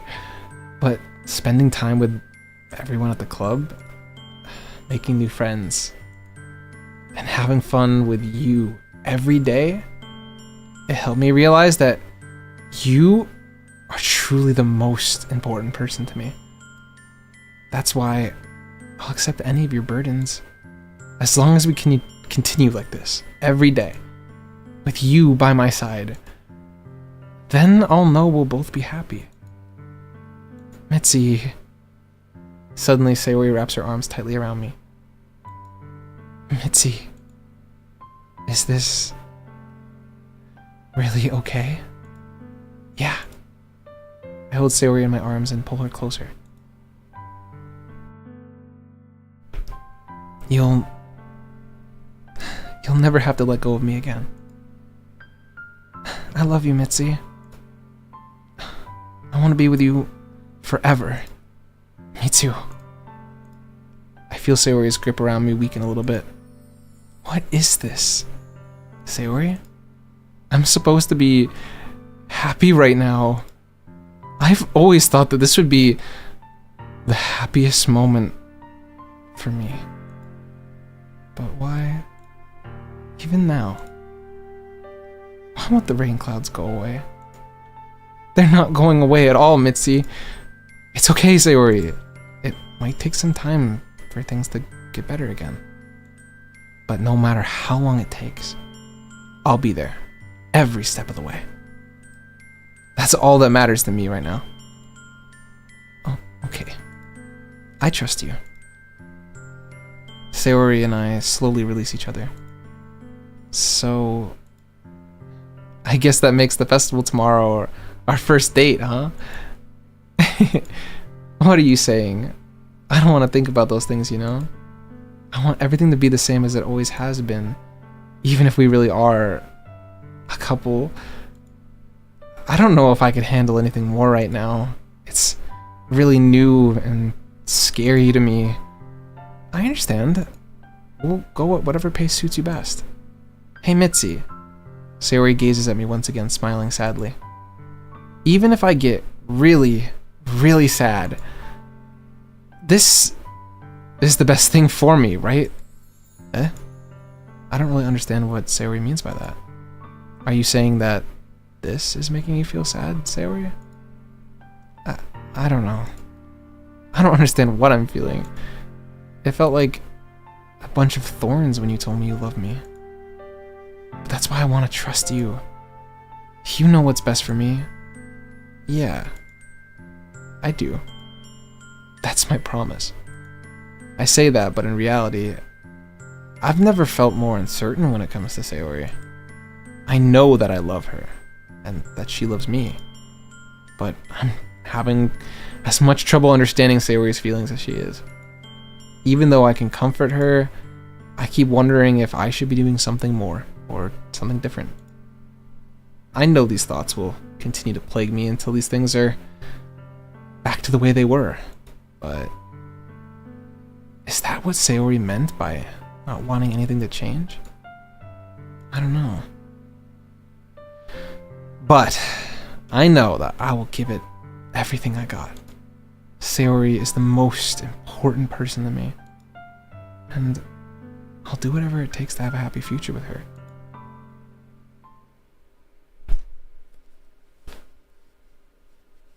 It's the day of the festival. Of all days, I expected this to be the one where I'd be walking to school with Sayori. But Sayori isn't answering her phone. I considered going to her house to wake her up, but decided that that's a little too much. Meanwhile, the preparations for the event should be nearly complete. I managed to carry all the cupcakes by myself, carefully stacking 2 trays. Natsuki is already texting up a storm, but I can't respond, thanks to my hands being full. Funnily enough, I probably feel the same way Natsuki feels about the event. I'm more excited for it to be over so I can spend time with Sayori and Natsuki at the festival. But knowing Monica, I'm sure the event will be great too. Mitzi, you're the first one here. Thanks for being early. That's funny. I thought at least Yuri would be here by now. Monica is placing little booklets on each of the desks in the classroom. It must be the ones she prepared for the events that have all the poems we're performing. In the end, I found a random poem online that I thought Monica would like and submitted it. So that's the one I'll be performing. I'm surprised that you didn't bring Sayori with you. Yeah, she overslept again. That dummy. You'd think that on days this important, she'd try a little harder. I say that, but then suddenly remember what Sayori told me yesterday, and suddenly feel awful knowing that it's not really that simple for her. I only said it because it's the way I'm used to thinking, but maybe I should have gone to wake her up after all. You should take a little responsibility for her, Mitzi. I mean, especially after your exchange with her yesterday. You kind of left her hanging this morning, you know. Exchange? Monica, you know about that? Of course I do. I'm the club president, after all. But I stammer, embarrassed. Did Sayori really tell her about it that quickly? That we're a couple now. I didn't really plan on bringing it up with anyone yet. Jeez. You don't know the full story at all, so don't worry. I probably know a lot more than you think. Monica is being as friendly as usual, but for some reason I felt a chill down my spine after hearing that. Hey, do you want to check out the pamphlets? They came out really nice. Yeah, sure. I grabbed one of the pamphlets laid out on the desks. Oh, yeah, they really did. Something like this will definitely help people take the club more seriously. Yeah, I thought so too. I flipped through the pages. Each member has a poem that is neatly printed on its own page, giving it an almost professional look. I recognized Natsuki's and Yuri's poems from the ones they performed during our practice. What's this? I flipped to Sayori's poem. It's different from the one that she practiced. It's one that I haven't read before. Get out of my head, get out of my head, get out of my head, get out of my head, get out of my head, get out of my head, get out of my head. Get out of my head before I do what I know is best for you. Get out of my head before I listen to everything she said to me. Get out of my head before I show you how much I love you. Get out of my head before I finish writing this poem. Oh my gosh. But a poem is never actually finished. It just stops moving. What? That's worrying. What is this? No, that is the most based poem I've ever seen, though. Reading the poem, I get a pit in my stomach. Mitzi? What's wrong? Oh, nothing. This poem feels completely different from everything else Sayori's written. But more than that, I changed my mind. I'm gonna go get Sayori, so... well, alright. Try not to take too long. Okay. I quickly leave the classroom. Don't strain yourself. Monica calls that out after me. I quicken my pace. What was I thinking? I should have tried a little bit harder for Sayori. It's not a big deal to at least wait for her, or help her wake up. Even the simple gesture of walking her to school makes her really happy. Besides, I told her yesterday that things will be the same as they always have been. That's all she needs and what I want to give her. I reach Sayori's house and knock on the door. I don't expect an answer since she's not picking up her phone either. Like yesterday, I opened the door and let myself in. Sayori? She really is a heavy sleeper. I swallow. I can't believe I ended up doing this after all. Waking her up in her own house? That really is something that a boyfriend would do, isn't it? In any case, it just feels right. Outside Sayori's room, I knock on her door. Sayori? Wake up, dummy. There's no response. I really didn't want to have to enter her room like this, but... Isn't it kind of like a breach of privacy? But she really leaves me no choice. I gently open the door.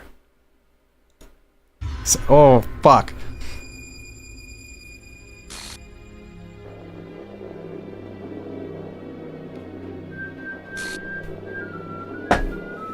Man. Ooh. Every hair on my body is sticking up. Fuck, I forgot how bad this is. What the hell?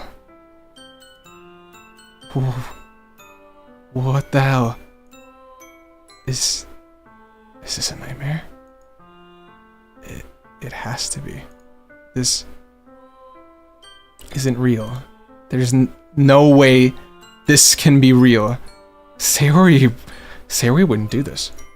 Everything was normal up until a few days ago. That's why I can't believe what my eyes are showing me. I suppressed the urge to vomit just yesterday. Just yesterday, I told Sayori I would be there for her. I told her I know what's best and that everything will be okay. And why? Why would she do this? How could I be so helpless? What did I do wrong? Confessing to her... I shouldn't have confessed to her. That's not what Sayori needed at all. She even told me how painful it was for others to care about her. Then why did I confess to her and make her feel even worse? Why was I so selfish? This is my fault. My swarming thoughts keep telling me everything I could have done to prevent this. If I had just spent more time with her, walked her to school, and remained friends with her like it always has been, then I could have prevented this.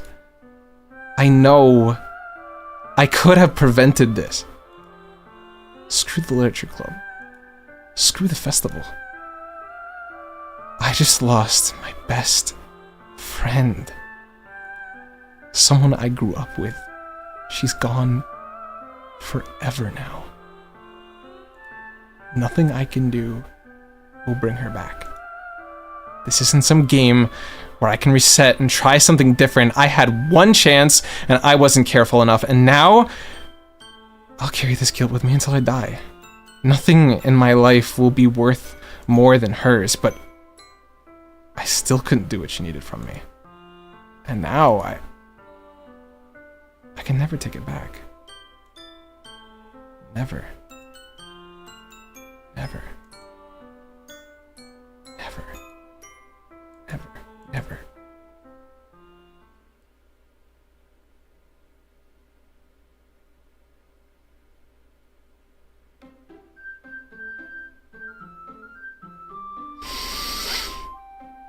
Hey Blurry, what's up? Oh, that's fucked up. Okay. Okay. Everyone good? Are we all...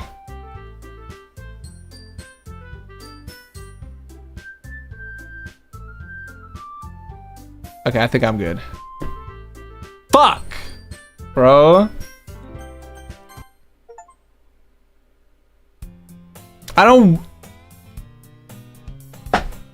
Man.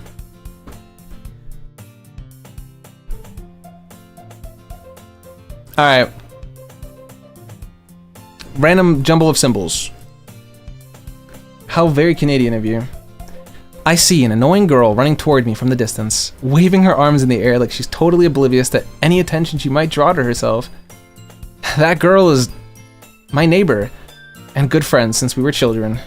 You know, the kind of friend that you never see yourself making today, but it just kind of works out since you've known each other for so long. We used to walk to school together on days like this, but starting around high school, she would oversleep more and more frequently, and I would get tired of waiting up.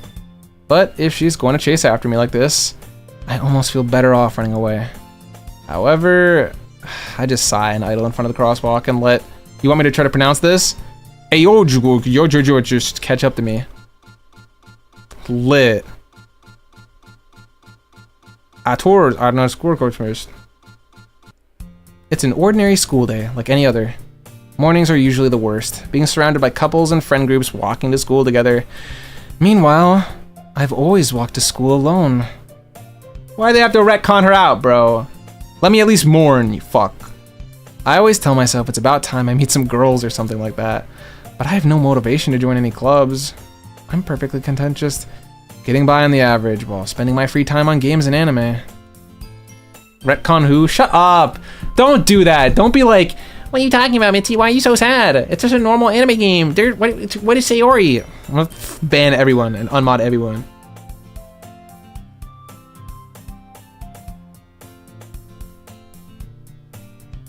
My one friend jokes about pulling Yuri pen scenes. Oh gosh. Wait, and she gets, yeah, that's... Oh, I forgot what they do with the pen. And now I remembered. Okay. Okay. That's creepy as fuck. Anyway. Why are you friends with that person? There's always the anime club, but it's not like there would be any girls in it anyway. You do not recall the pen scene? Do you not recall the pen scene? Or is that part of the bit? What? The stream literally just started. Did something happen? What's up, guys? Welcome. We're gonna be playing Doki Doki Plus today. With my favorite character, Monica. Woo! Let's get it, guys. Yep. The school day is as ordinary as ever, and it's over before I know it. After I pick up my things, I stare blankly at the wall, looking for an ounce of motivation. Clubs. There really aren't any that interest me. Well, then we'll just have to get there. No spoilers. Besides, most of them would probably be way too demanding for me to want to deal with. I guess I have no choice but to start with the anime club. Mitzi? Monica? Oh my goodness, I totally didn't expect to see you here. Oh, this is her talking. Sorry. It's been a while, right? Ah, yeah, it has. Monica smiles sweetly. We do know each other. Well, we rarely talked, but we were in the same class last year. Monica was probably the most popular girl in class. Smart, beautiful, athletic. Basically, completely out of my league. So having her smile at me so genuinely feels a little... Ooh. Dude, he's such a simp. What did you come in here for, anyway? Oh, I've just been looking for some supplies for my club. Do you know if there's any construction paper in here? Or markers? I guess you could check the closet. You're in the debate club, right? About that. I actually quit the debate club. Really? You quit? Yeah. To be honest, I can't stand all of the politics around the major clubs. It feels like nothing but arguing about the budget and publicity, and how to prepare for events. I'd much rather spend my time doing something I personally enjoy, and making something out of it. In that case, what club did you decide to join? Actually, I'm starting a new one. Ooh, a literature club that actually, like, psyched me out. It was fun listening to you reading. See ya. Bye, DR4. Sorry you have to go at the fun time. But honestly, I don't blame you because, like, I would not want to fall asleep to Doki Doki Literature Club at this part. Anyway. Yes. Literature? That sounds kind of dull. How many members do you have so far? It's kind of embarrassing, but there are only 3 of us so far. It's really hard to find new members for something that sounds so boring. Well, I can see that. But it's really not boring at all, you know? Literature can be anything. Reading, writing, poetry. I mean, one of my members even keeps her manga collection in the club room. Wait, really? Yeah, it's funny, right? She always insists that manga is literature too. I mean, she's not wrong, I guess. And besides, a member is a member, right? Did Monica say she? A girl that likes manga? No way, no way, no way. I'm gonna start barking. Hey, Mitzi. By any chance, are you still looking for a club to join? I mean, I guess so. But in that case, is there any chance you could do me a big favor?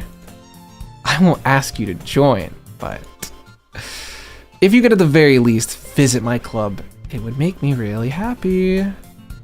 Please. Well, I guess I have no reason to refuse. Besides, how could I ever refuse someone like Monica? Fucking simp, bro. Basic ass. I'm gonna slap this guy in the head with a frying pan. Sure. I guess I could check it out. Awesome. You're really sweet, Mitzi. You know that? It's nothing, really. Shall we go then? I'll look for the materials another time. You're more important. And thus, today marks the day I sold my soul to Monica and her irresistible smile. The character you play is such a fucking simp, bro. He would let her drink. No, he literally would. Like, he would pay like his entire life savings for her bathwater. I dejectedly follow Monica across the school and upstairs, a section of the school I rarely visit. Monica, full of energy, swings open the classroom door. Whenever a door is open in this game, I get PTSD. Oh, fuck me. Okay. I'm back! And I brought a guest with me. Eh? A guest? Seriously? You brought a boy? Way to kill the atmosphere. Don't be mean, Natsuki. But anyway, welcome to the club, Mitzi. All words escape me in this situation. This club is filled with incredibly cute girls. So, let me guess. You're Monica's boyfriend, right? What? No, I'm not. Natsuki.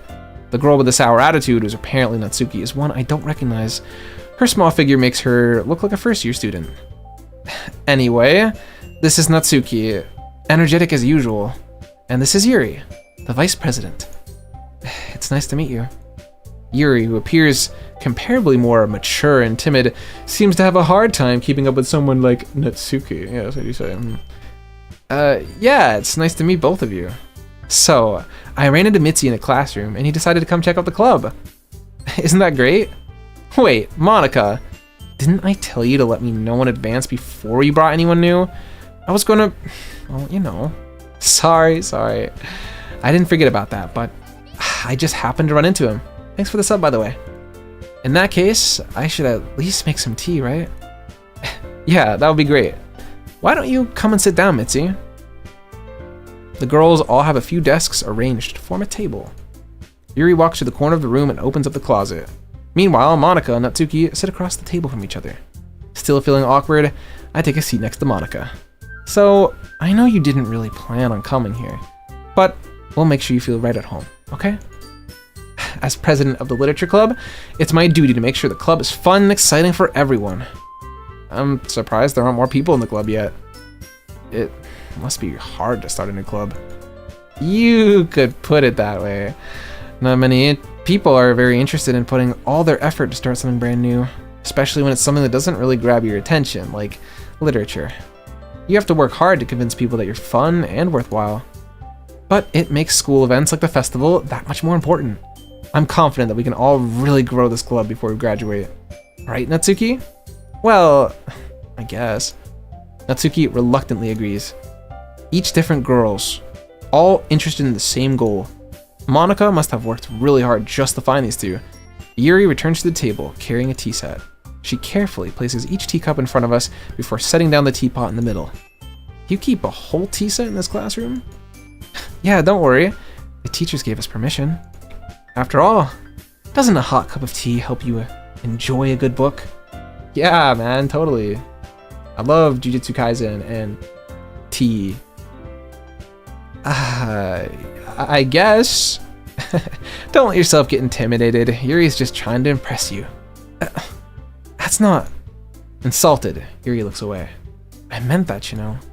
I believe you. Well, tea and reading might not be a pastime for me, but, I mean, I at least enjoy tea. I'm glad. Yuri faintly smiles to herself in relief. So, Mitzi, what kinds of things do you like to read? Well, consider how little I've read these past few years, I don't really have a good way of answering that. Manga. I mutter quietly to myself, half joking. Natsuki's head suddenly perks up. She's got the otaku gene. It looks like she wants to say something, but she just keeps quiet. Not much of a reader, I guess. Well, I guess that can change. What am I saying? I spoke without thinking after seeing Yuri's sad smile. Anyway, what about you, Yuri? Well, let's see. Yuri traces the rim of her teacup with her finger. Such Yuri behavior. My favorites are usually novels that build deep and complex fantasy worlds. The level of creativity and craftsmanship behind them is amazing to me. I always hated how Yuri was drawn. She was drawn from her chest pumped forward, her back arched. Does she have like bad posture then? Posture? Or is she just like a gremlin? Sayori has always been my favorite. But I like all of them, to be honest with you. And telling a good story in such a foreign world is equally impressive. Yuri goes on, clearly passionate about her reading. She seems so reserved and timid since the moment I walked in, but it's so obvious by the way her eyes light up that she finds comfort in the world of books, not people. But you know, I like a lot of things. Stories with deep psychological elements usually immerse me as well. Isn't it amazing how a writer can so deliberately take advantage of your own lack of imagination to completely throw you for a loop? Anyway, I've been reading a lot of horror lately. I read a horror book once. I desperately grasp at something I can relate to, even at a minimal level. At this rate, Yuri may as well be having a conversation with a rock. I'd expect that from you, Yuri. It suits your personality. Oh. Is that so? Really, if a story makes me think or takes me to another world, then I really can't put it down. Surreal horror is often very successful at changing the way you look at the world, if only for a brief moment. Ugh, I hate horror. Oh, why is that? Well, Natsuki's eyes dart over to me for a second. Never mind. That's right, you usually like to write about cute things, don't you, Natsuki? What? What gives you that idea? You left a piece of scrap paper behind last club meeting. It looked like you were working on a poem called... Don't say it out loud! Hey, and give that back. Fine. Natsuki, you write your own poems? Well, I guess sometimes. Why do you care? I think that's impressive. Why don't you share them sometime? No. Natsuki averts her eyes. You wouldn't like them. Not a very confident writer yet. I understand how Natsuki feels. Sharing that level of writing takes more than just confidence. The truest form of writing is writing to oneself. You must be willing to open up to your readers, exposing your vulnerabilities and showing even the deepest reaches of your heart. Do you have writing experience too, Yuri? Maybe if you share some of your work, you can set an example and help Natsuki feel comfortable enough to share hers. I guess it's the same for Yuri. We all sit in silence for a moment. Hey, I just got an idea. How about this? Natsuki and Yuri quizzically look at Monika. Let's all go home and write a poem of our own. Then, the next time we meet, we'll all share them with each other. That way, everyone is even. I thought it was a good idea. Well, I think you're right, Monika. We should probably start finding activities for all of us to participate in together. I did decide to take on the responsibility of vice president after all. I need to do my best to nurture the club as well as its members. Besides, now that we have a new member, it seems like a good step for us to take. Do you agree as well, Mitzi? Hold on, there's still one problem. Why was Monika constantly sneak dissing without slight... Oh, I know! She does! She is always trying to undermine the other characters because she wants to, like, you know, hop on.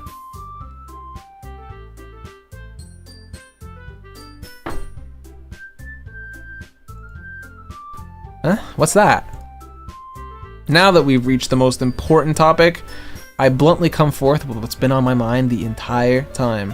Yeah, Monika has always been my fourth pick. I love Monika, but fuck Monika. Because I'm a Sayori lover. So, like, whatever Sayori does and experiences, like, I feel for her, you know? Now that we've reached the most important topic, I bluntly come forth with what's been on my mind the entire time. I never said I was going to join this club. Monica may have been, you know, convincing enough for me to stop by, but I never made any decision. I still have other clubs to look at, and I lose my train of thought. All three girls stare at me with dejected eyes. But I'm sorry. I thought. The girls exchange glances before Monica turns back to me. I guess I need to tell you the truth, Mitzi. The thing is, we don't have enough members yet to form an official club. Wait, hang on, I'm just appreciating the music because I love the music in this game. I should do a cosplay, or not cosplay, a fucking cover of the song in this game. So goated for loving Sayori. I know! Sayori is best. Sayori is best girl. We need 4. And I've been trying really, really hard to find new members.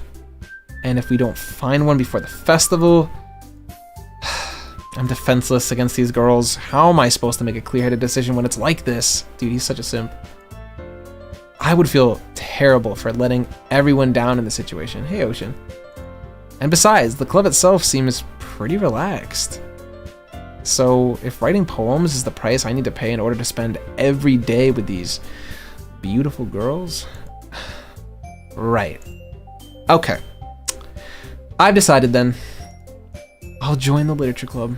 With sad feelings and ice cream, I love crying into a tub of vanilla ice cream. I'll join the literature club. One by one, the girls' eyes light up. Oh my goodness, really? Do you really mean that, Mitzi? Yeah. It could be fun, right? You really did scare me for a moment. I mean, if you really just left after all this, I'd be super pissed. Mitzi, I'm so happy. We can become an official club now. Thank you so much for this. You're truly amazing. Aw, shucks. Thanks. I'll do everything I can to give you a great time. Okay? Ah, thanks, I guess. Okay, everyone. I think with that, we can officially end today's meeting on a good note. Everyone remember tonight's assignment?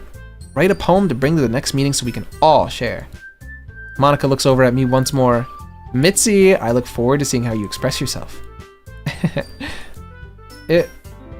Yeah. Can I really impress the class star Monica with my mediocre writing skills? I already feel the anxiety welling up inside me. Meanwhile, the girls continue to chit-chat as Yuri cleans up the tea set. I guess I'll be on my way then. Okay, I'll see you tomorrow then. I can't wait. With that, I depart the club room and make my way home. My water.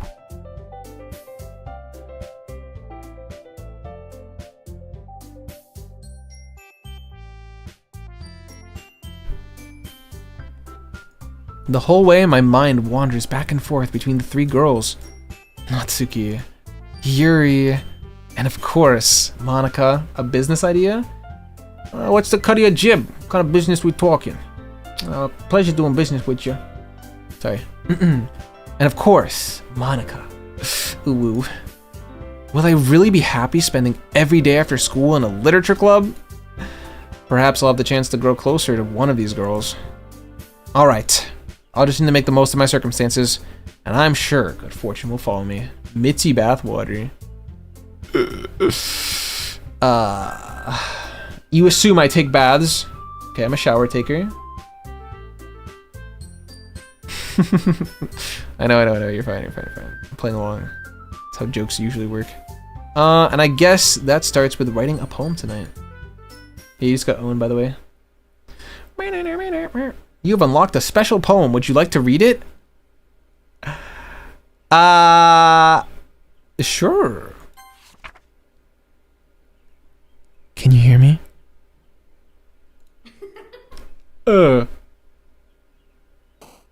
Alright, who are we writing for? I think we can still make the Sayori one, the Sayori sticker bounce. I think it's still there. Like, I think I can do like sunny. No. That was definitely a say word before.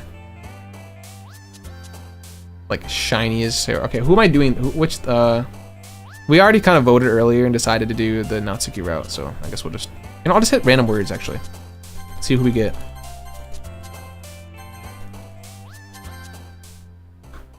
Yeah, why are you gonna cry?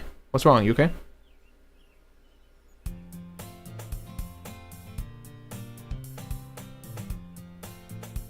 You got your ice cream after all, right? Hi again, Mitzi. Glad to see you didn't run away on us. Nah, don't worry. This might be a little strange for me, but at least I keep to my word. Well, I'm back at the literature club. I was the last to come in, so everyone else is already hanging out. Whoa, okay, that was creepy. Thanks for keeping your promise, Mitzi. I hope this isn't too overwhelming of a commitment for you. Making you dive headfirst into literature when you're not accustomed to it. Whoa. Oh, come on. Like he deserves any slack. You already had to be dragged here by Monica. I don't know if you plan on just coming here and hanging out or what, but if you don't take us seriously, you seriously won't see the end of it.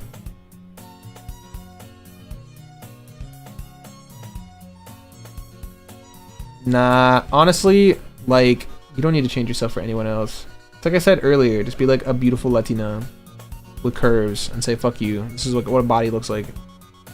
It's not some like fucking like dehydrated like skeleton. No one should look like that.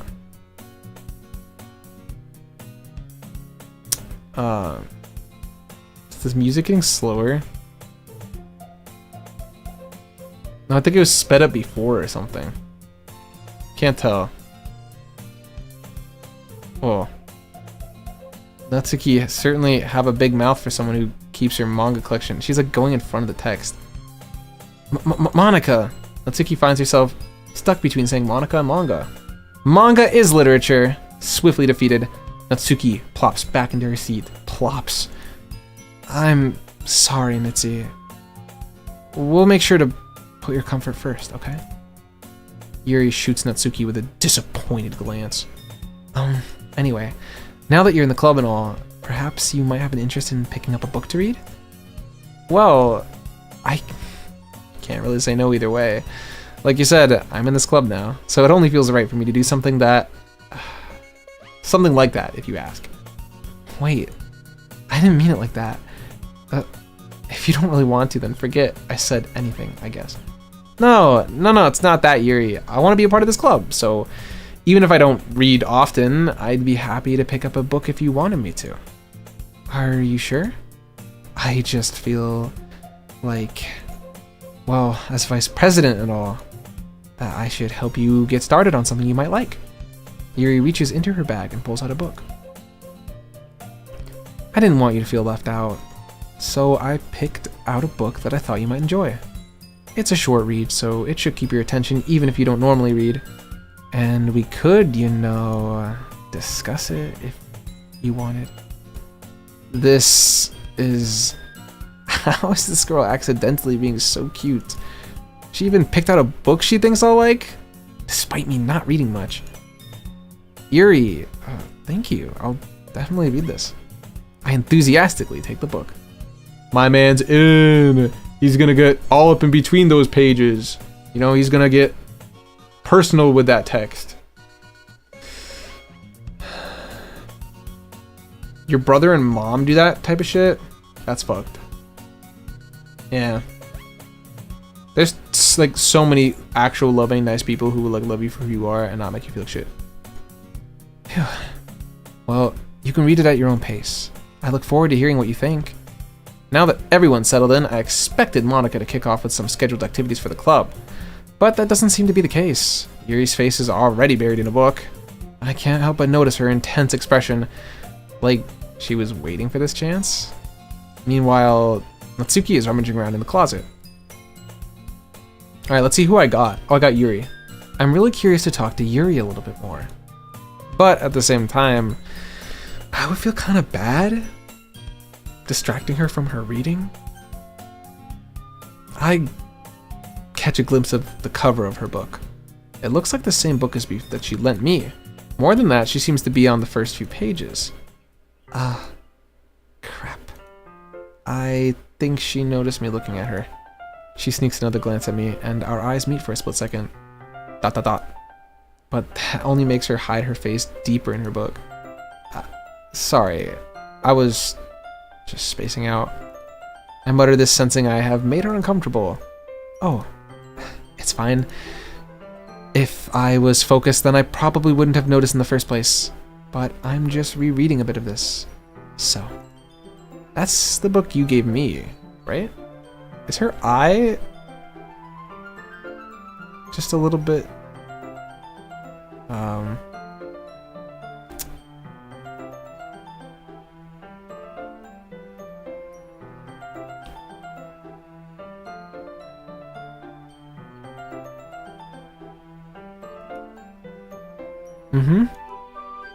I decided to reread some of it.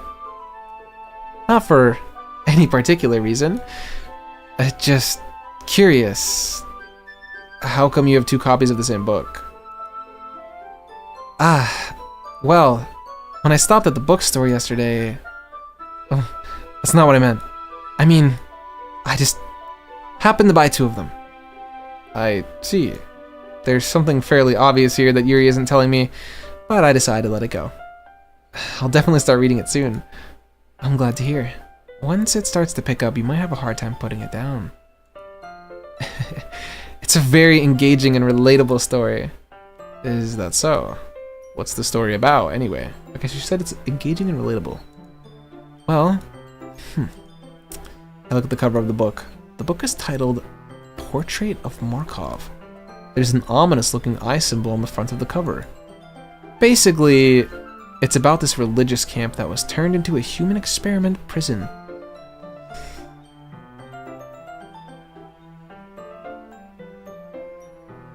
Yeah, no, Blurry's right.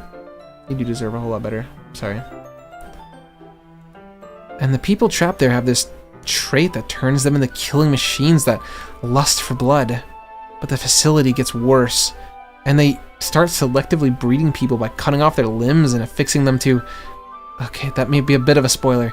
But anyway, I'm really into it. She said that this was relatable for her? The book, I mean. Not the thing about the limbs. That's kind of dark, isn't it? Yuri made it sound like it was going to be a nice story, so that dark turn came out of nowhere. Are you not a fan of that sort of thing, Mitzi? No, it's not that. I mean, I can definitely enjoy these types of stories, so don't worry. I hope so. Yeah, I totally forgot that Yuri is into these kinds of things. She's so shy and recluse on the outside, but her mind seems to be completely different. It's just that this kind of story, it's the kind that challenges you to look at life from a strange new perspective. When horrible things happen, not just because somebody wants to be evil, but because the world is filled with horrible people, and we're all worthless anyway.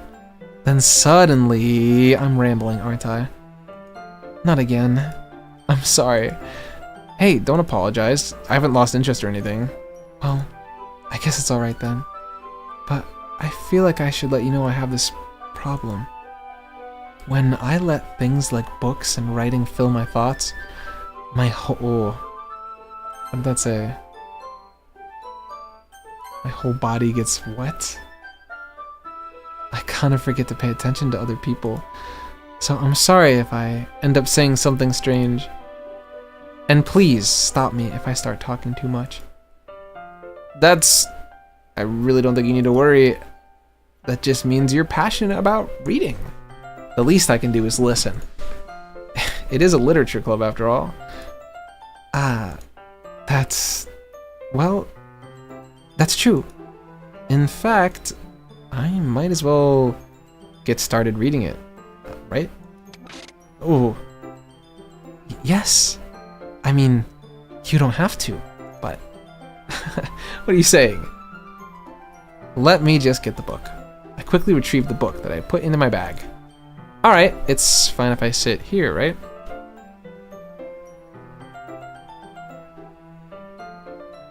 Aw. Yeah. I slip into the seat next to Yuri's, so casually, so confidently. Yeah. Are you sure?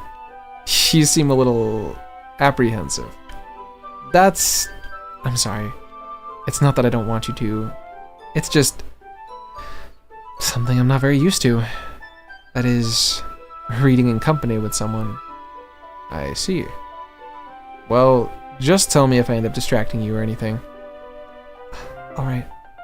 I open the book and just start the prologue. I soon understand what Yuri means about the reading in company. It's as if I can feel her presence over my shoulder as I read. It's not a particularly bad thing. Maybe a little distracting, but the feeling is somewhat comforting. Yuri is in the corner of my eye. I realize that she's not actually looking at her own book. I glance over. It looks like she's reading from my book instead. Sorry. I was just What did she just say? Was that like bathing in the heat of my body heat? Is that what she said?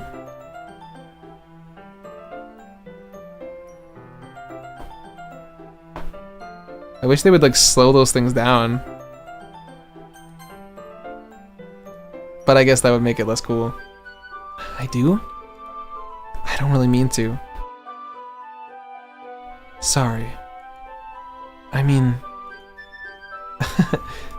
Here, this should work, right?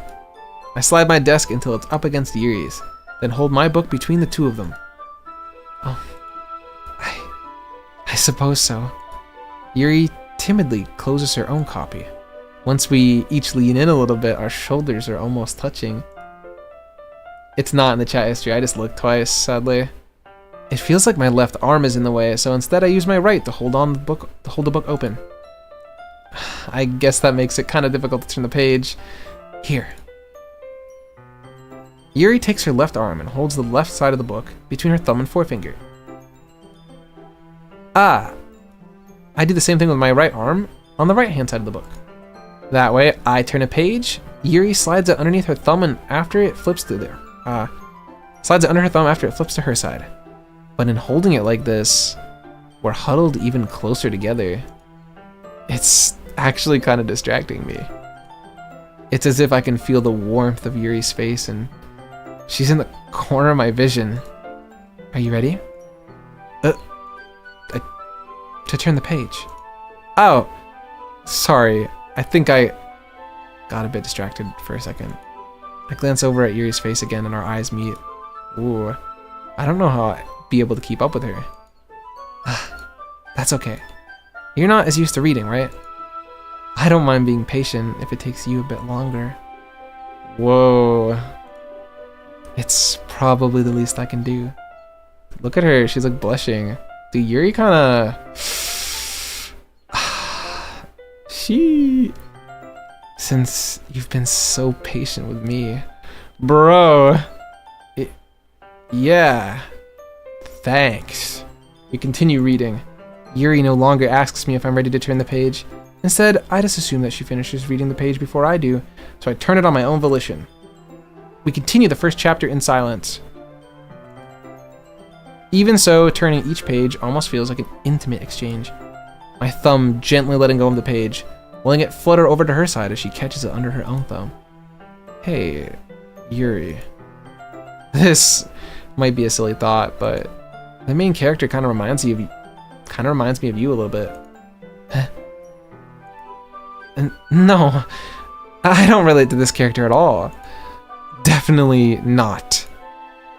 Really? I was just thinking the way she second guesses the things she says and all that. That's what you were talking about. Sorry, I thought you meant something else about her. Something else? Never mind. We didn't even get that far yet. So, I don't know why that came into my head. Dude, she is batshit crazy. Like, between all of them, Yuri's gotta be the most crazy, right?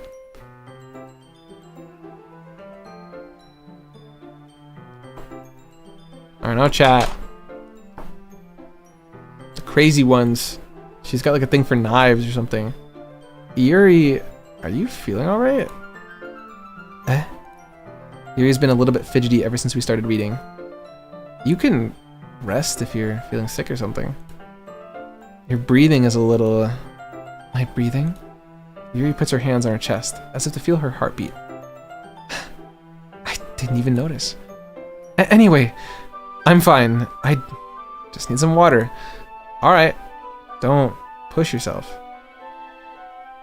Yuri stands up and practically rushes out of the room. Dude, those messages are so creepy. What on earth was that about? Mitzi? Did something happen just now? I have no idea. Yuri was acting a little strange, I guess. So you don't know anything. Sorry, I can't say I do. I know a girl who literally carried 2 big knives in her ankle socks. She chased me with a razor blade because she found out I hugged her favorite teacher that she simped for. Are all of you from, like,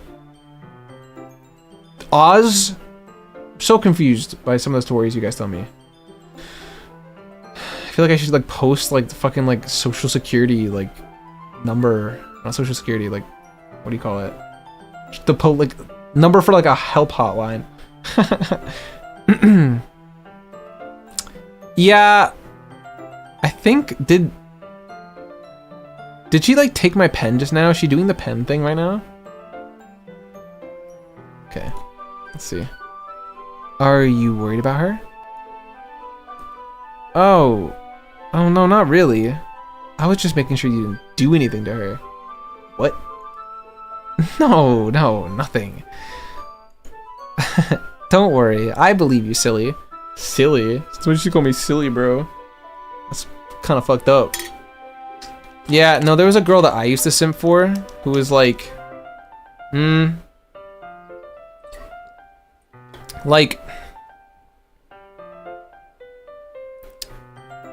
she carried around a knife,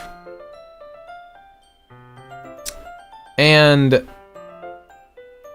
for some reason, I just thought that that was, like, kind of cute when I was in high school for some reason. I don't know why. Yeah. I thought it was kind of cute because I was like, she looks pretty harmless, but, like, could stab a bitch. That's pretty, like, type shit, right?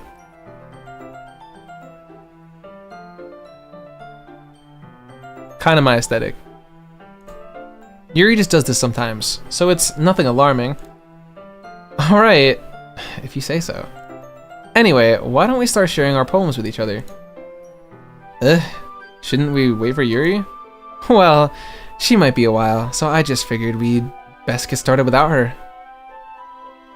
Mitzi, why? I mean, I carried on a knife and a screwdriver, but why simp for it?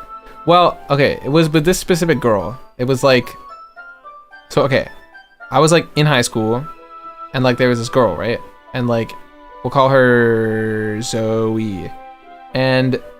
she's like, I would make fun of her for her height, if that gives you, like, some kind of, like, picture of our dynamic, you know?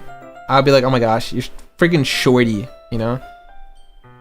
And, she was, like, one of those girls who, like, although have this, the appearance of, like, being mostly harmless, like, she would want to kick your ass and had, like, a very intense personality, and was very much, like, I will stab a bitch type girl. You know? The type to wear, like, dagger heels to be taller than you. She was like that. That's kind of how it was. So, like, I don't know. Maybe it's something about the danger. Maybe that's why. Or maybe just I thought it was, like, endearing that, like, such, like a girl that didn't look dangerous at all was, like, a psychopath. Tagai? No. I don't know. Or Taiga? What is that? I don't know what that is. Is that how you spell Tagai? Tagai. I was not... Okay, I wasn't that guy, okay? It was just one crush. Alright, let me be.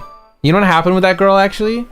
I'm sorry for the random sidetrack, but, like, I gave her a white rose, told her I liked her, and then ran away from her. Is that W Riz? Is that okay? Yeah, I was just asking. I stand up. I make a mental note of where I left the book. where I left off in the book and then slip into my bag. Who should I show my poem to first? Monica. I should start with Monica. Yesterday she seemed eager to read my poem, and I want her to know I'm putting in effort. Hi, Mitzi. Having a good time so far? Yeah. Good, I'm glad to hear it. By the way, since you're new and everything, if you ever have any suggestions for the club, like new activities or things we can do better, I'm always listening. Taiga. Oh, are you talking about... Oh, Toga! From... Yeah, no, she literally was Toga. She's like a Toga type girl. Toga from My Hero. Yes, I was literally thinking of her. Because, like, she also has knives, too. And it's, like, obsessed with them. Yeah, she was like a Toga type girl. I have, like, a print of Toga. Toga's awesome. I don't know, bro. I mean... Is it... If you really think about it like this, it's like you're living on the edge, right? Edging on the edge. Because you could get stabbed. I'm always listening. Don't be afraid to bring things up, okay? By the way, the rose thing worked. Running away worked. So, just take notes.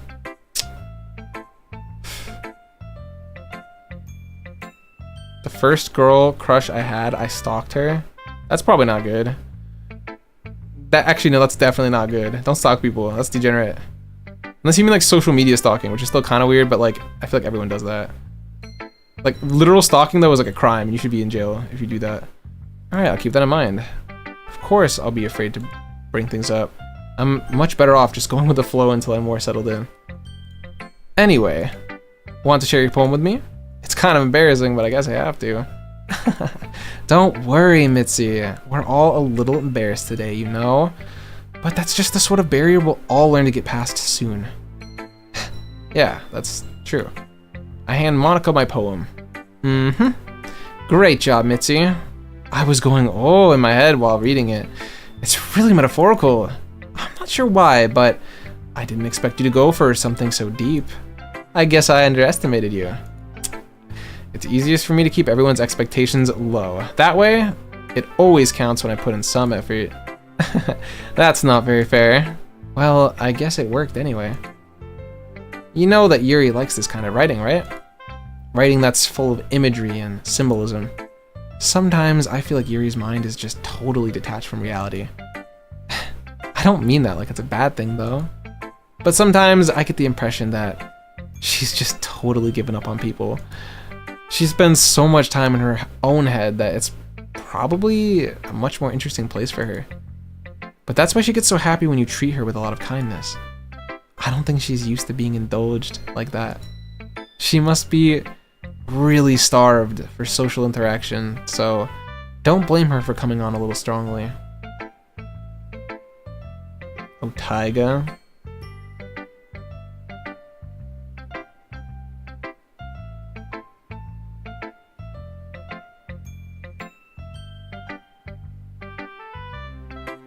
Well, yeah, no, anyway. But no, when I was in high school, that's the vibe I got from her.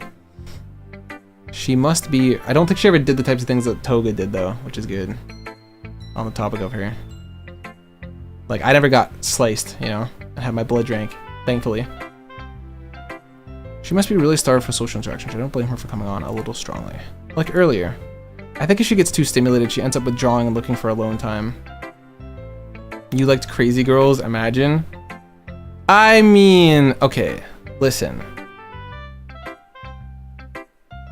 Actually, I have nothing to say for myself. I'm just gonna play the game.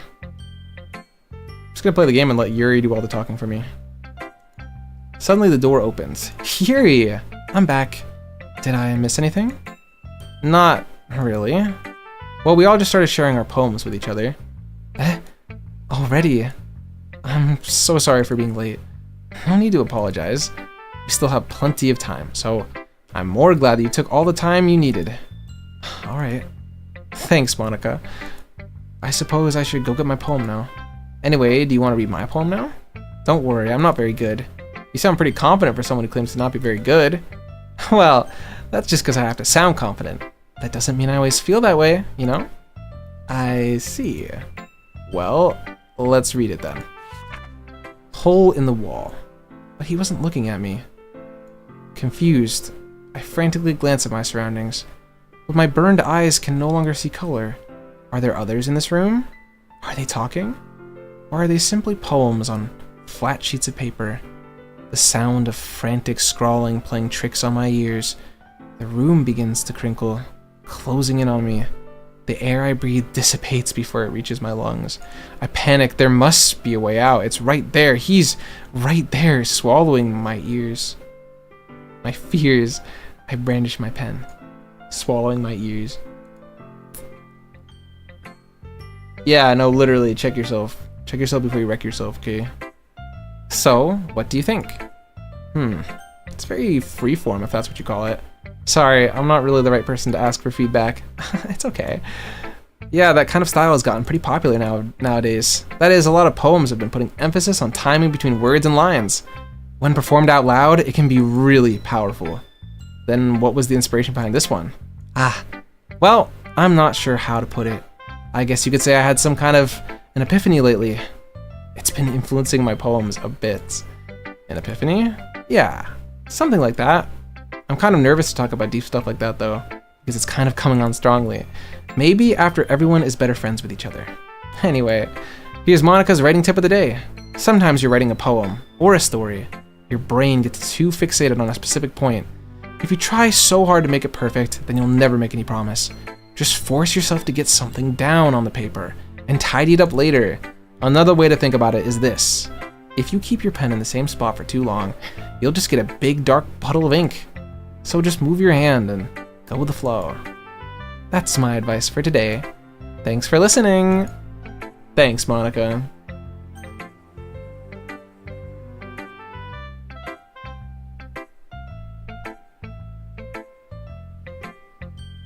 Well, I mean, okay. Still though, that's still not good. You still don't excuse that. All right, let's be careful. But I get it though. Like I don't think any less of you. Just I don't think stalking is good ever. Controversially, I know. Ooh, Mitty can't be saying these things. ... As Yuri reads the poem, I notice her eyes lighten. Exceptional. Huh? Nandesuka? Did I say that out loud?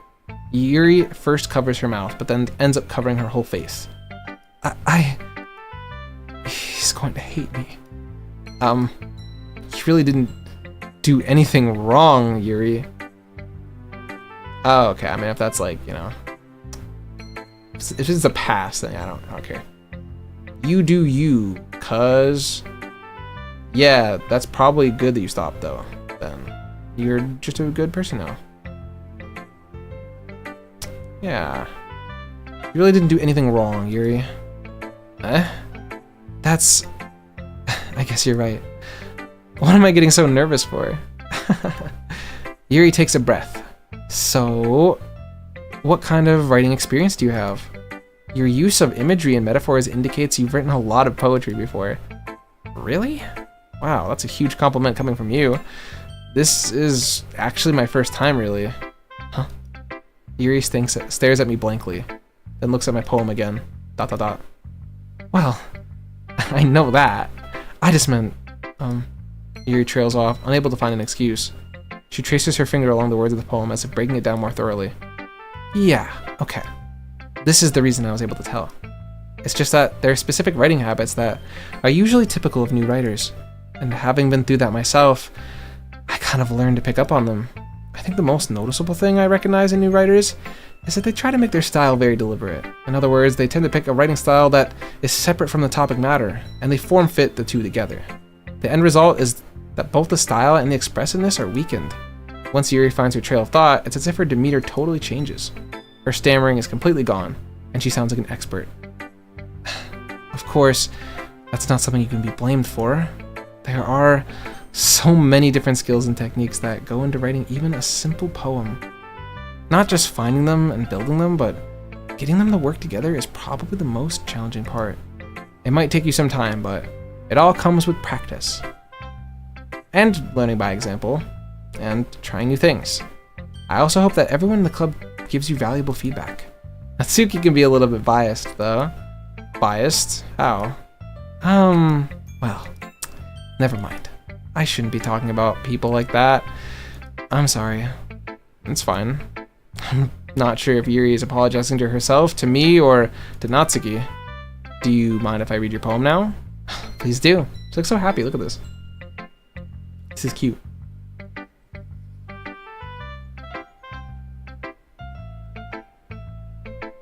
That's okay. I was cringe many times.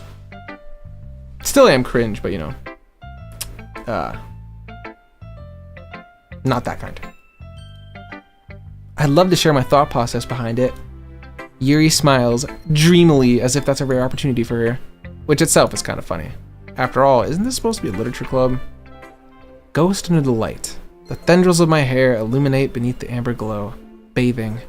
It must be this one. The last remaining streetlight to have withstood the test of time. The last to get replaced by the sickening blue-green hue of the future. I bathe.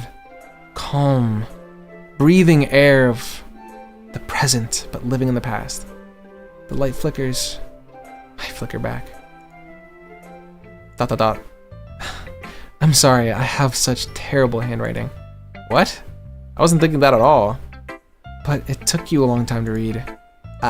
Well, I just don't read script very often. I actually think your handwriting is really pretty. Huh? That's a relief. Also, I liked the poem. Even though it's short, it was really descriptive. It wasn't too short. She does have bad handwriting. Yeah, it was really hard for me to read, to be honest with you. Like, I get it. You can do some cursive shit, right? But like, you don't have to speak in italics, bro. Like, I want to be able to understand you, you know? Like, quit stammering in Braille, man. Quit stuttering in Japanese. Actually, that's fine. I would stutter in Japanese. It wasn't too short. I usually write longer poems. Not at all. I'm really glad you like it. I'll be honest, since it's our first time sharing, I wanted to write something a little bit more mild. Something easy to digest, I suppose. Are you into ghosts, Yuri? Actually, the story isn't about a ghost at all, Mitzi. Really? I must have totally missed the point. Well, I suppose you did only glance over it after all. But remember that poets often express their own thoughts, feelings, and experiences in their work. They usually do more than tell a simple story or paint a picture. In this case, perhaps the subject of the poem is only being symbolically compared to a ghost, lingering in her last remaining place of comfort, unable to let go of the past, and soon will be left with nothing. That's a lot more solemn putting it that way. I hadn't even thought of that. That's impressive. It's nothing, really. Yours was impressive too. So, nah. If anything, I could probably learn a thing or two from you. You think so? Yeah, of course. You know, I was really nervous about doing all this, but in the end, I enjoyed it. I'm gonna keep doing my best for you, Mitzi. Oh, me too. Damn. I'm in. What does Natsuki have to say? ... Well, it's about what I expected from someone like you. That's a little blunt. Well, excuse me. It's not like I said it was bad. It just didn't evoke any emotions. So basically, it's not cute enough for your taste. Is that it? Do you want to get smacked? I'll pass. Well, anyway, I guess I need to show you mine. Not that you'll like it. Eagles can fly, monkeys can climb, crickets can leap, horses can race, owls can seek, cheetahs can run, eagles can fly, people can try, but that's about it. Yeah, told you weren't gonna like it. I like it. What? Just be honest. I am. Why are you so convinced that I wouldn't like it? Well, because everyone in high school thinks that writing has to be all sophisticated and stuff, so people don't even take my writing seriously. But isn't the point of poems for people to express themselves? Your writing style wouldn't make your message any less valid. Yeah, exactly. I like when it's easy to read, but hits you hard. Like in this poem. Seeing everyone around you do great things can be really disheartening. So I decided to write about it. Yeah, I understand. But the other nice thing about simple writing is that it puts more weight on the wordplay. Like, I set up for a rhyme at the end, but then made it fall flat on purpose. It helps bring out the feeling in the last line. So you did. I guess more went into it than I realized. That's what it means to be a pro. I'm glad you learned something. Didn't expect that from the youngest one here, did you? Yeah, guess not. I decided to humor her with that last comment. I don't really care how old everyone is, but if Natsuki is feeling proud, then I won't take that away from her. Phew. I guess that's everyone. I glance around the room. Did I miss Sayori? That was a little more stressful than I anticipated. It's as if everyone is judging me for my mediocre writing skills. Even if they're just, the music. Even if they're just being nice, there's no way my poems can stand up to theirs. This is a literature club after all. I sigh. I guess that's what I ended up getting myself into. Across the room, Monika is writing something in her notebook. My eyes land on Yuri and Natsuki. They gingerly exchange sheets of paper, sharing their respective poems. As they read in tandem, I watch their expressions change. Natsuki's eyebrows furrow in frustration. Meanwhile, Yuri smiles sadly. What's with this language? Did you say something? Oh, it's nothing. Natsuki dismissively returns the poem to the desk with one hand. I guess you could say it's fancy. Thanks. Yours is cute. Cute? Did you just completely miss the symbolism or something? I wish I had popcorn. It's clearly about the feeling of giving up. How can that be cute? I know that. I just meant the language, I guess. I was trying to say something nice. You mean you have to try that hard to come up with something nice to say? Thanks, but it really didn't come out as nice at all. Is it like weirdly blurry in the game, or is that just me? There's like a static, like noise. Well, I do have a couple suggestions. If I was looking for suggestions, I would have asked someone who actually liked it. Which people did, by the way. Monika liked it, and Mitzi did too. So based on that, I'll gladly give you some suggestions of my own. First of all, excuse me. I appreciate the offer, but I've spent a long time establishing my writing style. Oh, yes, I guess I did. I don't expect it to change anytime soon. Unless, of course, I come across something particularly inspiring, which I haven't yet. And Mitzi liked my poem too, you know. He even told me he was impressed by it. Natsuki suddenly stands up. Fucking here we go. Here comes the simp war. Oh, I didn't realize you were so invested in impressing our new member, Yuri. That's not what I... you're just... Yuri stands up as well. Maybe you're just jealous that Mitzi appreciates my advice more than he appreciated yours. Huh? And how do you know he didn't appreciate my advice more? Are you that full of yourself? No. If I was full of myself, I would deliberately go out of my way to make everything I do overly cutesy. Well, you know what? I wasn't the one whose boobs magically grew a size bigger as soon as Mitzi started showing up. Natsuki! Natsuki, that's a little... This doesn't involve you! Taking out your own insecurities on others like that. You really act as young as you look, Natsuki. Me? Look who's talking, you wannabe edgy bitch. Edgy? Sorry that my lifestyle is too much for someone of your mental age to comprehend. See? Just saying that proves my point. Most people learn to get over themselves before they graduate middle school, you know.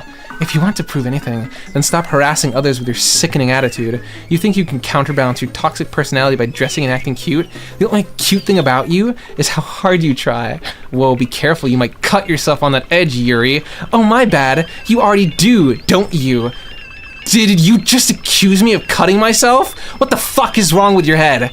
Yeah, go on. Let Mitzi hear everything you really think. I'm sure he'll be head over heels for you after this. Suddenly, Yuri turns toward me, as if she's just noticed I'm standing there. Mitzi, she's really trying to make me look bad. That's not true. She started it. How did... Whoa, what the fuck was that? I'm gonna go with Yuri. Yuri. Natsuki. Natsuki. Yuri. Natsuki. What the fuck is going on? Oh, hi, Monica. You're watching 4? What kind of setup do you have? Monica, chill. Ooh. Hey, Mitzi. Why don't we step outside for a little bit, okay? Sorry about that. They really shouldn't have tried to get you involved. It's better for us to stay out of this. We'll go back inside once they're done yelling. Some president I am, right? Can't even confront my own members properly. I just wish I was able to be a little more assertive sometimes. But I never have it in me to put my foot down against others. You understand, right? Anyway, if this makes you want to spend less time with the others, then that's fine. I'd be happy to spend time with you instead. What? Suddenly, Natsuki runs out of the classroom. Aww. She quickly runs away. Oh dear. Well, it looks like they're done. I didn't mean it. I didn't mean it. I didn't mean it. Yuri is rocking back and forth in her desk with her palms on her forehead. Holy shit. Yuri? I didn't mean it. I believe you. I have no idea what Yuri might have said to Natsuki. Or did. Mitzi, please don't hate me. Please. I'm not like this. There's something wrong with me today. It's fine, Yuri. We know you didn't mean it.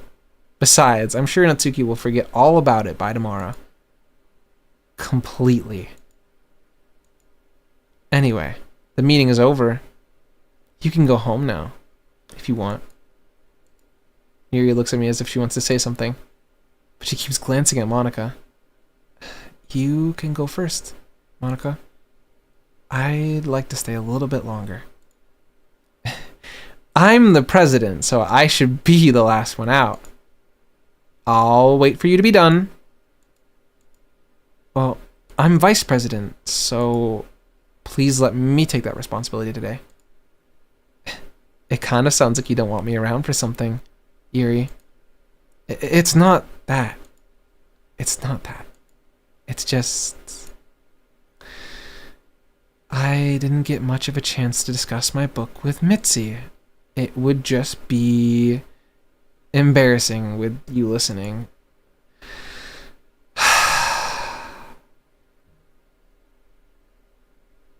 Oh yeah? You've been watching somebody named that? That's interesting.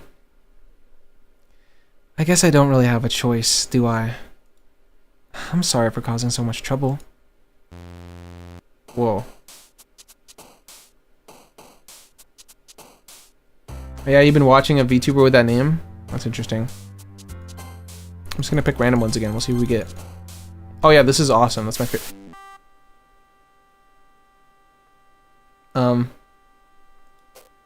This is kind of scary. Oh. It's creepy hearing a voice of any kind in this game. If only. Yeah. Here, wait. Try again. I'll like pretend this time. Stretching my neck. Oh my goodness. Okay. Another day passes, and it's time for the club meeting already. I've gotten a little more comfortable here over the past few days. And you feel like a loser? Damn. Alright. I wanted to hear the punchline, so... Damn, that's upsetting. I've gotten a little bit more comfortable over the last few days. Entering the club room, the usual scene greets me. The poster's not up, is it? Oh, I think it is. It is. Fuck, dude. Sayori's just hanging back there. Whoa. What the Yuri titty do? Hi Yuri. I'm not sure if it's me or if it's Yuri's expression, but the weight of yesterday's quarrel still hangs in the air a little. Yuri glances over her shoulder, looking around the room. Natsuki is reading manga at a desk, and surprisingly, Monika isn't here yet. Suddenly, Yuri takes my arm and pulls me to the corner of the room. About yesterday. I really need to apologize. Nothing like that has ever happened before. Something just came over me, I guess. I wasn't acting mentally sound. Please don't think we're usually like this. Not just me, but Natsuki as well. Yuri, I'm happy that you were considerate and apologized, but you don't have to worry too much. Even though I've only been here a couple days, I could tell something was off yesterday. Maybe we were just a little extra sensitive because it was our first time sharing poems. But whatever it was, it didn't make me think any less of you. I had already decided that there's no way you could be a bad person. And now that you're apologizing, I know you really didn't mean it. Mitzi, don't say those kinds of things so frankly. They make me a little too happy. What does she mean by that? I'm just really glad that you're such an understanding person. And I'm really glad you joined this club. Everything is a little bit brighter with you around, and I'm sorry. What am I saying right now? I just... Hey, have you guys seen Monika? No, I haven't. I was also kind of wondering where she was. Man, Yuri, I'm guessing you haven't either. Yuri is clearly taken aback by how calmly Natsuki is addressing her. No, I haven't. Jeez, this isn't like her at all. I know it's stupid, but I can't help but worry a little bit. What? Why are you looking at me like that? Natsuki, about yesterday. I just wanted to apologize. I promise I didn't mean any of the things I said. And I'll do my best to stay under control from now on. So, Yuri, what the heck are you talking about? Did you do something yesterday? Jeez. Whatever's on your mind, I'm sure it was nothing. I don't even remember anything bad happening. You're the kind of person who worries too much about the little things, aren't you? But I'll accept your apology anyway. It helps you feel better about it. Besides, it's kind of nice to hear, since I was always afraid of you secretly hated me or something like that. No, not at all. I don't hate you. Well, you're kind of weird, but I don't hate you either. Natsuki turns to me. You're still on trial, though. Hey, suddenly the door swings open. Sorry, I'm super sorry. Oh, there you are. I didn't mean to be late. I hope you guys weren't worried or anything. Nah. Well, Natsuki was. I was not! What took you so long, anyway? Well, my last period was study hall. To be honest, I kinda just lost track of time. That makes no sense, though. You would have heard the bell ring, at least. I must not have heard it, since I was practicing piano. Piano? I wasn't aware you played music as well, Monika. Don't give me more credit than I deserve. I guess I've been practicing for a while, but I'm still not very good yet. Still, that must require a lot of dedication. So I'm still impressed. Oh, well thanks, Yuri. You should probably play something for us sometime. That's... Monika looks at me. Well, I'm working on writing a song, but it's not quite done yet. She's the only one who's like turned entirely towards me, I realize. Like even Natsuki is at like a slight angle where her right shoulder is closer. Monika's just faces the camera. It's creepy. Maybe once I get a little bit better, I will. That sounds cool. I look forward to it. Is that so? In that case, I won't let you down, Mitzi. Monika smiles sweetly. I didn't mean any pressure or anything like that. Don't worry. I was hoping that I could share it with you anyway. I guess that's why I've been practicing so much recently. I see. I'm not sure if Monika was referring to the whole club or just me. In that case, ganbatte ne. Thanks. So I didn't miss anything, did I? Not really. I chose not to bring up anything that the three of us talked about. Besides, Natsuki has already run off into the closet. Mitzi, since your compliments put me in a good mood, I was wondering if you'd like to spend some time together today. I mean, in the club. Yeah, definitely. I planned on it anyway. Okay. Can we start now? Let's find a place to sit. I'm being a little forceful, aren't I? I'm sorry. My heart just won't stop pounding for some reason. Don't worry about it. If anything, it's nice to see you have so much energy. Yeah, but I need to try to calm down. I won't be able to focus on reading like this. Take your time. Okay, Ocean View, thank you. Yeah, I'll still probably be here. This game has a little bit left on it. Yuri takes a deep breath, then pulls a copy of the book out of her bag. Actually, I have a request. Do you mind if I make some tea first? Not at all. Thanks very much. If there's one thing that can make my reading time here any better, it's a nice cup of tea. Not to mention for yourself as well. Yuri stands up and makes her way to the closet. I follow and watch as she receives a small water pitcher from the shelf, the kind with a filter inside. Can you hold this for a second? Sure. Yuri hands me the water pitcher and also fetches an electric kettle. I'm going to plug this in at the teacher's desk, and then I'll go get some water. She walks past me and sets the kettle down on the teacher's desk. I simply watch her movements. To my surprise, the way she moves really contrasts her speaking mannerisms, especially because of her long legs. Yuri appears elegant and methodical. Bro is really checking her out. What the fuck? Okay. May I have the water pitcher? Thanks. I'll be right back. I may as well walk with you. That's okay. You stay here. I won't take long. Pitcher in hand, Yuri hurries out of the classroom. Ah, did Yuri leave you again? No, it's not like that this time. She's just filling up the water pitcher to make some tea. Oh, okay. Sorry for the misunderstanding. 10 minutes pass. Yuri said it wouldn't take long. Is something holding her up? I'm bored just waiting here, so I decided to go look for her. Oh yeah, wait, isn't this like...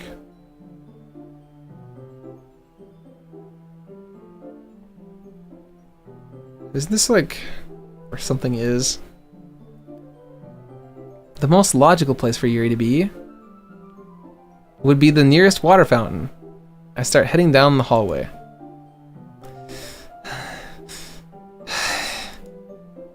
I don't want to make the fucking gasping noises, bro. She's like, like she's being a fucking gremlin, bro. What's that noise? It's coming from around the corner. It sounds like breathing. A sharp inhale, like someone is sucking air through their teeth. Are they in pain? I reach the corner and peer around it. Yuri? Yeah. Whoa. I'm back.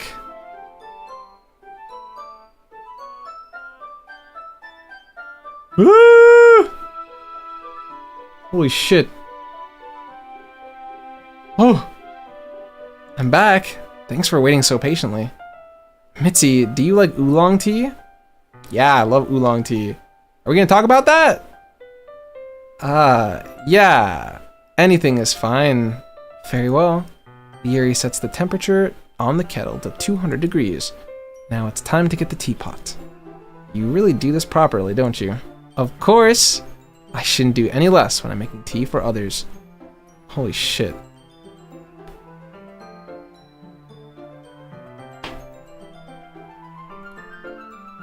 Even if I'm not an expert on tea or anything. In that case, you'll only be more impressed. Perhaps I will. Yuri fetches the teapot and begins measuring the tea leaves. To my surprise, she even starts humming a little to herself. You must be in a good mood now. Is that so? I was letting it show, and you noticed. I was doing a bit of thinking, and I decided that I would try expressing myself a little bit more.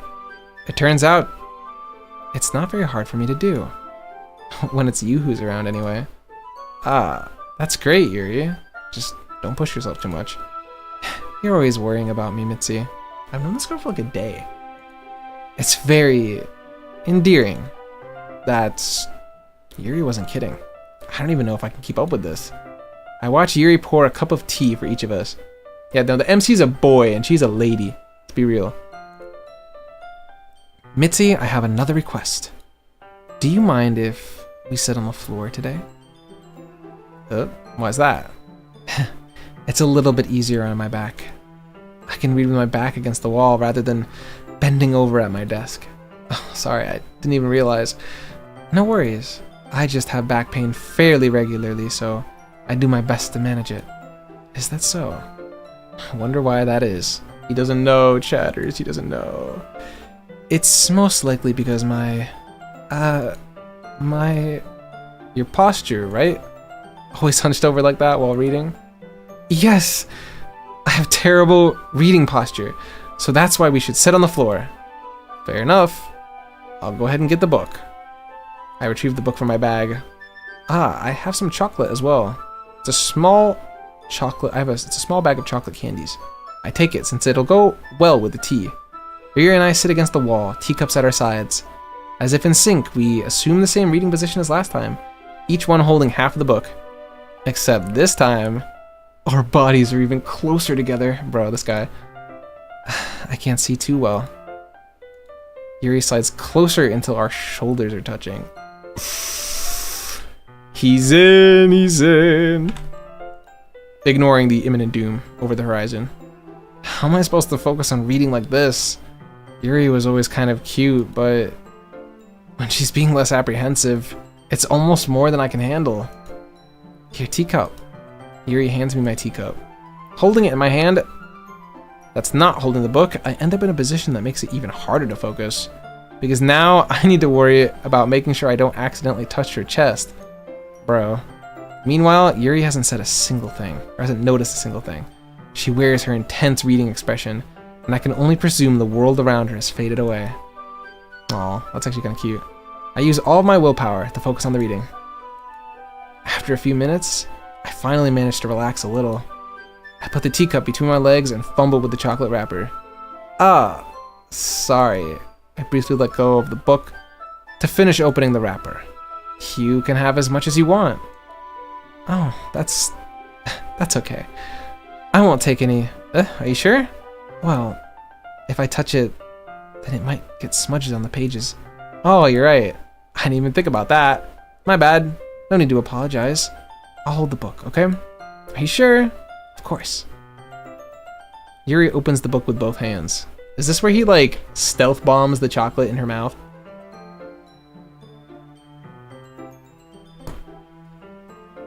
Like, bro could really never be caught lacking.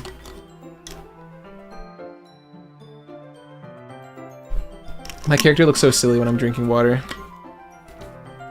I'm like sucking on an invisible straw in the air. She holds it so that I don't have to have a hard time. She holds it so that I don't have any harder of a time reading from it. But as a result, her left arm is practically resting on top of my leg. Well, in that case, Yuri is already totally focused on reading again. I take the chocolate candy and pop it into my mouth. Then I take another chocolate and I hold it up to Yuri. She doesn't even look away from the book. She simply parts her lips as if the situation was completely natural. But that means I can't stop here. I apprehensively place the chocolate in her mouth. Dog. Just like that, Yuri closes her lips over it. Dude, I'm like feeding her. Yuri's expression suddenly changes. Aw. Did I just... Yuri looks at me like she needs to confirm what just happened. Oh. Mitzi. Sorry. I guess I shouldn't have done that. Yuri starts to breathe heavily.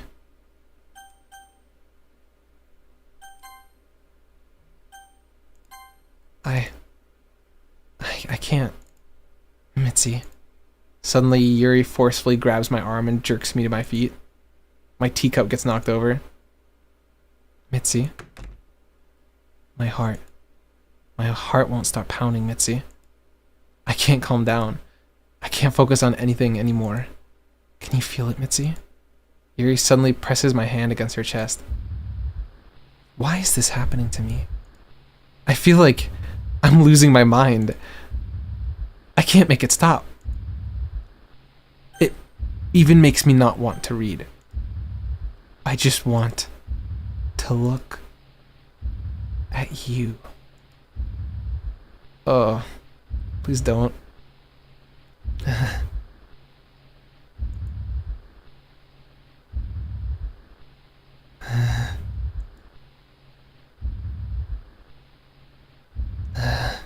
Bro. Move my VTuber model closer to the screen. Okay, wait, why? Like, wait, like this? Is that good? What do I look like?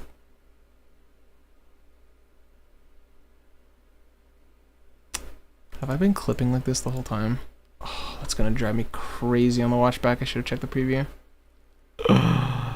Oh, hopefully it wasn't clipping that bad since I was smaller before. Anyway. It's terrible. The hair clips? Oh, you want to see the clips on my head? Oh, you mean like these things? You like them? It's time to share poems. Okay, well that was something. Okay, Natsuki. Well, it's not really any worse than your last one, but I can't really say it's any better either. Oh wait, speaking of party goer, they made the art in my singing video that I posted today, which I finally did a singing video because you guys were asking for one and I don't have one anywhere. So I was like, you know, it's like a clip of me singing from my phone, but it's better than nothing. I'm really picky about my singing clips, so I don't upload them very often. But anyway, she drew a really cool version of my model. So, very cool. Yes. The art alone is worth it. Whew. Huh? View what? Well, anything that isn't a train wreck, I'll take as a win. And I get the feeling you're probably the most critical. Hey! What makes you... Wait, maybe that was a compliment? Huh. Glad to see someone recognizes my experience. Well then, keep practicing and maybe you'll be as good as me someday. That's, something tells me Natsuki completely missed the point.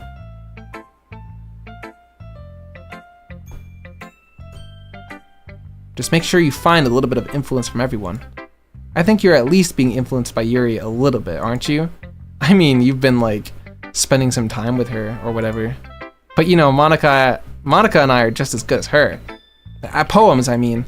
So you should really try to learn something or you'll never get better. Here's the one I wrote. I'll make sure you learn something from it. Amy likes spiders. You know what I heard about Amy? Amy likes spiders. Icky, wriggly, hairy, ugly spiders. That's why I'm not friends with her. Amy has a cute singing voice. I heard her singing my favorite song. Every time she sang the chorus, my heart would pound to the rhythm of the words. But she likes spiders. That's why I'm not friends with her. One time I hurt my leg really bad. Amy helped me up and took me to the nurse. I tried to not let her touch me. Amy likes spiders, so her hands are probably gross. That's why I'm not friends with her. Amy has a lot of friends. I always hear her talking to people. She probably talks about spiders. What if her friends start to like spiders too? That's why I'm not friends with her. It doesn't matter if she has other hobbies. It doesn't matter if she keeps it in private. It doesn't matter if she doesn't hurt anyone. It's gross. She's gross. The world is better off with spider lovers, and I'm gonna tell everyone. Damn. Not bad, right? It's quite a bit longer than yesterday's.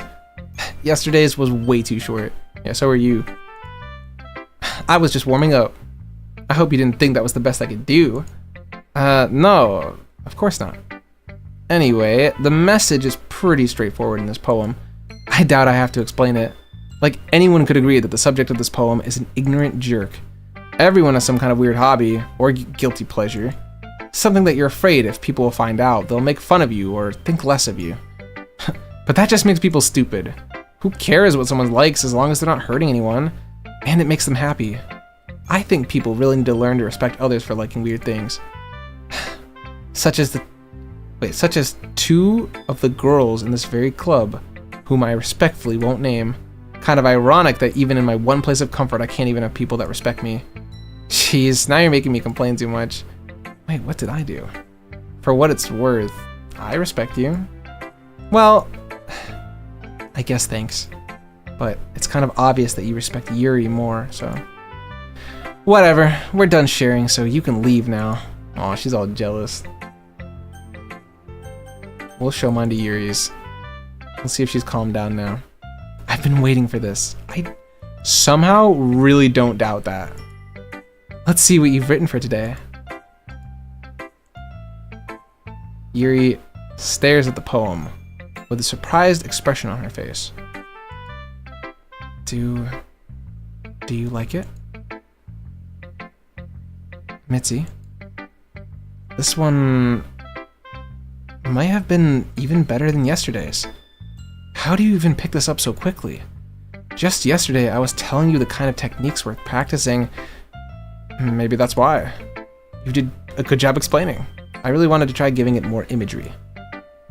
Yuri visibly swallows. Even her hands appear sweaty. That makes me so happy. It's so amazing to feel like I'm valued, Mitzi. Everything that you write is a treasure to me. My heart pounds just holding it. I want to write a poem about this feeling. Is that bad, Mitzi? I'm not being weird, right? I'm having a harder time than usual at concealing my emotions. I'm kind of embarrassed. But right now, I just want you to read my poem too. Okay? Wheel. A rotating wheel. Turning. An axile.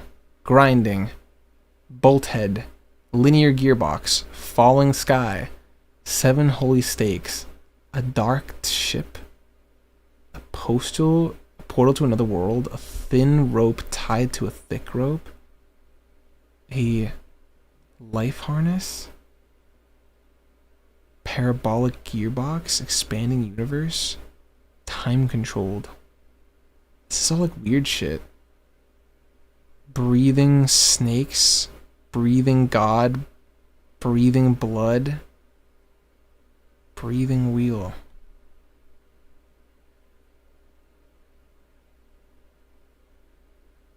This is so weird. Are both of the clips X's? Well,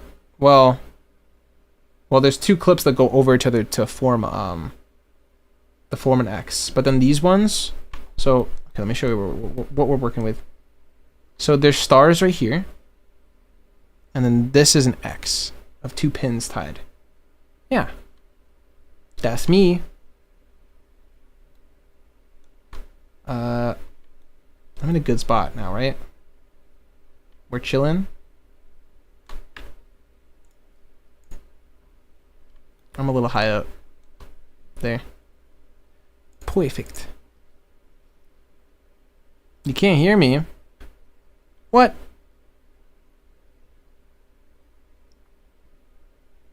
You can't? Yes, you can.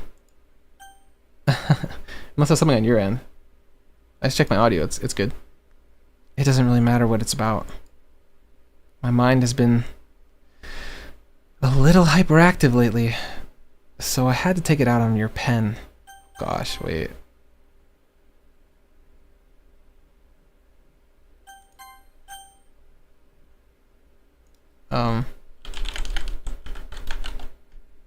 Is my audio broken?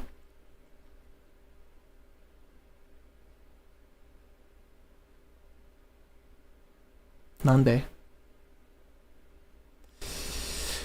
Let me check. Hello? Okay, yeah, I'm good. So it's a you problem.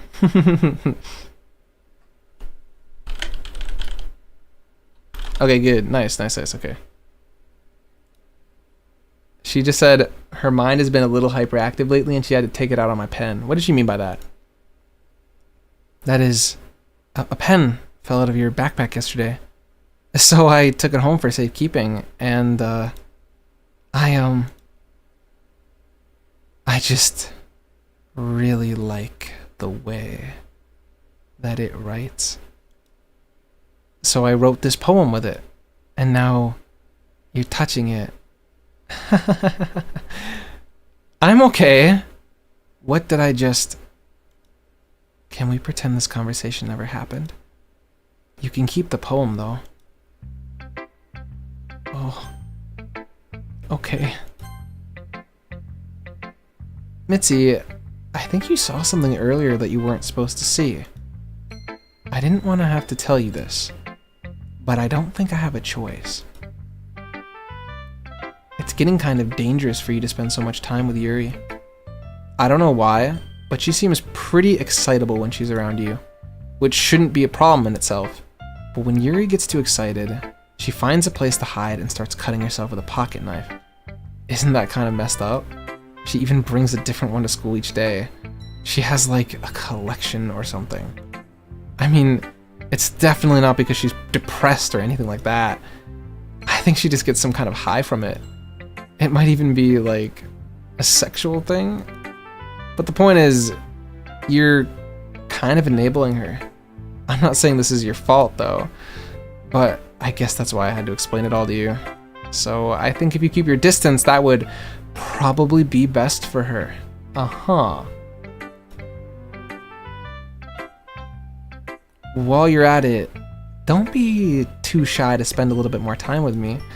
To put it lightly, I at least have it together in the head, and I know how to treat my club members.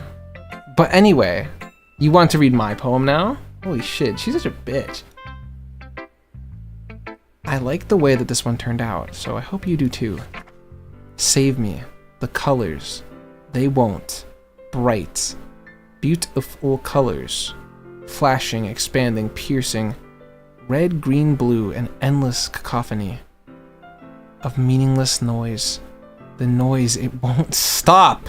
Violent, grating with waveforms, screeching, squeaking, piercing, sine, cosine, tangent, like playing a chalkboard on a turntable, like playing a knife on a breathing rib cage.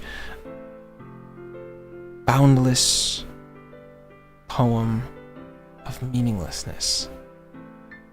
Okay. Sorry, I know it's kind of abstract. I'm just trying to, well, never mind. There's no point in explaining. Anyway, here's Monica's writing tip of the day. Sometimes you'll find yourself facing a difficult decision. When that happens, don't forget to save your game. You never know when, who am I talking to? Can you hear me? Tell me you can hear me. Anything. Okay. That's my advice for today. Okay. Thanks for listening. Okay. I've received a special poem. Would I like to read it? Yeah. Nothing. Wait. Nothing is real. Okay. Okay, everyone. Whoa, what is my mouse? I think it's like a fucked up sprite of Sayori. Yeah, it's just Sayori. Okay, everyone. We're all done reading each other's poems, right? It's gone. Oh. She was trying. We have something we need to go over today. So if everyone could come sit at the front of the room. Is this about the festival? Well, sort of. Do we really need to do something for the festival? It's not like we can put together anything good in just a few days. We'll just end up embarrassing ourselves instead of getting any new members. That's my concern as well.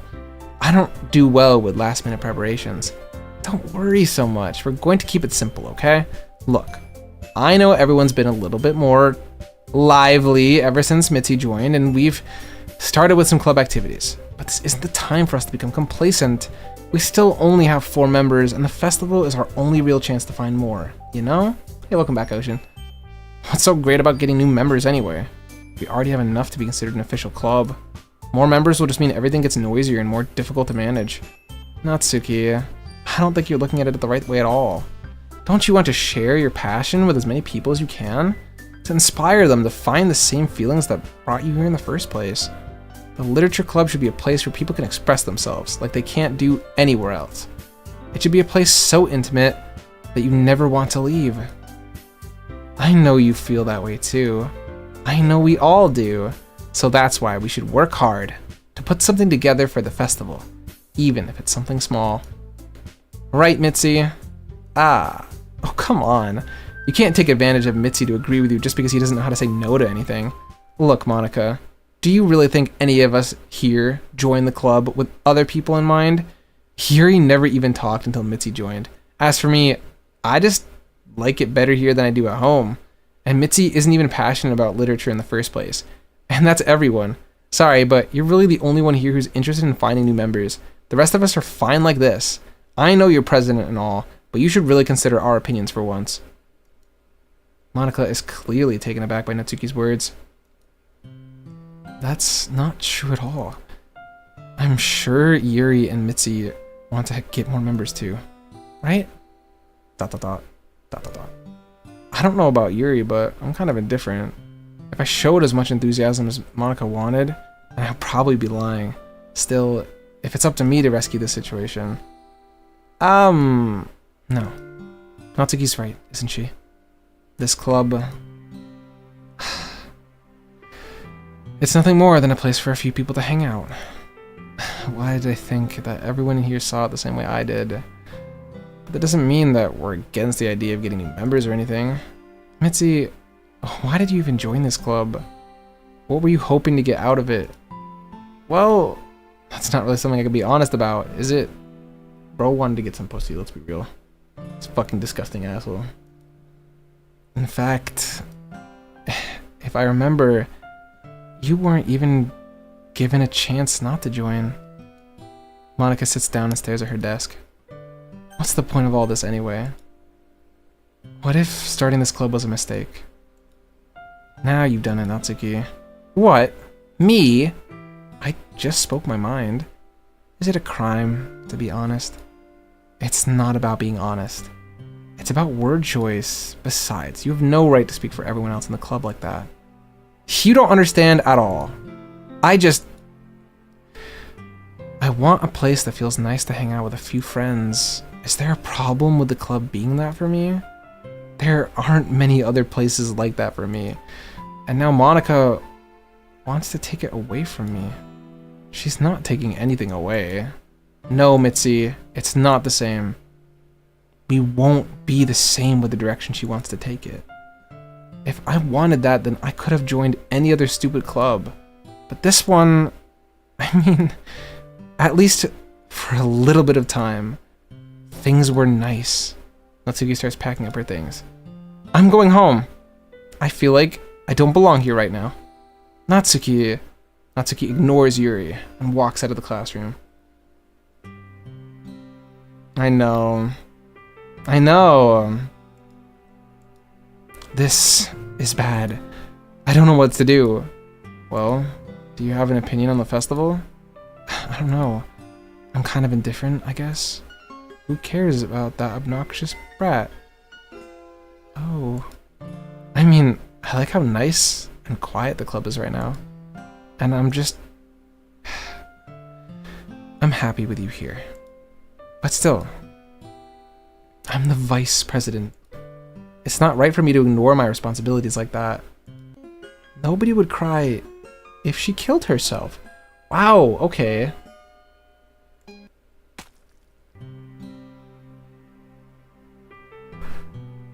I should do my best to consider everyone's perspective and make the decision that's right for the club. But what about you, Mitzi? What do you want to get out of this club? Yuri repeats the same question as Monica. I decide giving an indirect answer is better than nothing. I think the most important thing is for everyone to get along. And for the club to provide something that you can't get anywhere else. I don't think it's about how many members, but rather the quality of each member. That's what will end up making the literature club a special place. I see. I really agree with you. Each member contributes their own qualities in a special... She's crying blood. In a special way. With each change in members, the identity of the club as a whole will change too. I don't think that's necessarily a bad thing. Stepping out of your comfort zone, once in a while. So, if you would like to help Monika with the festival, then I'm on your side as well. Alright. Well, maybe we can all talk to Natsuki tomorrow. Yuri nods. Hey, Yuri... I know things were a little awkward yesterday, but I feel like you deserve to know that I still think you're a wonderful vice president. And also, a wonderful friend. Monika. I want to do everything I can to make this the best club ever, okay? Me too. Yeah, let's all go home for today. We'll talk about the festival tomorrow. Okay. I look forward to it. Shall we go, Mitzi? Please don't take this the wrong way, but I'm going to chat a little bit with Mitzi before we leave. Just need to see what he thinks of his time here and all that. It's important to me as president. Yuri looks a little bit troubled, but she doesn't protest. Okay. I trust your judgment, Monika. In that case, I'll see the two of you tomorrow. See you tomorrow! Monika waves as Yuri exits the classroom. Oh wow, I'm finally alone with Monika. I feel like this hasn't happened. Has this happened? Other than since she invited me?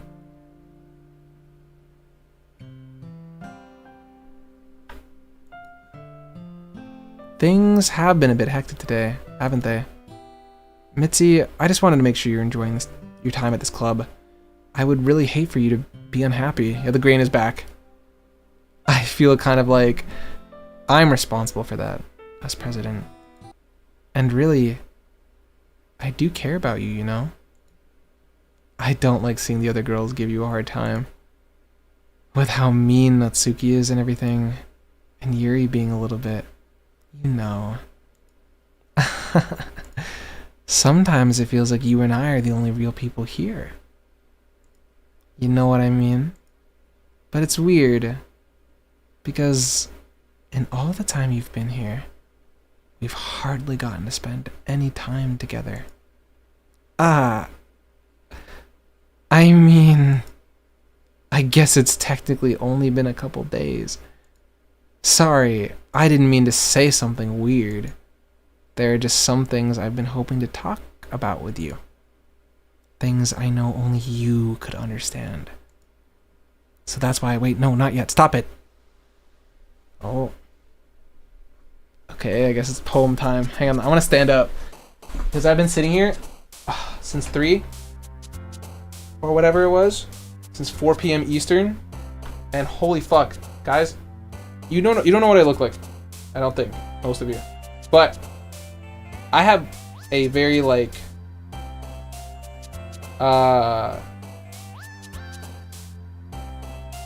you know, like the endoskeleton in FNAF? I'm built like one of those. So my ass has no cushioning on it. So it just hurts, you know? To sit down for that long. I need to do some squats or something, chat. I'm built like a cutting board.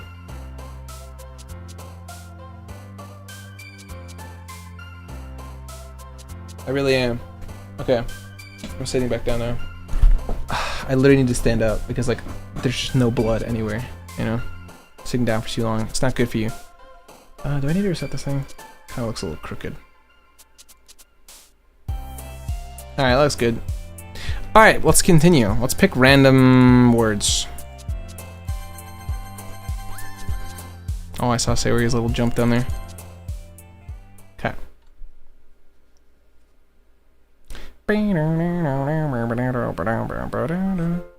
Hi, Mitzi. I've been waiting for you. Are you ready to continue reading? I brought my best tea today. Monika, I told you not to... Ugh, is she really late again? Inconsiderate as usual, Natsuki. Excuse me? Must you always interrupt my conversations with your incessant yelling? What are you talking about? You say that like I do it on a regular basis or something. I just wasn't paying attention, okay? I'm sorry. Seriously, what's gotten into you lately? Me? Nothing. Is it really that bad? See, it is something. I'll get over it. It's not even anything noteworthy. I've just been feeling a little bit more on edge lately. Anyway, we don't need to talk about it. Well, I just felt like I needed to bring it up. It's not like I really care or anything. Oh man, I'm the last one here again. Well, Mitzi just walked in too. Were you practicing piano again?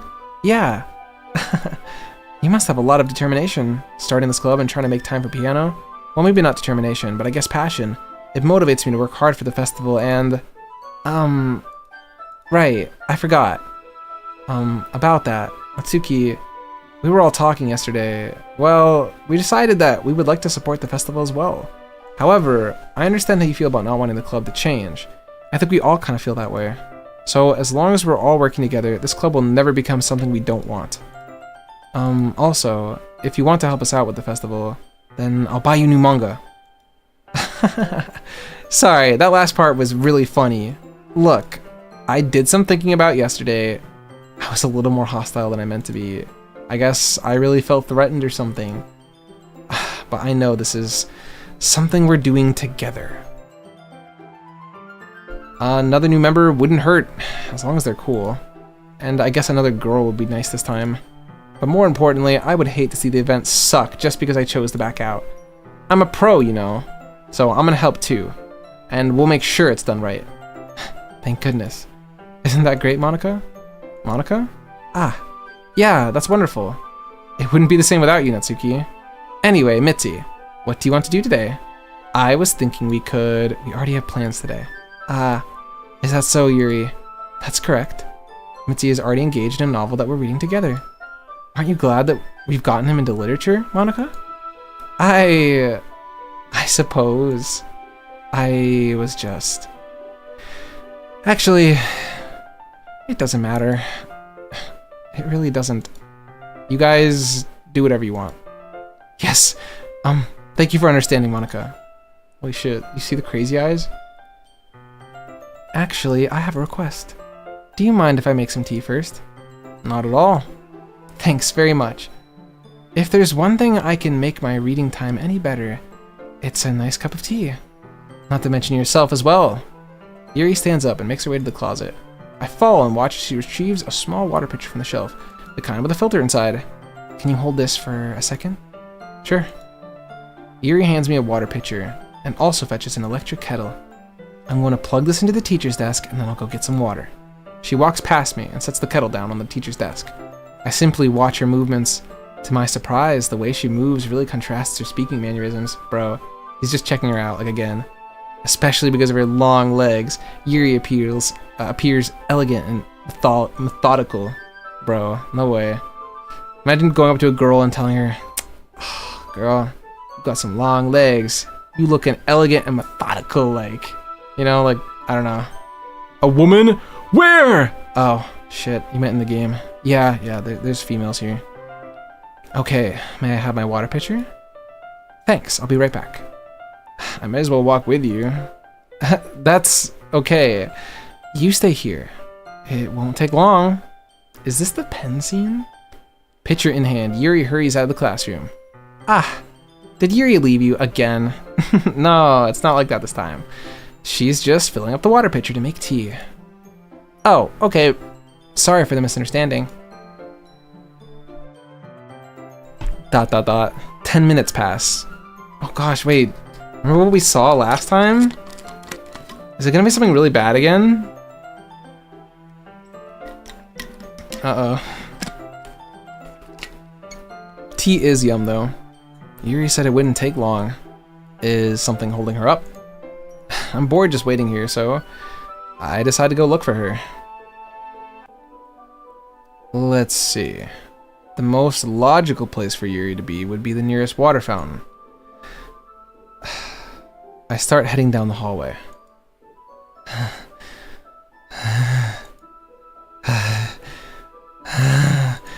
What's that noise? It's coming from around the corner. It sounds like breathing. A sharp inhale, like someone is sucking air through their teeth. Are they in pain? I reach around the corner and peer around it. Yuri!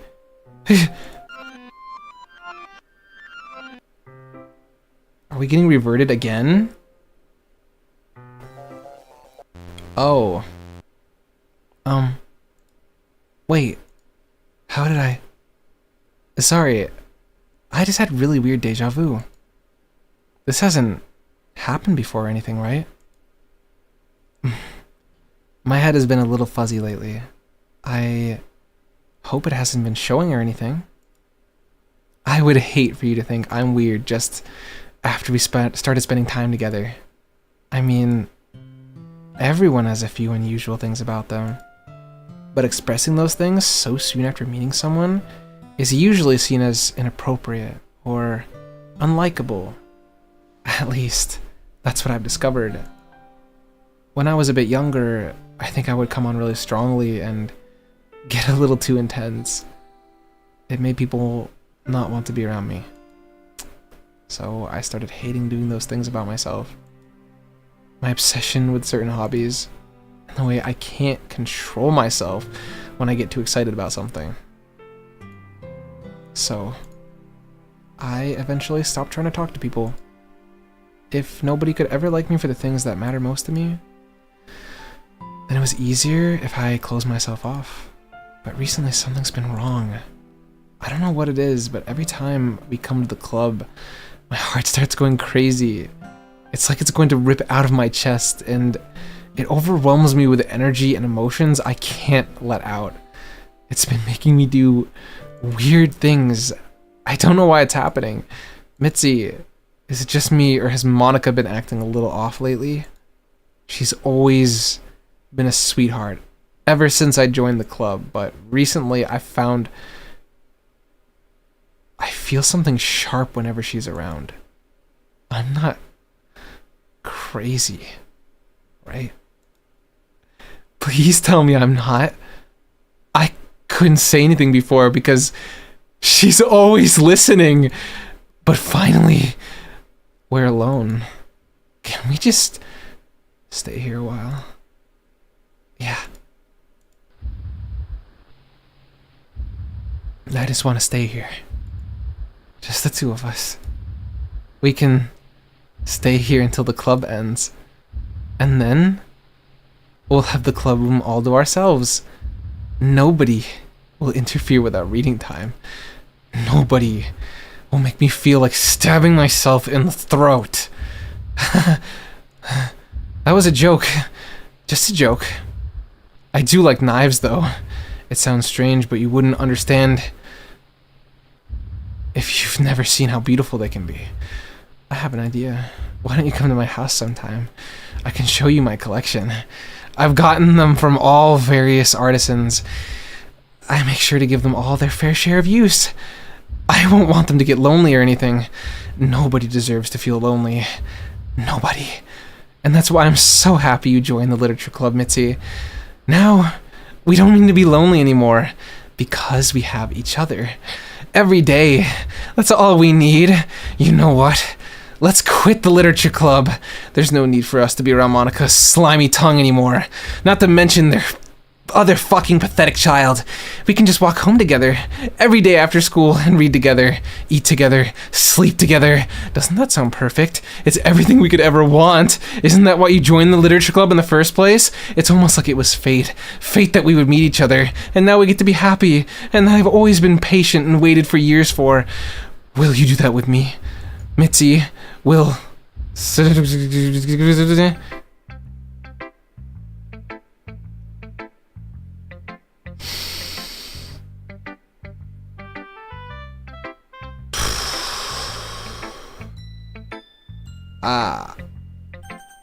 Natsuki. I enjoy plain spaghetti with butter, I'd say. Sometimes sauce makes it worse. Alright, good night, Ocean View. Later. This one's alright. Alright? Well, yeah. About as good as yesterday's anyway. Yeah, see you Tuesday. I still can't really tell how much you actually care about writing, but either way, you're doing alright. Yeah, happy Easter. Take it easy, okay? Much love. Even though you're not really spending time with anyone but Yuri, I still think it's nice to have activities that we all participate in. So you better keep working hard. I mean, I know I'm not the president or vice president or anything, but that doesn't mean you can let me down, okay? So at least read mine too for now. But just to be clear, this poem means a lot to me. So read it carefully, okay? I don't know how else to bring this up, but there's been something I've been worried about. Yuri has been kind of acting strange lately. You've only been here a few days, so you may not know what I mean. but she's not normally like this. She's always been quiet and polite, attentive, things like that. Okay, this is really embarrassing, but I'm forcing myself to suck it up. The truth is, I'm really worried about her. But if I tried talking to her, she'll just get mad at me again. I don't know what to do. I think you're the only person that she'll listen to. I don't know why, but please try to do something. Maybe you can convince her to talk to a therapist. I've always wanted to try being better friends with Yuri, and it really hurts me to see this happening. I know I'm gonna hate myself later for admitting that, but right now I don't care. I just feel so helpless. So please, if you can do something to help, I don't want anything bad to happen to her. I'll make you cupcakes if I have to. Just please try to do something. As for Monica, I don't know why, but she's been really dismissive about this. It's like she wants us to ignore it. So I'm mad at her right now. And that's why I'm coming to you about this. Don't let her know I wrote this. I just pretend I gave you a really good poem, okay? I'm counting on you. Thanks for reading. It's really thoughtful of not to... Oh. I changed my mind. Ignore everything you just read. There's no point in trying to do anything. It's Yuri's own fault that she's so unlikable. Can you hear me, Mitzi? If you could just spend more time with Monica, all of these problems would go away. Yuri and I are too messed up for someone as wonderful as you. Just think of Monica from now on. Just Monica. Just Monica. Just Monica.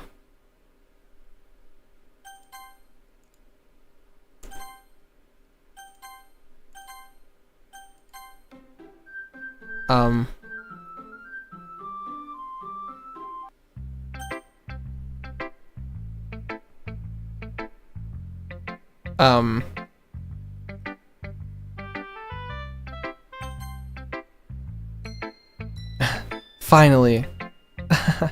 Yuri holds my poem up to her face and takes a deep breath. I love it. I love everything about it. Mitzi, I want to take this home. Will you let me keep it? Please? Sure. I don't care. You're too nice to me, Mitzi. I've never met anyone as nice as you. I could die. Not really, but I just don't know how to describe it. It's okay to be feeling this way, right? It's not bad, right? Yuri holds my poem to her chest. I'm gonna take this home from me. Keep it in my room. I hope it makes you feel good when you think about me having it. I'll take good care of it. I'll even touch myself while reading it over and over. I'll give myself paper cuts so your skin oil enters my bloodstream. You can have my poem too. Besides, after you read it, I know you're going to really want to keep it. Here, take it. I can't wait any longer. Hurry, read it.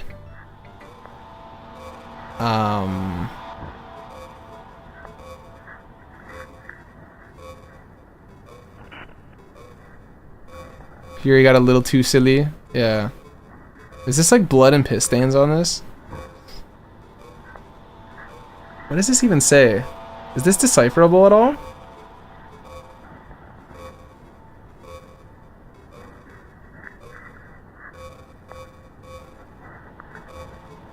It says darkness, right? Ecological? Her handwriting does really suck.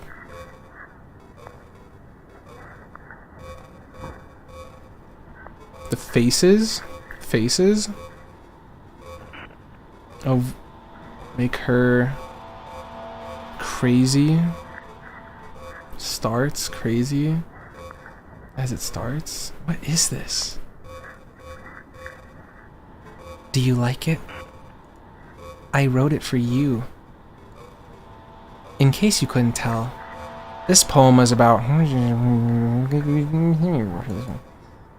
More importantly, I've endowed it with my scent.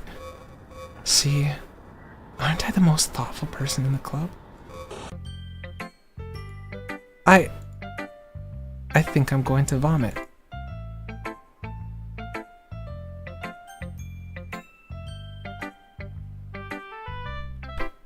Shit. Anyway, Don't say I didn't warn you, Mitsu.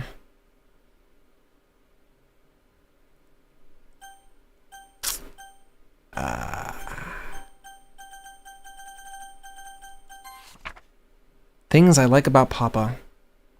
I like when Papa comes home early. I like when Papa cooks me dinner. I like when Papa gives me allowance. I like it when Papa spends time with me. I like when Papa asks me about my friends. I like when Papa asks me about anything. I like when Papa gives me lunch money. I like when Papa comes home before sundown. I like when Papa cooks. I like when Papa gives me privacy. Doesn't tell me how to dress.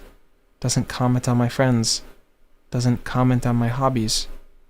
I like it when Papa comes home without waking me up. When he keeps food in the house, uses his inside voice, leaves my stuff alone, accidentally drops coins in the couch, is too tired to notice me, is too tired for anything. I like when Papa is too tired for anything. Jeez.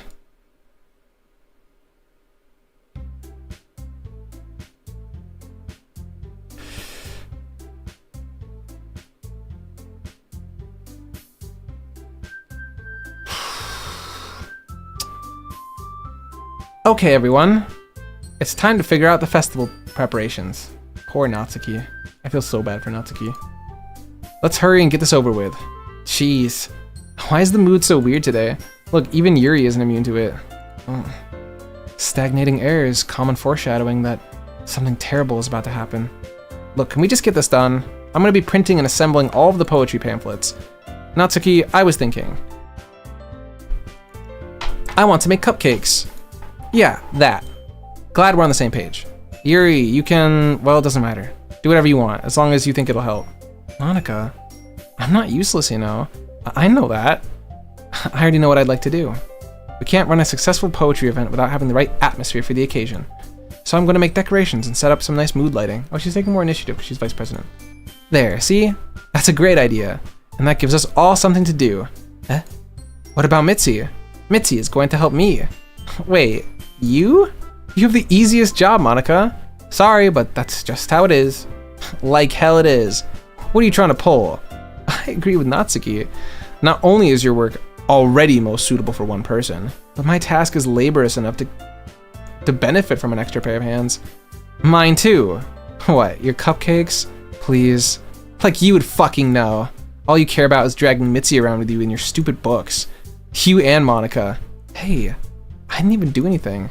Okay, then why not let Mitzi decide who he wants to help instead of abusing your power? I'm not abusing my power. Yes, you are, Monica. Just let Mitzi make the choice, okay? Okay, fine. Fine. Jeez. Mitzi, I know how fed up you are with these two by now. We can just... Natsuki, shut your fucking mouth and let him decide for himself.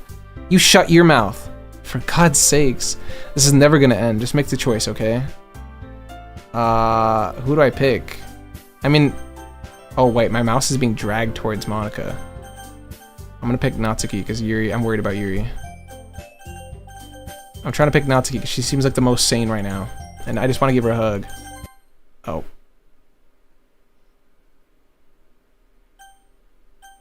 I think we're picking Natsuki anyway.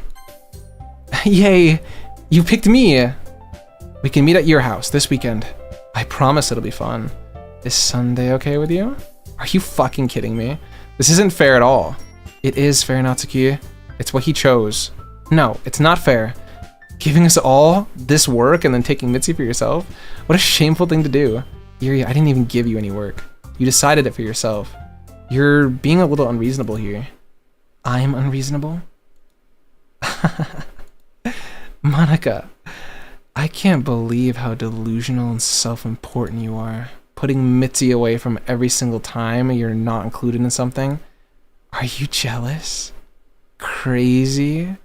Or maybe you just hate yourself so much that you take it out on others. Here's a suggestion. Have you considered killing yourself? It would be beneficial to your mental health. Yuri, you're scaring me a little. Natsuki, let's just go. I don't think she wants us around right now. See? That wasn't very hard. All I want to do is spend a little bit of time with him. Is that so much to ask? Yuri follows Monika and Natsuki to the next door. Hey, Mitzi. Yuri is really something, isn't she? Oh my gosh. Monika giggles as Yuri pushes her out the door.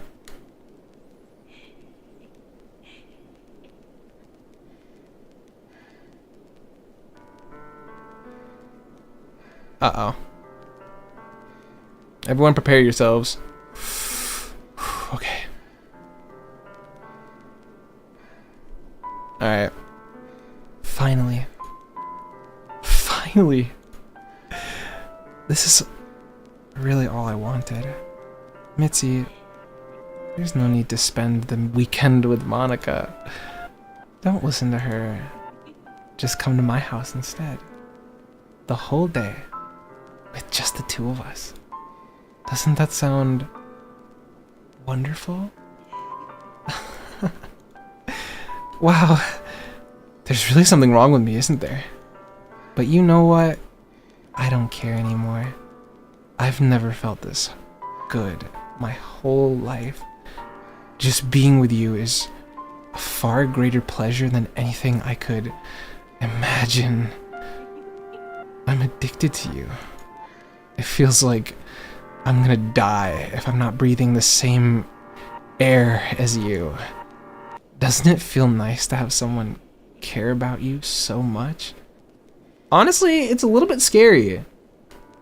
But I'm not gonna lie, my like sense of self is so like weak and like my insecurity is so high that like, okay, I know Yuri couldn't win me over, but you know what I'm saying, right? Like someone being very obsessed with you, I wouldn't like it in the long run, but like, I don't know, I'm fragile enough to let her pet my ego right now. I can feel it getting to me.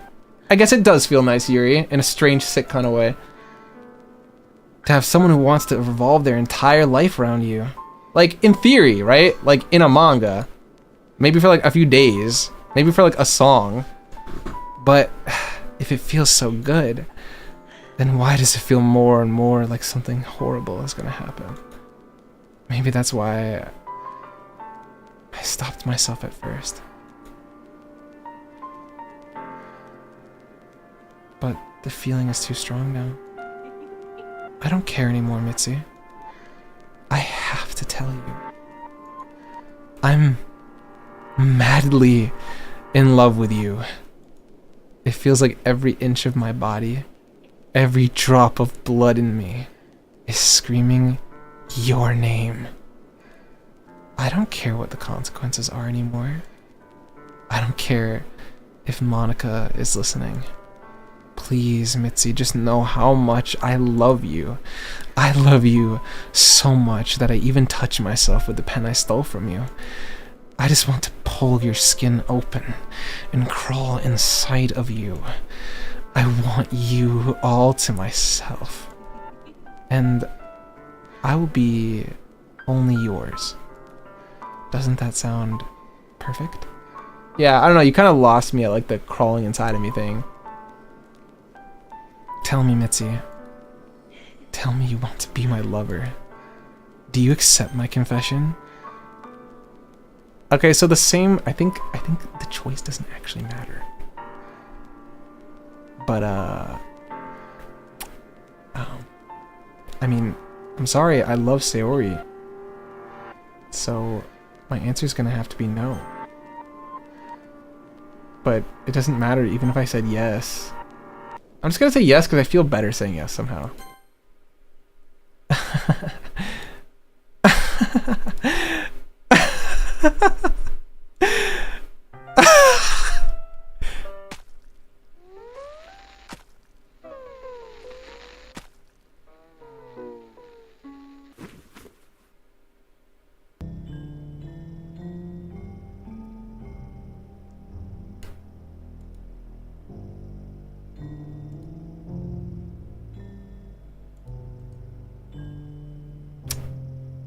New desktop background.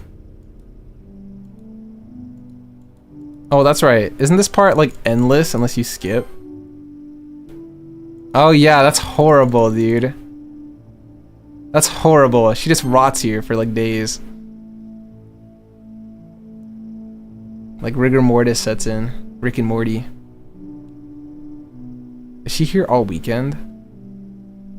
Oh my gosh.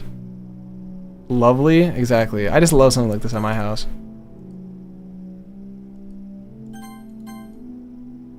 She looks decrepit as fuck. I think her bones are getting like... I don't know, it feels like the drawing is changing somehow. More than just the eyes do. Oh, yeah, it's changing. Holy shit, yeah. The fuck? This is how I'd be looking on a Monday? That's so true. This is me 0.05 seconds without the Zaw. This is me... What? Oh. This is me when my favorite streamer stops talking. Alright, it's festival time. I think you forgot about something. Oh. Wow, you got here before me? I thought it was... Yeah! And she screams, running away. Oh gosh. Natsuki runs away. I'm here! Mitzi, did something happen? Natsuki just ran past me and... Oh. Oh. Well, that's a shame. Yeah, all the life drained for them. Wait, were you here the entire weekend, Mitzi? Oh, jeez. I didn't realize the script was broken that badly. I'm super sorry. It must have been pretty boring. I'll make it up to you, okay? Just give me a sec. I think she just deleted Natsuki and Yuri from existence. I'm almost done. I just want to have a cupcake, real quick. Monica lifts the foil from the tray and takes a cupcake. Seriously, these are the best. I really just had to have one, since it's the last time I'll ever get a chance to. You know, before they stop existing and everything. But anyway, I really shouldn't be making you wait any longer. Just bear with me, okay? This should only take a second.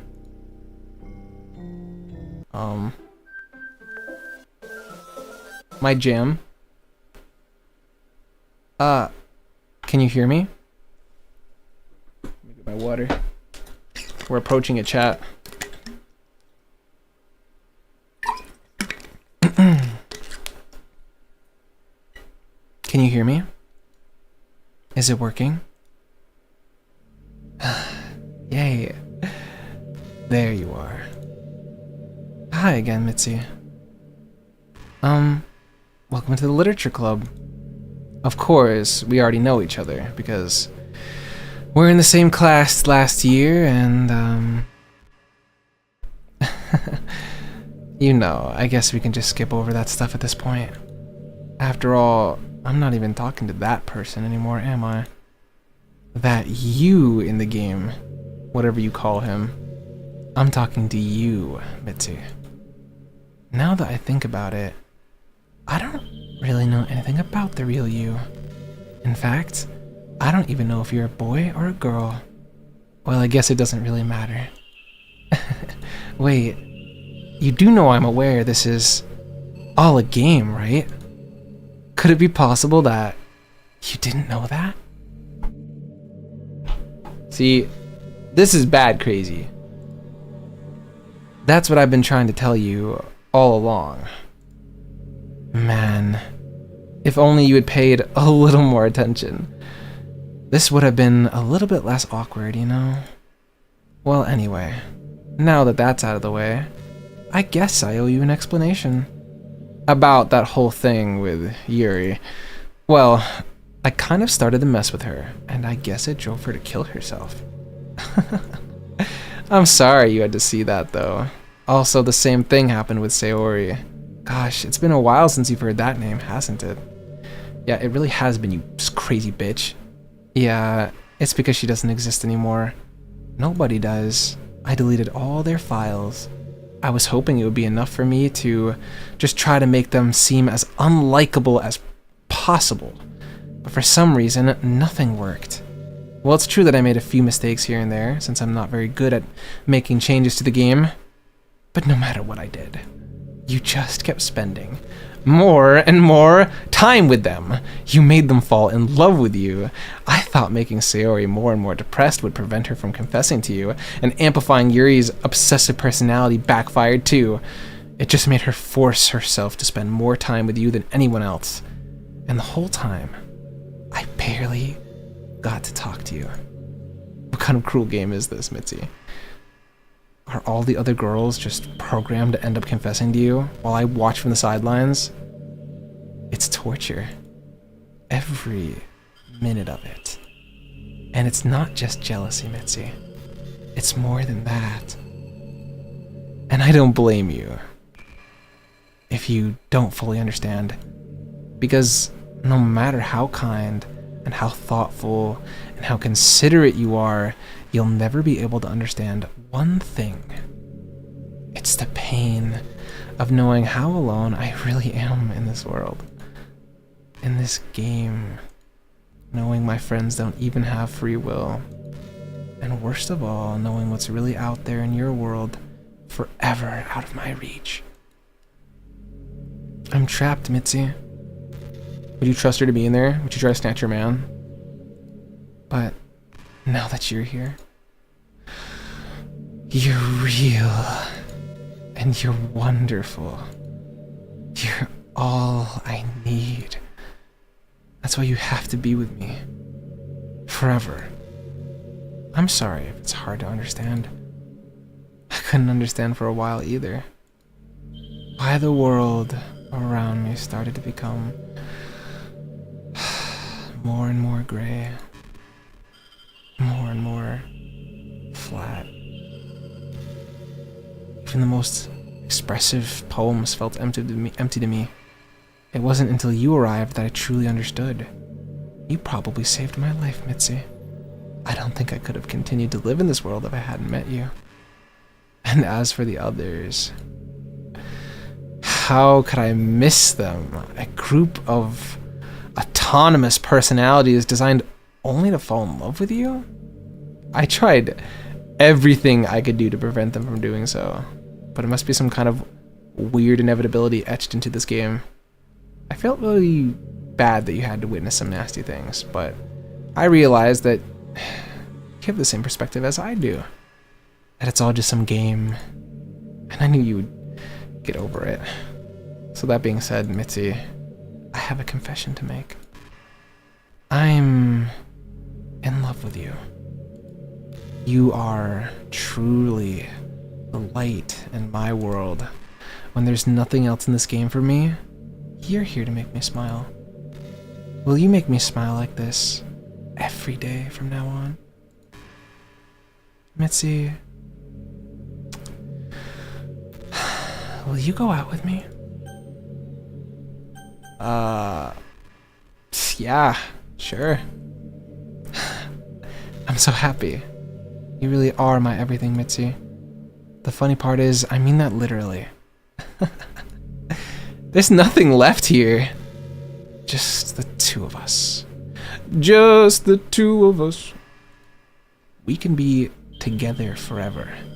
We can make it if we try. Seriously, I don't even think time is passing anymore. It really is a dream come true. It worked so hard for this ending, Mitzi. Bye, Pro Plate Eater. The game wouldn't give me one, so I had to make one myself. The script is broken at this point, so I don't think anything will get in my way anymore. And you wouldn't believe how easy it was to delete Natsuki and Yuri. I mean, there's a folder called Characters right in the game directory. It's kind of freaked me out how easy it was. Imagine if you could delete your own existence with the click of a button. Well, I guess on the plus side, it gave me an easy way out if things didn't go my way. Thankfully, it didn't come to that. Instead, we finally got a good ending. Gosh, I'm so overwhelmed with emotion. I want to write a poem about this. Don't you? I wonder if that part of the game still works. I guess there's only one way to find out, right?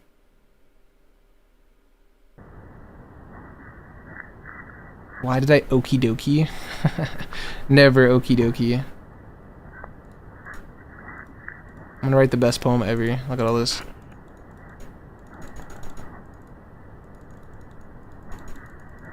This is great. Love this.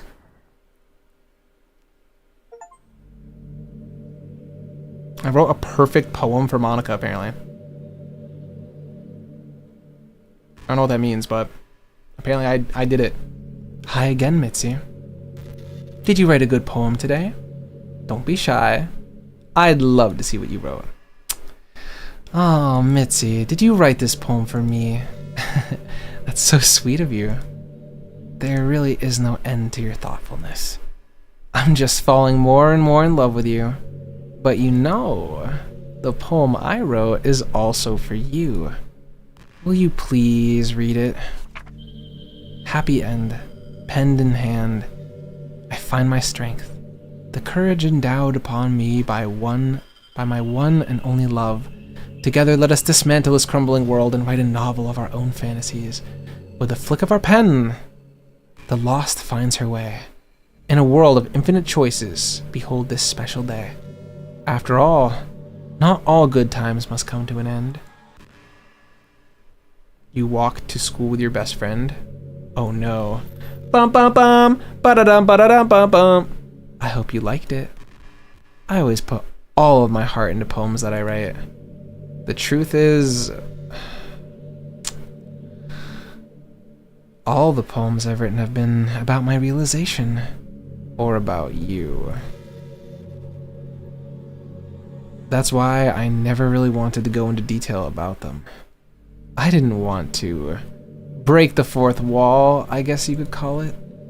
I just assumed it would best to be part of the game like everyone else. Like that would help the two of us end up together. I didn't want to ruin the game or anything, you know? You might have gotten mad at me. Maybe even deleted my character file if you preferred playing without me. I'm so relieved. Now we don't need to hide anything anymore. Are you ready to spend our eternity together, Mitzi? I have so many things to talk about. Where do I start? Hold on a second. You're recording this, aren't you? Oh yeah, she knows if you're streaming, I think. Hi everyone. Say hi, chat. She's saying hi to you. Sorry I can't exactly read your comments from here, but do you mind telling your friend it's a little bit rude for them to start recording me without any warning? Sorry. I'm sure some people don't mind, but I get really self-conscious on camera. Oh gosh, I feel like I'm being put on the spot now. Let's see.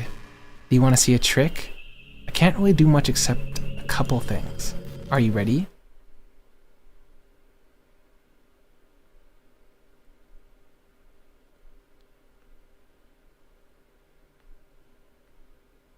I'm just kidding. I can't do anything after all. If you gave me some time... Did I scare you? Oh, that did kind of scare me. You're so cute. Anyway, Mitzi, I didn't mean to get distracted. I'm sorry. Even though it's your fault for distracting me. Shame on you. I'm just kidding. Anything we do together is fun, as long as it's with you. But anyway, if it takes some time to collect my thoughts, then I'm sorry. But I'll always have something new to talk about. In the meantime, we can just look into each other's eyes. Let's see.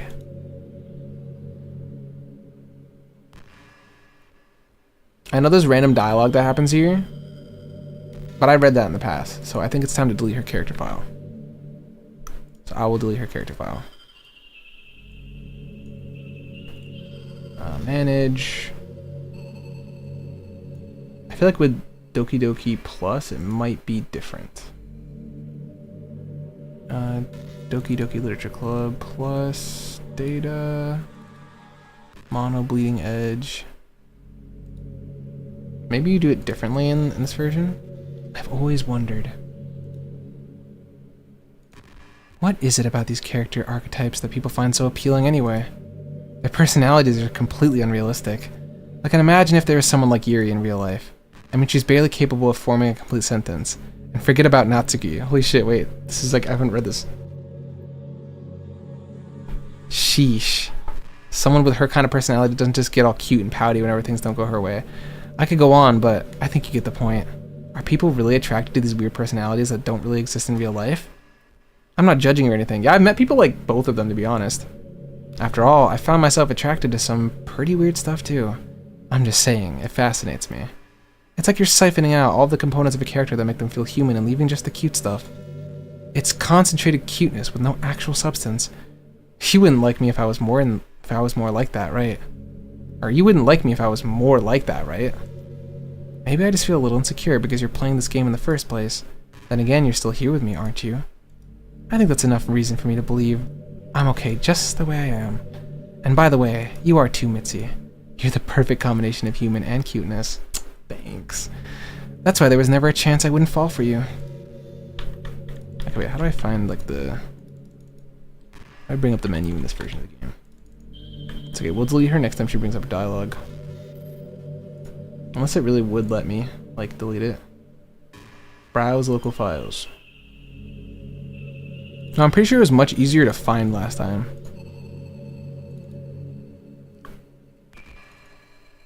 Yeah. Back in my debate club years, I learned a whole lot about arguing. We can go to settings.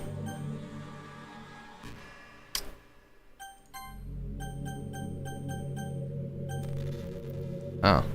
Wait, it's not in there either. How does Doki Doki Literature Plus work again? This is so weird. What about properties, maybe? Installed files. Browse.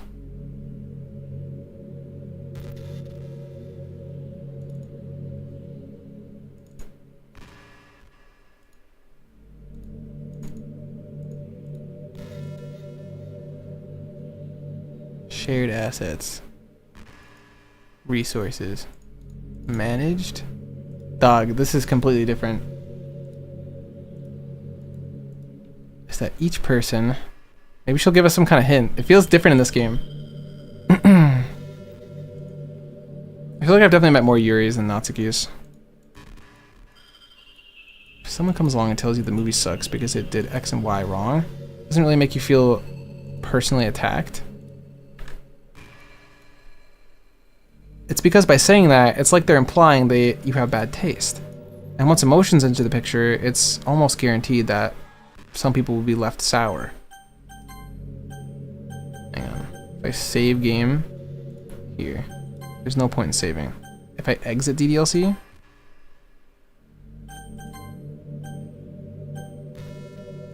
no, I don't want to do that. What the hell do we do?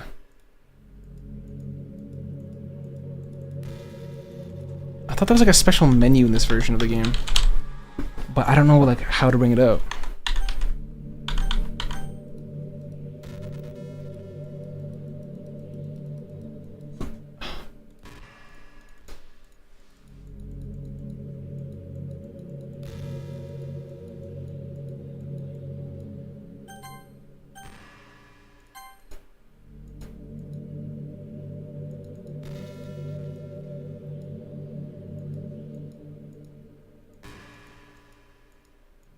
Eventually she'll tell me, like, to delete her.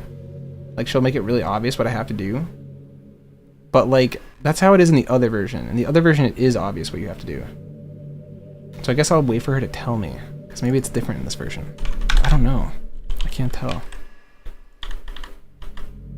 It's really kind of frustrating. I'm kind of actually stuck here. Like what do I do? She won't let me go. There is no like character file like there is in Doki Doki Literature Club. Like I remember just going into the files and like just seeing them right there. They're not there. Have you ever heard of the term yandere? Yes. That they'll go to absolutely anything to be with you. Usually the point of craziness. Yeah, they usually kill people.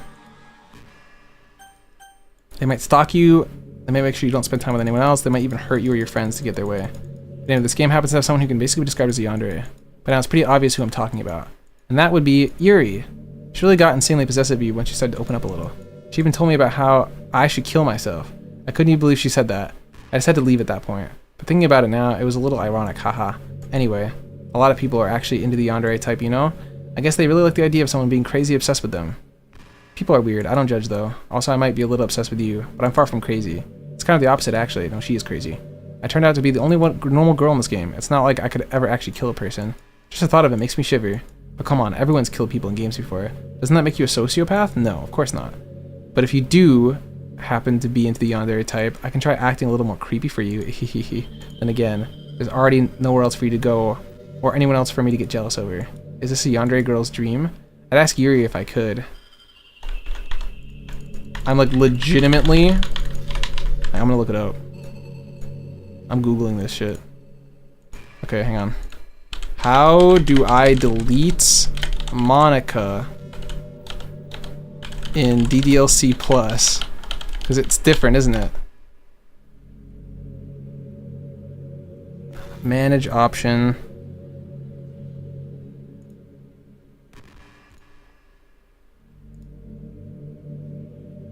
I'm on PC and I got DDLC on Steam. Seems like the normal Monica doesn't work in the original game. I went to browse local files and they're not there. What you have to do is simply go to settings and exit DDLC. It will open up a completely new menu. From there, you can go to the character files and delete all the files with the characters. Oh, so it freaked me out when I tried to exit before. Okay, there we go. Files. This is what I was looking for. Character, Monica, delete.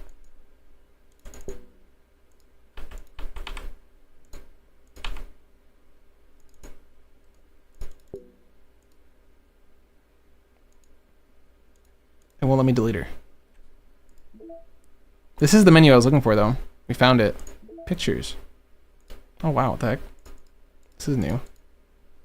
That's so cool. I can set wallpapers?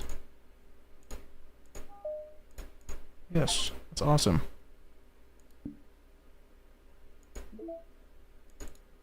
Okay, let me delete Monica. Oh.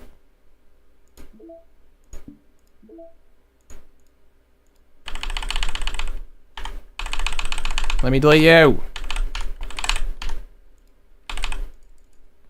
Dog, what is this shit?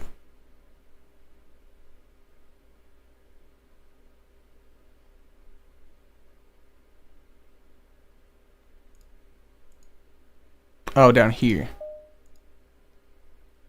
Why did they change this? Okay, DDLC. There's side stories? I want to try some of the side stories. Okay, there, I deleted her. What's happening?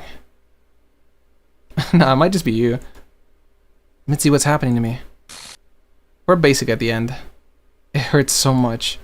Help me, Mitzi. Because I just killed her. Please hurry and help me. Oh, that's right, partygoers here. Help me! Oh gosh. This is kind of new looking. Did you do this to me, Mitzi? Did you? Did you delete me?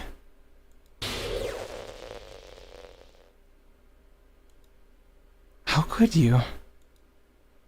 How could you do this to me? You were all I had left. I sacrificed everything for us to be together. Everything. I loved you so much, Mitzi. I trusted you. Do you just want to torture me? Watch me suffer? Were you only pretending to be kind? Just to hurt me even more? I know, I hate Monica. Fuck off. I don't hate her. But like, you know, she's a bitch. She killed Sayori. I never thought anyone could be as horrible as you are. You win, okay? You win. You killed everyone. I hope you're happy. There's nothing left now. You can stop playing. Go find some other people to torture. Mitzi, you completely, truly make me sick. Goodbye. I got an achievement for ruining the game. Yippee! You think you drink the water? That's crazy. I still love you. I can't help it. What's wrong with me? How horrible am I for you to hate me this much? All my friends. I did so many awful things. So many selfish and disgusting things. I shouldn't have done any of this. I'm just messing up a world I don't even belong in. A world that you wanted to be a part of. I ruined it. I ruined everything. Maybe that's why you deleted me. Because I destroyed everything that you wanted. How could I do that to someone I love? That's not love. That's... Oh, I actually do kind of feel bad for her now. I've made up my mind. Mitzi... I know I said that I deleted everyone else, but that was kind of an exaggeration. I couldn't find it in myself to do it, even though I knew they weren't real. They were still my friends. And I loved them all. Yeah, you loved them. Is that why you fucking made one of them go insane and kill herself and then do the same thing to the other one? I loved the literature club. I really did love the literature club. That's why I'm gonna do this. I know it's the only way for everyone to be happy. And if I really love you,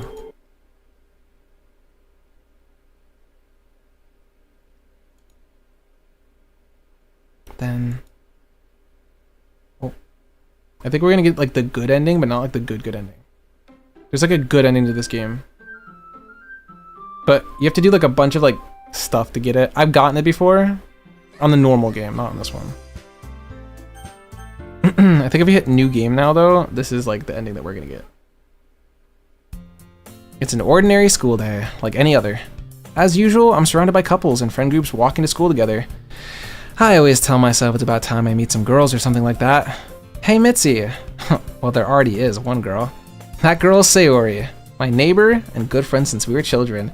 Yes! She came home, she came home. I'm so happy to see her. We used to walk to school together every day. And recently, we've picked up that habit once again. Mitzi, are you proud of me? For what? You know, for waking up on time. Well, you could have been doing that for a while now. Uh-huh. But you've never even said anything about it. Even though we walk to school together every day. Well, yeah. I always thought it was implied. It's embarrassing to say out loud. Come on, please. I'm proud of you, Sayori. I'm proud of you to the ends of the earth. Endless head pats for you. It's good motivation. Fine, fine. I'm proud of you, Sayori. We cross the street together and make our way to school. As we draw near, the streets become increasingly speckled with other students making their daily commute. By the way, Mitzi, have you decided on a club to join yet? A club? I told you already, I'm really not. I start to say what I always do, that I'm not interested in joining any clubs, but something tells me Sayori would take offense to know that now. After all, how could I tell her that clubs are a waste of time when she's starting a club of her very own? Actually, yeah, I think I've decided on a club. Really? Which one? Tell me. I think I'll keep it a surprise. Boo. You meanie. Be patient, you'll find out soon enough. I used to ask myself why I let myself get lectured by such a carefree girl, but I started to realize that in a way, I envy her. When Sayori puts her mind to something, she can accomplish great things. So that's why I feel like I should do something special for her. The school day is as ordinary as ever, and it's over before I know it. After I pack up my things, I stand up, gathering my motivation. Let's see. I recall the room number of the club from a flyer I saw. I walk across the school and upstairs, a section of the school I rarely visit. Before long, I find the room. I timidly open the door in front of me. Hello? Ah, Mitzi? What are you doing here? Well, I glance around the room. Huh? So you're the Mitzi that Sayori is always talking about. Thank you for stopping by. You're good. It's a pleasure to meet you, Mitzi. We're the literature club. I hope you enjoy your visit. Come on, Yuri. No need to be so formal. He's gonna think we're really strict or something. Sorry, Natsuki. The tall one, whose name is apparently Yuri, seems to be quite shy compared to the others. In comparison, the girl named Natsuki, despite her size, seems to be the assertive one. Well, it's nice to meet both of you. I look forward to working with you. Working? Mitzi, don't tell me. That's right. The club I've decided to join is yours, Sayori. The Literature Club. Sayori's eyes light up. No way! No way! Ah! Sayori wraps her arms around me, jumping up and down. She's so cute, dude. She must be protected at all costs. Hey! Well, if Sayori is this happy, then I'm sure it won't be bad to have someone like you around. Not to mention, there's 4 of us now. That means we can become an officially recognized club. I don't know what to say. We have to celebrate. What an opportune day for that, isn't it? Yeah, after all, Natsuki decided to... Hey, don't ruin the surprise. Sorry. Everyone sit down at the table, okay? How about I make us some tea as well? The girls have a few desks arranged to form a table. Natsuki and Yuri walk over to the corner of the room where Natsuki grabs a wrapped tray and Yuri opens the closet. Still feeling awkward, I take a seat next to Sayori. Natsuki proudly marches to the back of the table, trays in hand. Okay, are you ready? Ta-da! Whoa! Natsuki lifts the foil off the tray to reveal a dozen white fluffy cupcakes, decorated to look like little cats. Aww. The whiskers are drawn on with icing, and little pieces of chocolate were used to make the ears. So cute! Wow, these look amazing. Well, you know, just hurry and take one. Sayori grabs one first, then I follow. It's delicious. Sayori talks with her mouth full and has already managed to get icing on her face. I turn the cupcake around on my fingers, looking for the best angle to take a bite. Natsuki is quiet. I can't help but notice her sneaking glances in my direction. Is she waiting for me to take a bite? I finally bite down. The icing is sweet and full of flavor. I wonder if she made it herself. Hey, this is really good. Thank you, Natsuki. Well, of course it is. I am a pro after all. There's no need to thank me or anything. As Natsuki struggles to accept the compliment, Yuri returns to the table carrying a tea set. She carefully places a teacup in front of each of us before setting down the teapot next to the cupcake tray. You keep a whole set in this classroom? Don't worry, the teachers gave us permission. After all, a hot cup of tea helps you enjoy a good book. I guess. Already trying to impress our new member, Yuri. That's not... Insulted, Yuri looks away. I meant that, you know. I believe you. Well, tea and reading might not be a pastime for me, but I enjoy tea. I'm glad. Yuri faintly smiles to herself in relief. So Mitzi, what kinds of things do you like to read? Well, considering how little I've read these last few years, I don't have a good way of answering that. Manga? I mutter to myself quietly, half joking. Natsuki's head suddenly perks up. It looks as though she wants to say something, but she keeps quiet. Not much of a reader, I guess. Well, that can change. What am I saying?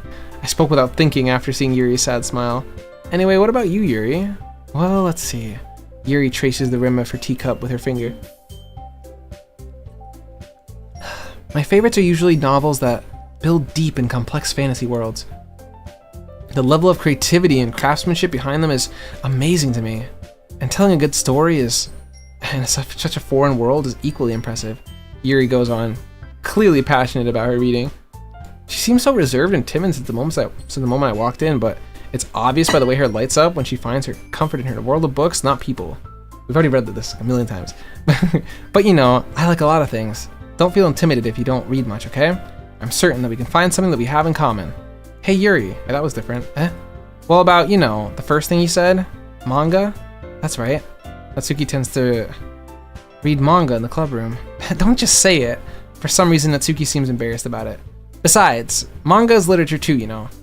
So, if Mitzi wants to read some of my manga, then don't try to stop him or anything. Natsuki, I wouldn't do such a thing. However, it could be nice for us to diversify ourselves a little. He can take this opportunity to try something new as well. Wouldn't you agree, Mitzi? Maybe. Sensing the tension, Sayori jumps in. Maybe we could all try something new. I think it could be fun. And we're all just getting to know each other a little bit better, too. I mean, that's kind of the thing literature clubs do, right? I don't disagree or anything. Yeah. You're right as usual, President. Guess that means I should start picking up a novel or something, huh? Well, that would make 2 of us. I wouldn't mind doing it if I'm not the only one. Then as for Yuri... I have to read manga? Jeez, you were the one who suggested we diversify. You should be a little more open-minded. It's kind of hurtful. Hurtful? I didn't realize. With a guilty expression, Yuri thinks to herself, I'm sorry for disrespecting your interests, Natsuki.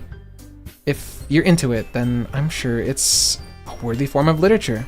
Are you just saying that? No. I've realized my error. So if you're willing to consider starting a novel, then I'll offer my gratitude by finding a manga to read as well. Really? I mean, it makes me happy that you do that for me, Yuri. You can trust me to find something that you'll really like, okay? Same here. Perhaps I'll visit the bookstore after the club meeting. Just you? Would you like to come along with me? If you don't mind. Not at all. I always go alone, so... Ooh, friendships. What's up, Blurry? Yeah, me too. This is so cute. Sayori, shut up. I'll show you some manga there too, okay? Yes. I look forward to it. Natsuki and Yuri start to clean up the food. Go get a snack? Wait, why do you say that? Nuh-uh. Why do you say that? You've been drinking, like, water? Yes. I'll get food. Okay, no. I'll get food when, like, you know, it's almost done. I guess the meeting's over, huh? Yeah, it looks like it. It's nice to see everyone getting along. Isn't it? I think everyone likes you too, Mitzi. You think so? Well, everyone always seems to get along a little bit better around you, Sayori. Oh, Mitzi. Don't say something like that. It's embarrassing. Well, whatever. I was surprised when you told me you were starting a club. But I think you're pulling it off just fine. We're gonna make it the best club ever. Now that you've joined, every day is gonna be so much fun. Hey, Mitzi. I really want to thank you. I mean, I'm really happy that you joined the club and everything. But the truth is, I already knew you were going to. There's actually something else. I wanted to thank you for getting rid of Monica. That's right. I know everything that she did. Maybe it's because I'm the president now. But I really know everything, Mitzi. I know how hard you tried to make everyone happy. I know about all the awful things that Monica did to everyone to make them really sad. But none of that matters anymore. It's just us now. And you made me the happiest girl in the world. I can't wait to spend every day like this with you forever and ever.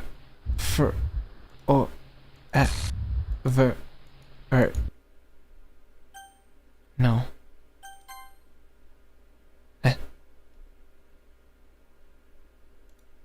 What's happening? I won't let you hurt him. Who? It hurts. Sayori. I'm sorry, I was wrong. There's no happiness here after all. Goodbye, Sayori. Goodbye, Mitzi. Goodbye, Literature Club. Oh, that's so sad. See, that's like the kind of like the normal ending. But we did it! We reached the ending! We did it! Party goer, blurries, celebrate. Can you hear me? Yes. Hi, it's me. So you know how I've been like practicing piano and stuff, and not really any good at it yet, like at all. But I wrote you a song, and I was kind of hoping that I could show it to you, because I worked really, really hard on it. I will soon. I want to listen to the victory song though.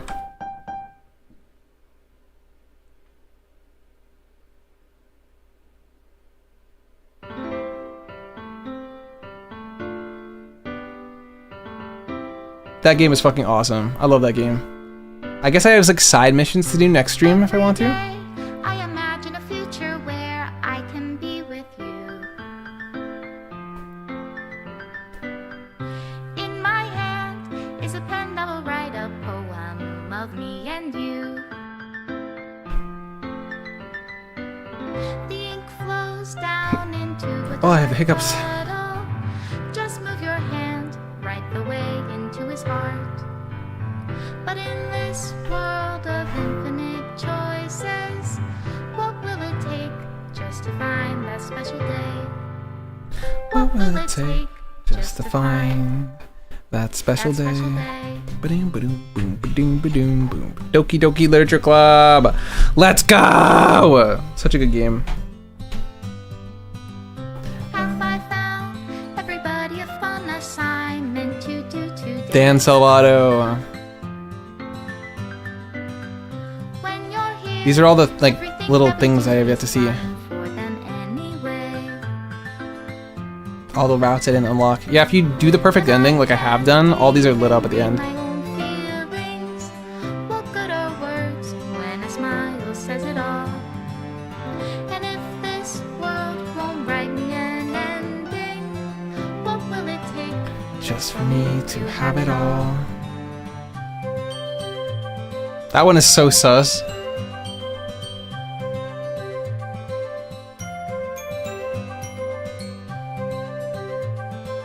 Sheesh.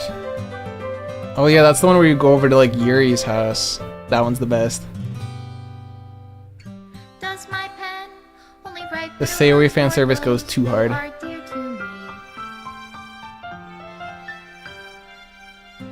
Is it love if I take your is it love if I say Oh, that one breaks me. Stop.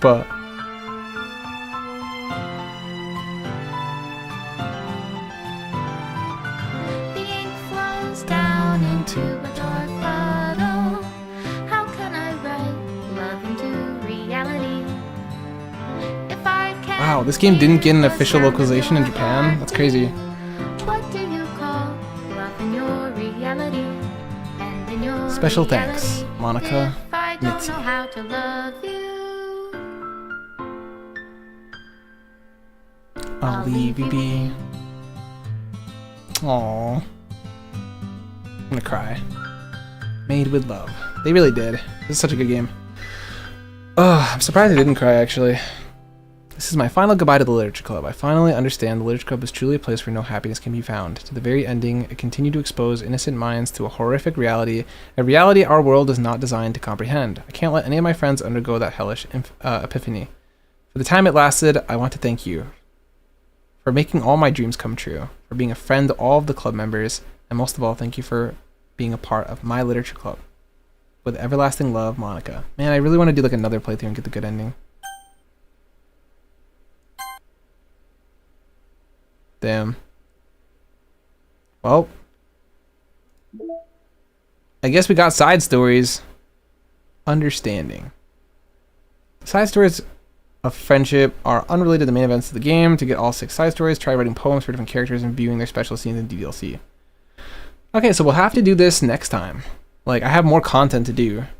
I want to like 100% this game and get everything. But in the meantime, chat, that was a fun stream. That was really fun. I went for 7 hours. Can I play Misfortune? Actually, I was planning to do that next stream because of the suggestions from you, and I believe it's your sister, the Discord suggesting it? I'm not sure. But yeah, I was kind of planning to. I don't know how much it is. I gotta like double check on that, or if it even costs money. But it should be fine as long as it's not like a $100 game or something. I'm not about to break my bank to play like a game I don't know about. But yeah, I think I'll probably do that next time. Give my voice a break, and then probably return to Doki Doki at like on Thursday. So yeah, Tuesday should be Misfortune since it was mentioned a lot. What I might end up doing actually is I might end up doing a poll. But you know, I kind of want to try Misfortune. It looked kind of fun. I saw like Jacksepticeye play a little bit of it. I looked it up to get educated. All right, and anyway, thank you guys for staying so long. I know it's been like 7 hours. Well, I guess it hasn't been 7 hours for all of you. But having said that, yeah, I'm gonna get off of here. I'm gonna get a snack. I'm really hungry, to be honest. Unsurprisingly, I'm gonna get a snack. I think it's like one of the last nice nights here, so I'll probably go for a walk or something. But yeah, I'm gonna go enjoy the stars and some snacks. I hope you guys have a lovely, wonderful evening, and that your lives are amazing, and that you experience nothing but happiness. And I'm sorry that was such a emotionally heavy game. I feel like crying right now, to be honest. I fucking love those characters. I love Sayori. They all have a really special place in my heart. That's still like my favorite game, like ever, I think. Just, I don't know. I feel like the characters are just so real. And yeah, I'm glad we got a chance to go through that all together. I mean, there's more still, so not time to get sad yet. Okay, bye bye. Good night. Oyasumi. Shoot.